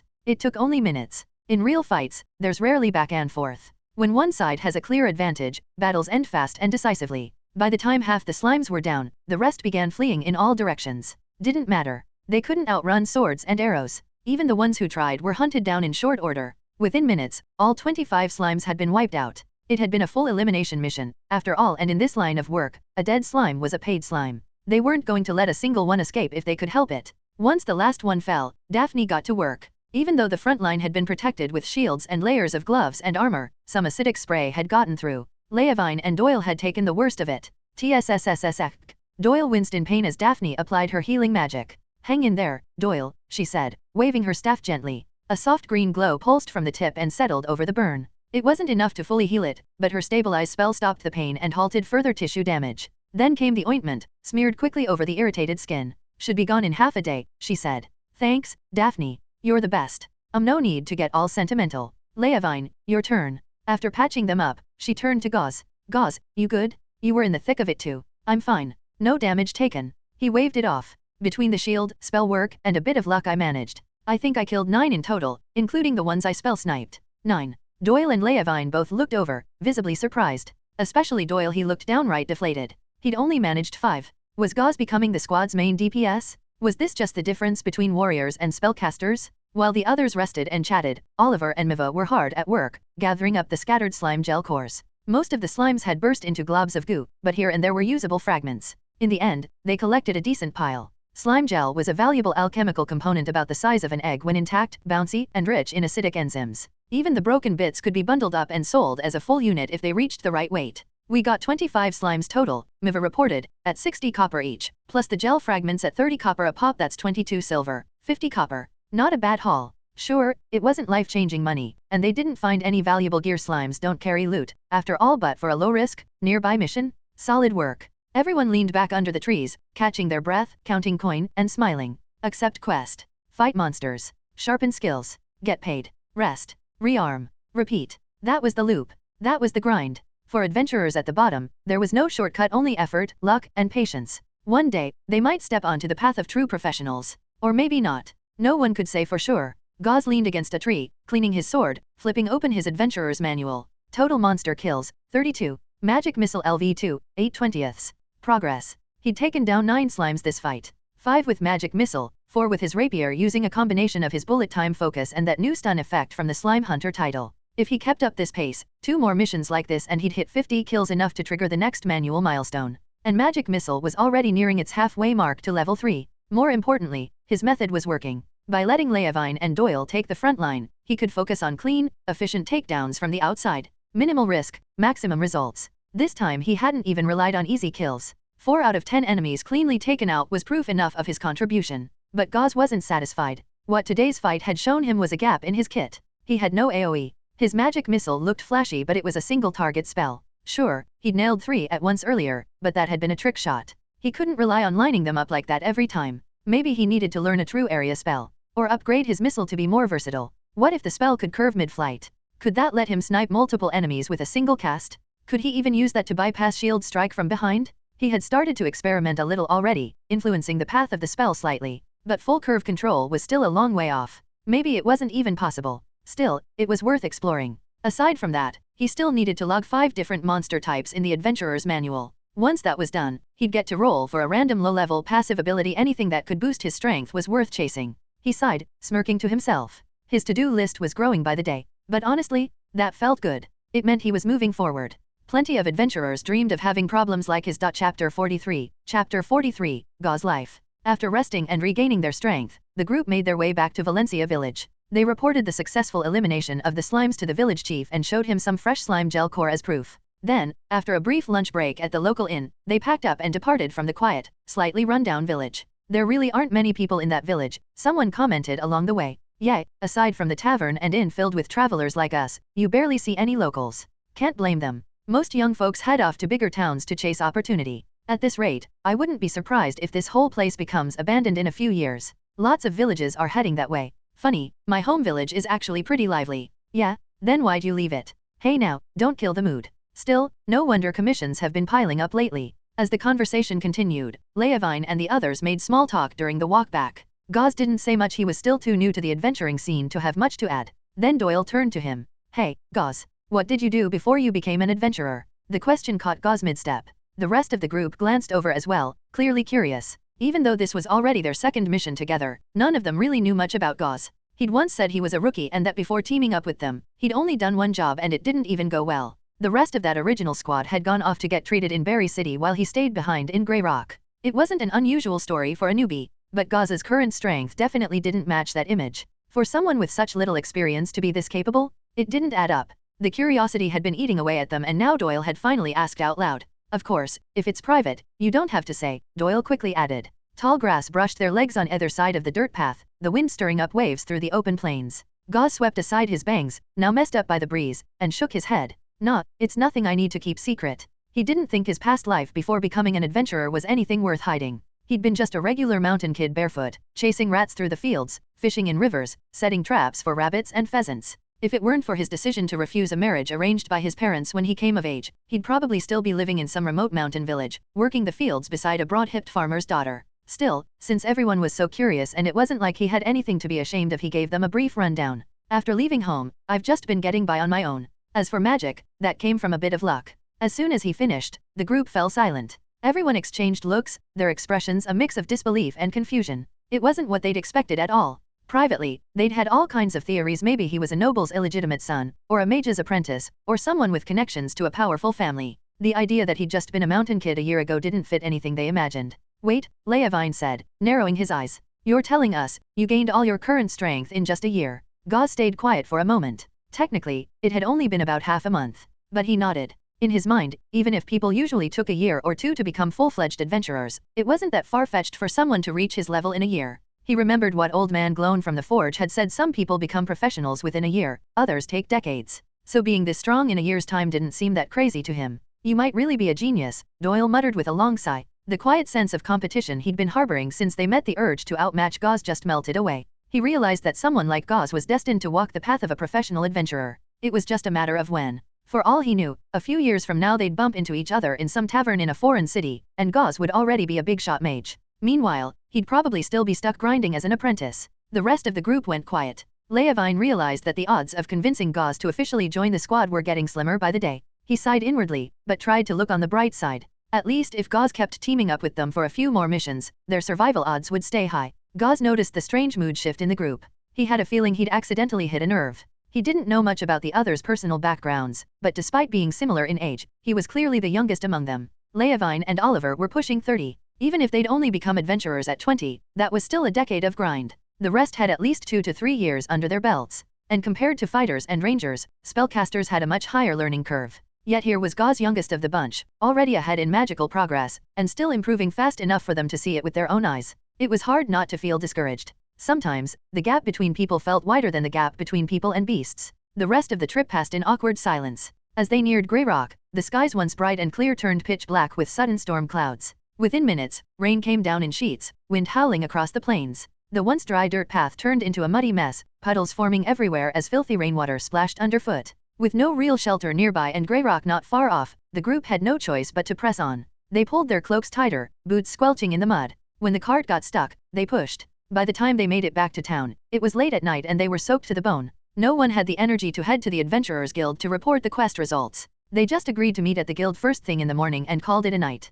Gauze hurried back to the inn, sparing a glance at the sky as thunder cracked overhead. He shook his head and let out a breath. The weather had flipped like a switch. Just a few hours ago it was blue skies, now it looked like the end of the world. Still, at least they'd thought to cover the cart. All their supplies were dry. That was something, at least. Chapter 44, Chapter 44, After Rain. The next day, when Gauze woke up, he sneezed several times in a row, clearly caught a bit of a chill. Thankfully, with his above-average constitution stat, it wasn't anything serious. If it were his past self in his old, suboptimal health, he might have already been down with a fever. Whew. He drank a bit of water and rubbed his arms. With a constitution score of 6, his body was naturally resistant to illness. His eyes drifted to the life mana stone hanging around his neck. Besides the benefit from his last stat upgrade, the crystal itself had done a lot. It steadily strengthened his body over time, and combined with his boosted stats, the effect was even more significant. He stretched. His height had stabilized at 180 cm. Not that the extra centimeters mattered much. What really counted was how much sturdier he felt. Now, a half day of travel didn't wear him out like it used to. Post-battle recovery was faster. His stamina during combat had improved too. Just a few of the many upsides of increasing constitution. Across all classes, whether warrior, ranger, or caster, it was one of the most crucial attributes. Sitting on the edge of the bed, Gauze focused inward and pulled up his adventurer's manual. On the monster index page, the image of his second enemy had finally lit up, a green slime. Beneath the icon, the label read slime, and in the corner, his kill count was noted, 9. He still needed 18 more kills from any monster type and 3 new monster species to trigger his next reward. Thinking it over, he figured the kill count would probably be the first to hit the goal. Compared to the unclear benefits of unlocking a random racial trait, the flat attribute boost from the total kill count was more direct and reliable. He decided not to get his hopes up too much about the random trait. The prompt back then had said, the weaker the trait, the more likely you'll get it. Keeping expectations low was a great way to avoid disappointment and boost happiness. After sorting out his thoughts, Gauze got dressed and headed downstairs. The heavy rain from yesterday had passed as quickly as it came. Now, the sky was clear again. On the first floor of the inn, a few unfamiliar guests were having breakfast. Nothing unusual. Travelers came and went from this place all the time. Still, when some of the diners spotted Gauze equipped in high-quality gear and visibly armed, their conversations quieted. A few even nodded toward him nervously. Gauze noticed it, but didn't care. In this world, regular folks generally avoided picking fights with adventurers. Part of it was practical. Adventurers carried weapons, wore decent armor, and could be dangerous if provoked. But more than that, they lived hard lives facing death, danger, and stress from constant quests. Some were short-tempered. You might set one off just by looking at them wrong. Even though towns had guards and watchmen, help rarely came fast enough. Best to steer clear. Up already. Sophia was tending to a rosemary plant behind the counter. That rain was wild last night. You guys should have stayed put and come back today. No choice. The weather was fine when we left, then it came down out of nowhere. Gauze shook his head. There wasn't much they could have done. What's that plant for? He glanced at the pot. Rosemary. The inn's been damp lately. I'm hoping it helps with the smell and keeps bugs away. Gauze smiled. Probably wouldn't do much, but at least she was trying. After breakfast, he made his way to the Adventurers Guild. First order of the day, report the completed quest and collect the reward. Even though this was only his third job, Gauze still felt a little thrill every time he handed in a mission. That same feeling of relief he used to get after finishing the last exam in a school semester. Members of the Night Owl party lived in different parts of town. Some rented private houses, others stayed in taverns. As usual, they arrived at the guild at different times. When Gauze showed up, Leavine was already there. He always seemed to be the first to arrive. Morning. They exchanged brief greetings. Leavine looked a little worn from yesterday's rain, but tried to stay cheerful, perhaps to avoid awkward silence. Monster requests should start spiking soon, he mentioned casually. Why's that? Gauze asked. It's a trend. After big storms, monsters tend to become more active. So we should take on more quests while the opportunities are there. Gauze asked, already thinking ahead. More monster activity meant more requests. More requests meant more chances to pick missions that fit their strengths. You couldn't just blindly accept every commission that came your way. You had to consider the monster type, location, reward, cost of supplies and gear, and whether your weapons might get damaged in the process. Mess that up, and you could end up losing money on a job. Leavine nodded. That's the idea. But it'll depend on how everyone's feeling. If it's possible, Captain Leavine, Gauze said, trying not to sound pushy, could we take a job that involves something other than goblins or slimes? Switching it up, huh? Leavine chuckled. Got it. I'll look into it. He didn't promise anything out loud, but mentally, he was already sorting through possible monster requests that might fit. Gauze could tell from Leavine's serious expression that he was taking the suggestion to heart. That meant their next mission would probably involve a new monster type. Good. He needed to reach 50 total monster kills, and unlock a few more types to roll for that racial trait. Either milestone could potentially boost his power significantly. And once his strength leveled up enough, maybe he'd finally be ready to solo some beginner-level jobs. He didn't want to keep relying on the group for everything. Honestly, he felt like he could already handle 10 or so basic monsters on his own. And most entry-level requests only involved that many, tops. But still he couldn't be sure. Even in their last mission, he'd killed nearly 10 slimes, but that was with a front line soaking up damage and ranged allies backing him up. Going solo meant no backup. He didn't want to risk everything on a miscalculation. Better to play it safe and keep training for a while longer. This wasn't a game where he could respawn if he died. In real life, one wrong move could be the end. Chapter 45, Continuous Rain. Finally cleared up. Gauze opened the window and looked outside, smiling as the sunlight streamed in. A few days ago, after the team turned in their last quest and got paid, they had planned to pick up a new commission 2 days later. But the weather had other plans. Several straight days of rain pushed everything back. He couldn't shake the feeling that there was something odd about the rain, but he had no real leads. Could it be the start of the rainy season? He muttered to himself as he walked the streets for the first time in days. Being cooped up in the inn had left him restless. Aside from practicing sword drills in his room or chatting with Sophia in the common area, he hadn't done much. If he stayed idle any longer, he felt like he'd start rusting over. And he wasn't the only one with that thought. The town streets were packed with people and merchant carts now that the weather had cleared. Move it, or get out of my way. A huge, shirtless beastkin was yelling at a pair of pedestrians walking too slowly in front of him. Gauze heard the shouting and glanced back, not because he was involved, just curious. Beastkin were known for their short tempers, and this one was no exception. With a glare and voice like a bullhorn, he barked at the 2 humans ahead of him, clearly frustrated they were in his way. Normally, civilians would back down at the sight of such a towering figure. But this time, the man in front wasn't the type to back off. He came to a stop, turned around, and gave the beastkin a provocative smirk. The contrast was ridiculous. The man looked about 5 feet 7 inches, while the beastkin stood a solid 2 meters tall, built like a wall. And yet, not an ounce of fear on his face. You little. Already angry, the beastkin's rage exploded the moment he was challenged. With a roar, he swung a massive fist straight at the man's face. People nearby scattered, not wanting to get caught in the chaos. But shockingly, the punch fueled by brute force was stopped cold by the man's bare hand. It didn't budge an inch. The beastkin's eyes twitched. His rage melted into a sheepish grin. Sorry, bud. But before he could finish the apology, a brutal knee strike landed squarely in his gut. URK. The man stepped back as the beastkin collapsed to his knees, dry heaving in pain. Gauze watched the whole thing from a distance, expression hardening. A professional. That kind of overwhelming power, that speed and control, it could only belong to someone who had already advanced into a true class. It was terrifying. Even though he hadn't been using his slowed-down combat state, Gauze couldn't even track the movement with his eyes. It was that fast. No wonder people called professional class adventurers living weapons. Even a beastkin, with their powerful bloodline and innate strength, couldn't withstand a single knee strike. A regular person? They wouldn't even last that long. Would I be able to react if I were that close? No. The answer came to him instantly. Even with enhanced mental processing, his body wouldn't move fast enough to dodge something like that. If he had distance, maybe he could fire off a magic missile in time, but with that guy's physical stats, he might not even have a chance to lock on properly before getting hit. I'm still way too weak. Surrounded by the Night Owl party, Gauze had started to feel like he was making real progress, but now he was reminded just how far he had to go.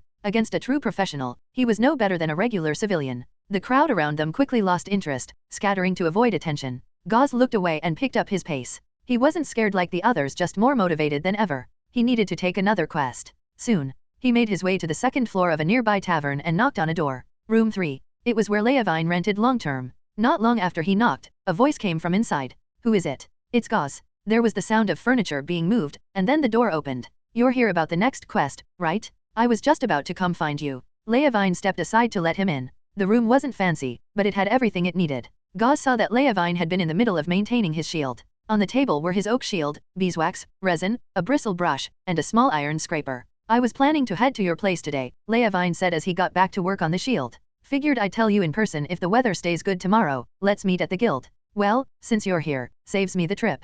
Leavine stretched with a groan. The rain had made him restless too. Adventurer skills could dull without use. Not immediately, but the idea had been nagging at him for days. He couldn't shake the feeling that lying around had somehow lowered his chances of becoming a professional. Want me to help tell the others? Nah, I'll take care of it this afternoon. Good excuse to get out of the house. Gauze stayed a bit longer, learning Leavine's shield maintenance process. His memory was sharp. He had the whole thing memorized after a few steps and left satisfied. The next day, the weather stayed clear. Gauze geared up and left the inn. At the Adventurers Guild, the hall was packed. The quest board had even more postings than usual. What kind of job should we take this time? Doyle was practically bouncing in place. I feel like I'm this close to mastering cross/I swear, it's coming. You said the same thing last year, Meva deadpanned from behind him. No, seriously? This time's different. Yeah, you said that too. Last year. A lot of adventurers had moments like this where they felt like their skills were about to break through and their class was just around the corner. Problem was, there was no progress bar. Everything was based on gut feeling, which was easily swayed by mood or wishful thinking.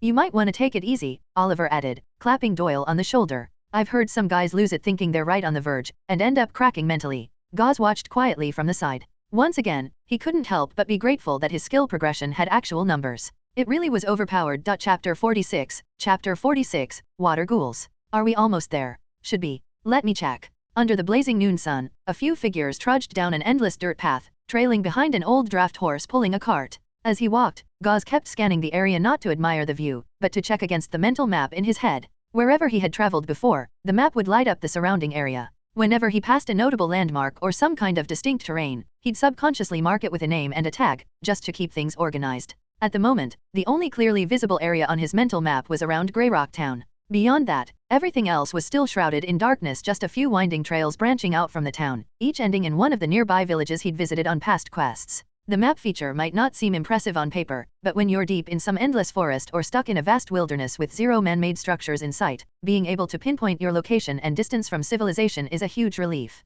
It meant never having to worry about getting lost. And for low-tier adventurers, that kind of ability was incredibly valuable. In fact, once he eventually stepped into higher-level ruins, dungeons, and labyrinths, this feature would likely become even more critical. Whether it was a maze, a cave, an underground world, or an oceanic expedition, if he'd been there, he wouldn't lose his way. He marked a nearby water source on his map and pulled out of the interface. Up ahead, he spotted the glittering outline of a large river in the distance. That was their next mission site, the Enns River. This job was to eliminate a group of water ghouls that had taken up residence along the shoreline, about 20 in total. Their task was to search the docks and surrounding areas and wipe out the monsters. It was their second mission since the rain cleared up. The previous one involved clearing skeletons from a graveyard. Regular skeletons were, without a doubt, the weakest monsters Gauze had faced so far. Unfortunately, there hadn't been many of them, and although Gauze had taken down most of them, he only got credit for 8. Skeleton-related quests were rare anyway. They were so weak that villagers could take them out with pitchforks. No one wanted to pay adventurers to do it. Honestly, skeletons were a disgrace to monsters everywhere.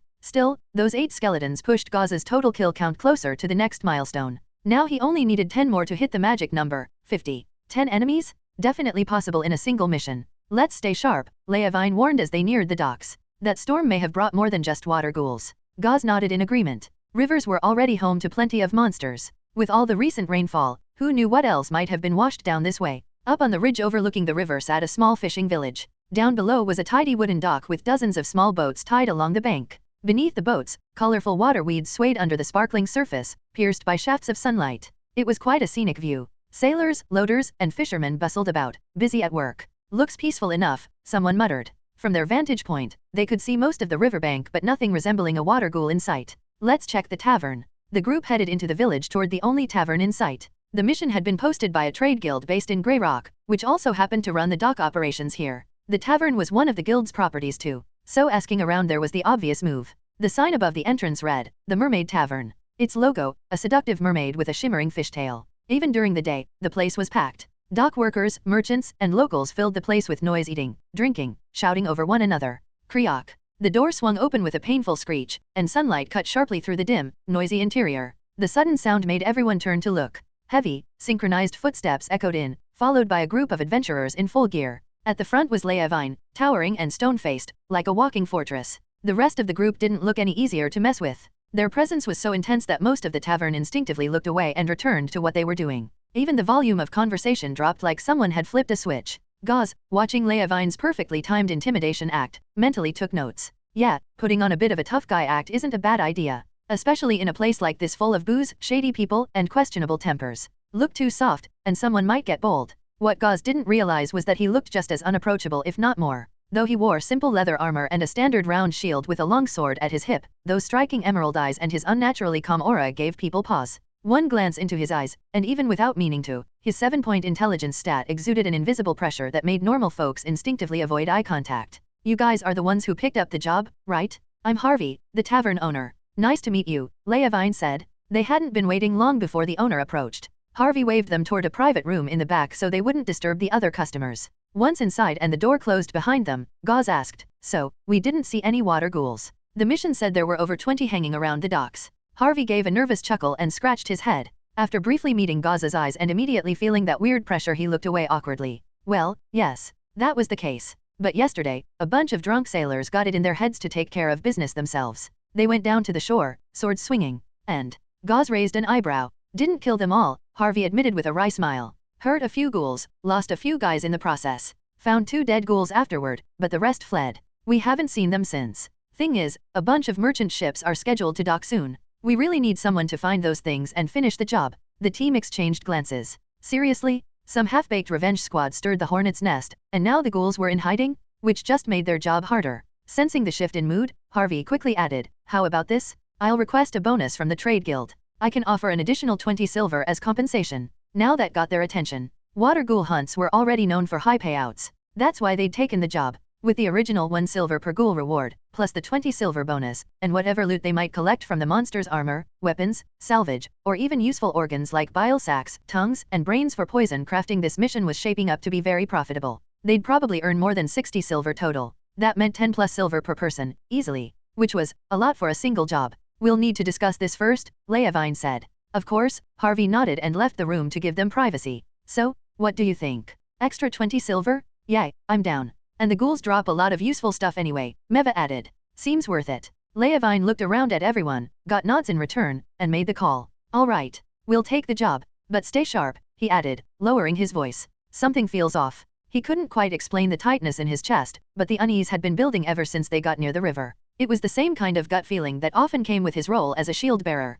He couldn't put his finger on it, so he just warned everyone to be cautious. They nodded, though no one seemed too concerned. Leavine always worried like this before a fight. Gauze, meanwhile, was focused on something else entirely. He was 10 kills away from hitting 50. Just 10 more and he'd hit the next major milestone. Total monster kills, 40/50ths. Monster types collected, 3/5, Goblin, Slime, Skeleton. Maybe just maybe he could finish the set with this mission. Chapter 47, Cautious Monsters. After confirming they'd continue with the mission, the group grabbed a quick meal at the tavern and took a short break. Once the sun wasn't so harsh, they headed to the riverbank to start looking for clues. The afternoon sunlight danced across the water, casting a warm golden shimmer across the rippling surface. A gentle breeze rolled in, rustling the multicolored water grasses along the bank. For a moment, as they took in the breathtaking scenery, the group fell silent, almost forgetting they were here on a job. This should be the spot the tavern owner mentioned, right? Gauze crouched down and pointed to a few dried, dark brown bloodstains on the rocks by the shore. He waved the others over. According to the chubby tavern owner,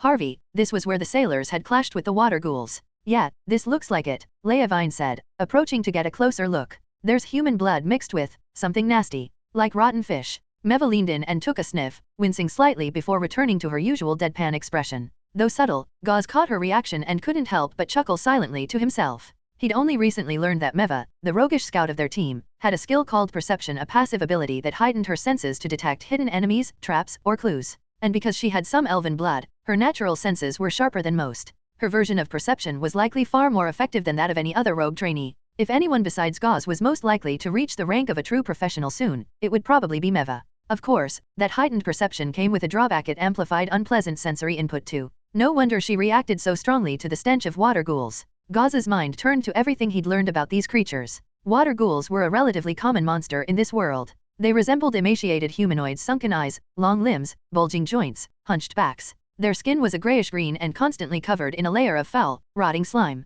Because of their human-like features, there were folk legends claiming they were the restless spirits of people who had drowned. They lived in or near water, rivers, lakes, swamps, and hunted opportunistically. They'd eat just about anything: animal carcasses, garbage, mud, decaying plants, fruit pulp, you name it. Sometimes they lured humans close to the shore with mimicry, then dragged them into the water to drown before feasting on their insides. Water ghouls rarely operated solo, but they didn't swarm in massive hordes either, usually packs of 10 to 15. So having more than 20 in this area was considered a pretty large group. Where the hell are they hiding? Doyle muttered irritably, chucking a rock into the water. Splash! It hit hard but quickly disappeared beneath the current. Water ghouls were excellent swimmers, but they still needed to surface occasionally for air. They preferred shallow water zones, mudflats, swamps, silted banks, not deep rivers. So where had they gone? If we don't spot them soon, we'll have to wait until sundown. They're more active at night. The team had anticipated a situation like this when they took the job. If the ghouls were determined to stay submerged, it would be nearly impossible for low-tier adventurers to deal with them in open water.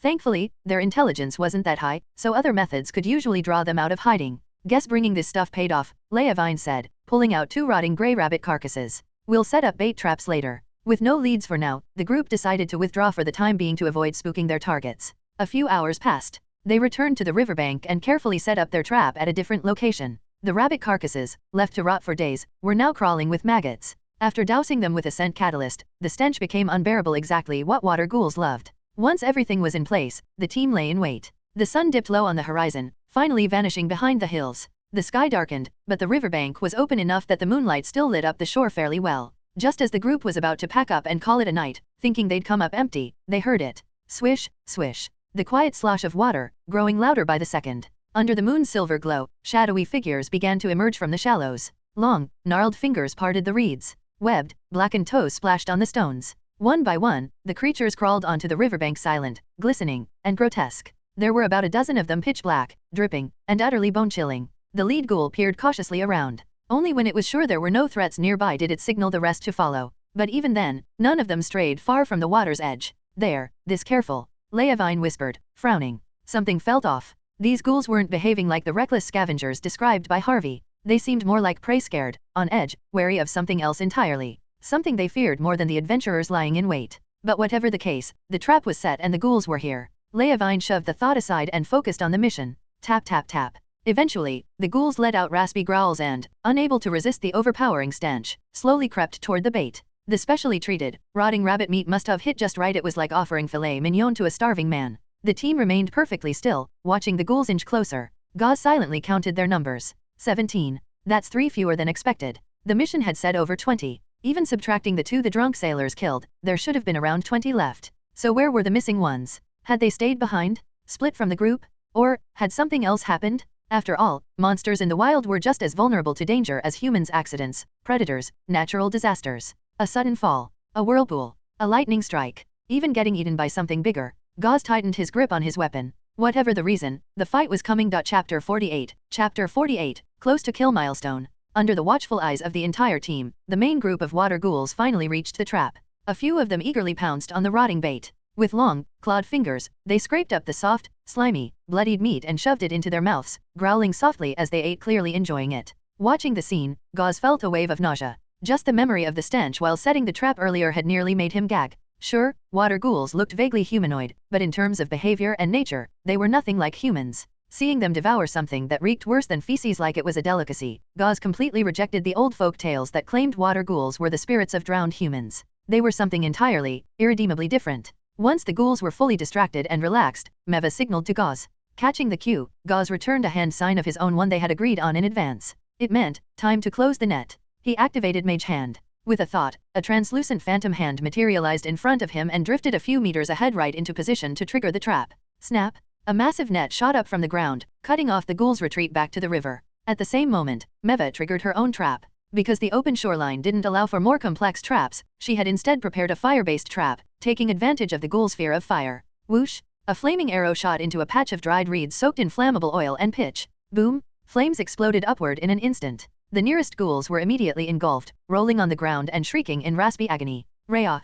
The others panicked. Disoriented and afraid, they instinctively tried to flee to the water only to find their exit blocked. The net wasn't indestructible, but it was strong enough to hold them off for a moment. And that was all the team needed. The rest of the party emerged from their hiding spots, surrounding the ghouls from both flanks. The trap had worked, they were boxed in. Don't let them escape. On land, water ghouls weren't too dangerous, but if they made it back to the water, it'd be a whole different story. Gauze and Leavine moved in. Take out the leader first. Gauze locked onto what looked like the ghoul captain, barking orders and clearly in charge. He raised his wand and began channeling his magic. A bright blue orb of energy gathered at the tip of his bone wand. He focused on the target. The orb launched like a bullet. Magic missile. The ghoul captain spotted the glowing projectile and tried to dodge. But there was no avoiding a level 1 spell like this, not for a basic monster. Boom! The missile slammed into its neck, obliterating it in a burst of raw magic. The head flew clean off. Thud. The severed head bounced once, then rolled away into the dark. Water Ghoul slain ×1. Total monster killa, 41. New title earned, Water Ghoul Hunter.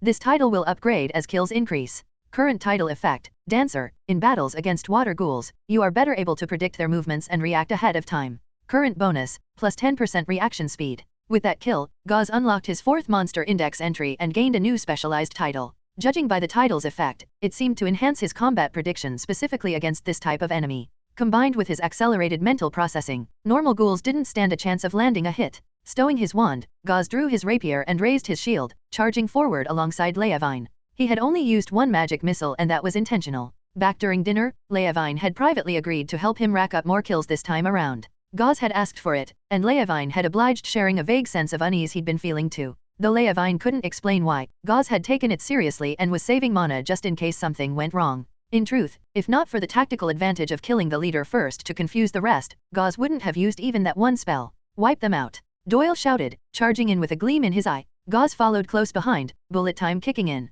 Time slowed. This time, things felt different. Facing the water ghouls, he felt a strange ease like he instinctively knew them. It was the effect of his dancer title at work. One ghoul lunged forward, he raised his shield and intercepted its claws before they even landed. Thud! His round shield caught the blow with a satisfying thunk. In one fluid motion, Gauze struck. His rapier shot out like a snake, piercing through the ghoul's slimy, grey-green flesh and sliding into its heart. No resistance. Just a clean kill. He twisted the blade and yanked it free, then bashed the collapsing ghoul aside with his shield. Water ghoul slain ×1. Total monster kills, 42. Only 8 more to go. Gauze over here. Leavine called from a short distance away. Gauze glanced over and saw that, just as planned, Leavine had scattered several ghouls with his shield charged to give Gauze easy finishing blows. Grateful, Gauze didn't hesitate. With blade in hand and feet like the wind, he sprinted over and began dispatching the wounded ghouls one by one. His rapier was like the Reaper's scythe. Water ghoul slain ×1. Water ghoul slain ×1. Chapter 49. Chapter 49. New spell? Monster under the moonlight.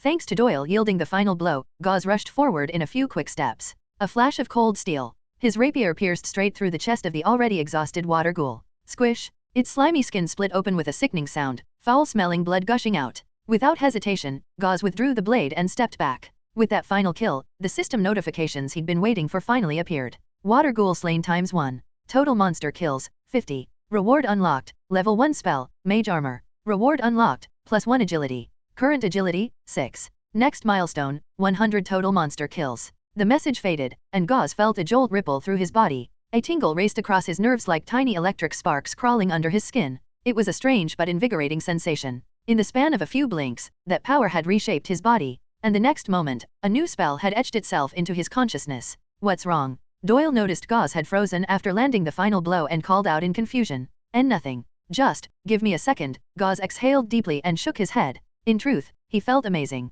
The +1 agility boost may seem small, but unlike Constitution, agility had an immediate and obvious impact. Going from 5 to 6 made him feel more fluid, more in sync with his movements. If he had to compare it, it was like switching from a laggy 200 milliseconds ping to a smooth, low latency 30 milliseconds in a game. The difference was night and day. Of course, maybe that's just the adrenaline talking, but either way, his ability to control his body had definitely leveled up. And now, he had a new spell. Level 1 spell, Mage Armor. As he mentally examined the details, the spell's function became clear. Upon casting, it would form a protective force field around his body, a kind of zero-weight invisible armor. It wouldn't slow him down at all, but it would absorb damage. Exactly the kind of utility he needed. Gauze's heart thumped with excitement. This spell is amazing. He had to admit it, he was already falling in love with this new ability. It was just like back when he got Magic Missile, which had quickly replaced Mage Hand as his go-to attack. Now, Mage Armor might take the crown. In fact, he was even debating whether to make it his new core skill. Based on gut feeling, Mage Armor seemed easier to train and level up compared to Magic Missile too.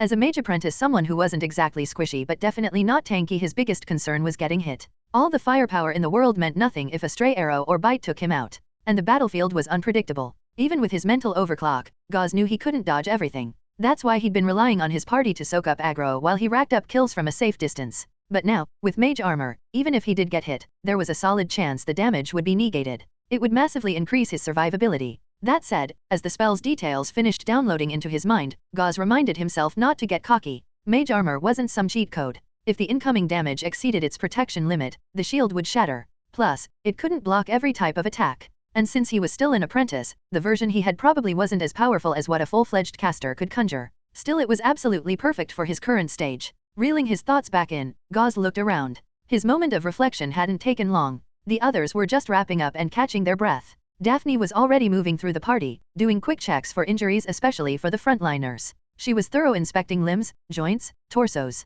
Even tiny scratches could be dangerous, given the bacteria water ghouls carried. Those overlooked, painless cuts could fester into infections or worse. Meanwhile, Meva and Oliver were already hard at work collecting loot. In addition to the left ears used for bounty verification, certain ghoul body parts were also valuable for crafting poisons and potions. It was a messy job. When Daphne finished checking Gauze, he headed over to help with cleanup. Leavine finally relaxed a bit. So far, it looked like his earlier gut feeling had been a false alarm. Everything had gone smoothly. They rested briefly, then resumed gathering. All in all, the process was gross but worthwhile. Ghouls reeked. Their corpses were disgusting to handle, but when you remembered that each piece was basically money, it was worth it. There's only one kind of pain worse than physical suffering: being broke. Just as the group was busy with post-battle cleanup, Gauze's eye suddenly started twitching like crazy. At first, he thought it was from the overwhelming stench. Maybe the putrid ghoul flesh was finally getting to him. But then a prickling sensation crawled across his scalp. His instincts screamed. He abruptly looked up and froze. Under the moonlight, across the glimmering silver surface of the river, a tall, hulking blue figure was silently walking along the riverbank. Is that a person? No, something's off. That's not human. It's a monster? Squinting through the dim light, Gauze finally got a clear look. Its skin was stretched tightly over its bones, covered in patches of scales and bluish-black spots like a dried-out leather hide. Its face resembled some sort of canine predator, sunken eye sockets glowing red like burning coals, a snout full of jagged teeth, and a long, muscular tongue flailing in the air like a snake. Its front limbs ended in long, curved claws that looked like serrated blades. It hunched as it walked like a bipedal beast moving with quiet, unnatural grace. And it was heading straight for them. Fast. Chapter 50. Chapter 50, Surviving. Watch out! A monster's coming. The moment Gauze confirmed the approaching figure wasn't human, he immediately shouted a warning to the others, who were still focused on looting the water ghoul corpses. Meva was the second to spot it. After Gauze's alert, she quickly locked onto the figure approaching across the riverbank. A ghoul? No, it's stronger. That might be a ghast. The second she got a clear look, her calm heartbeat suddenly began to race. What are you talking about? Didn't we just wipe out the water ghouls? Doyle hadn't caught on yet. He followed her line of sight, and when he saw what she was talking about, he immediately jumped to his feet, face pale as a sheet. Unlike water ghouls, and ghasts were monsters that only professional adventurers could realistically handle. Everyone immediately dropped what they were doing, grabbed their gear, and regrouped. An anxious tension filled the air. Water ghouls were easy prey, but ghouls, especially ghasts, were in a completely different league. For most rookie adventurers, running into one meant game over. And this one didn't look like some sloppy brute either, it had the build and bearing of a seasoned warrior. Don't panic. I don't think it's here to attack us, Meva said after watching it for a few moments. She pointed out that the creature was walking up to them in the open, no attempt at stealth or ambush. That suggested it wasn't looking for a fight. Even though ghouls were serious threats, they weren't brainless. They'd avoid danger if they could. And the 6 of them were decently geared. Most importantly, the 20 or so rotting water ghoul corpses lying on the ground were probably more than enough of a meal. Yeah, it probably just wants us to leave, Gauze agreed, putting the pieces together. The missing water ghouls from earlier? It all made sense now. They were likely killed by this thing. That realization calmed everyone slightly, though they still kept their weapons ready.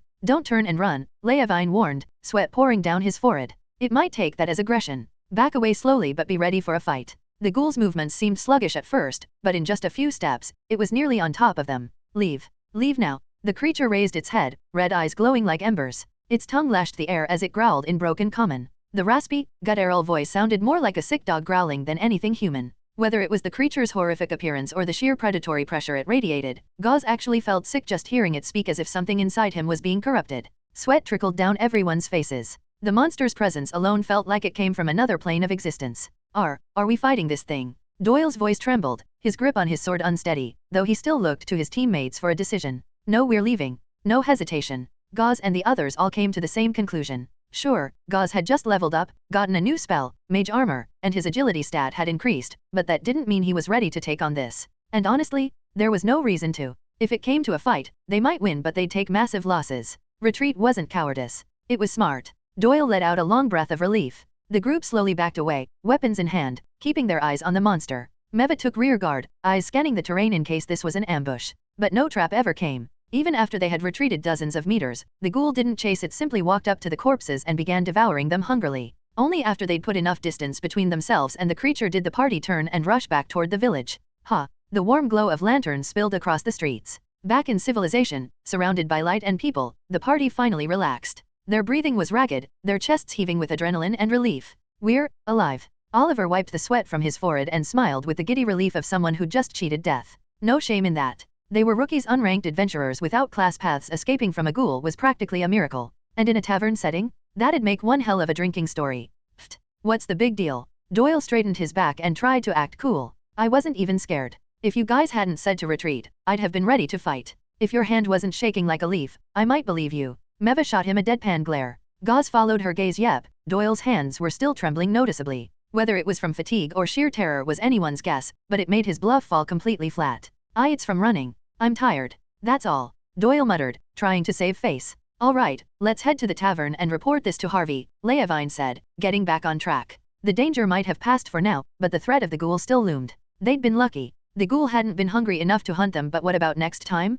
What about the villagers? Someone needed to inform the locals so they could decide whether to post a formal bounty. Also, the team hadn't finished collecting all the water ghoul loot. They were missing enough ears to fully claim the bounty. They'd have to explain that too. They arrived at the Mermaid Tavern, the only watering hole in town. At night, the place was even livelier than during the day. Tankard swinging traders with big beards toasted loudly. Sailors yelled numbers as they rattled dice. A shirtless, hairy-chested man danced drunkenly in the middle of the hall. It was chaos. Glorious, drunken chaos. Kriok. The tavern door slammed open with a boot kick. Even before the group stepped inside, a foul wave of fishy stench swept in like a plague. A drunk who had been slumped lazily near the door bolted upright, startled by the noise. He wrinkled his nose, face turning red in disgust. Ugh, who let in the damn sewer rats? Get out of here. Smack. Before the drunk could swing, his arm was caught gripped tightly by a strong hand. Everyone turned to look. There, illuminated in the doorway by pale moonlight, stood a group of battered, blood-stained adventurers. Their armor was filthy. Guts and bile clung to the seams. Gore, sludge, and things that shouldn't have names were stuck to their clothes and weapons. In that moment, they didn't look like heroes. They looked like they'd just crawled out of hell. The entire tavern went dead silent. It was like someone had pressed mute on the whole room.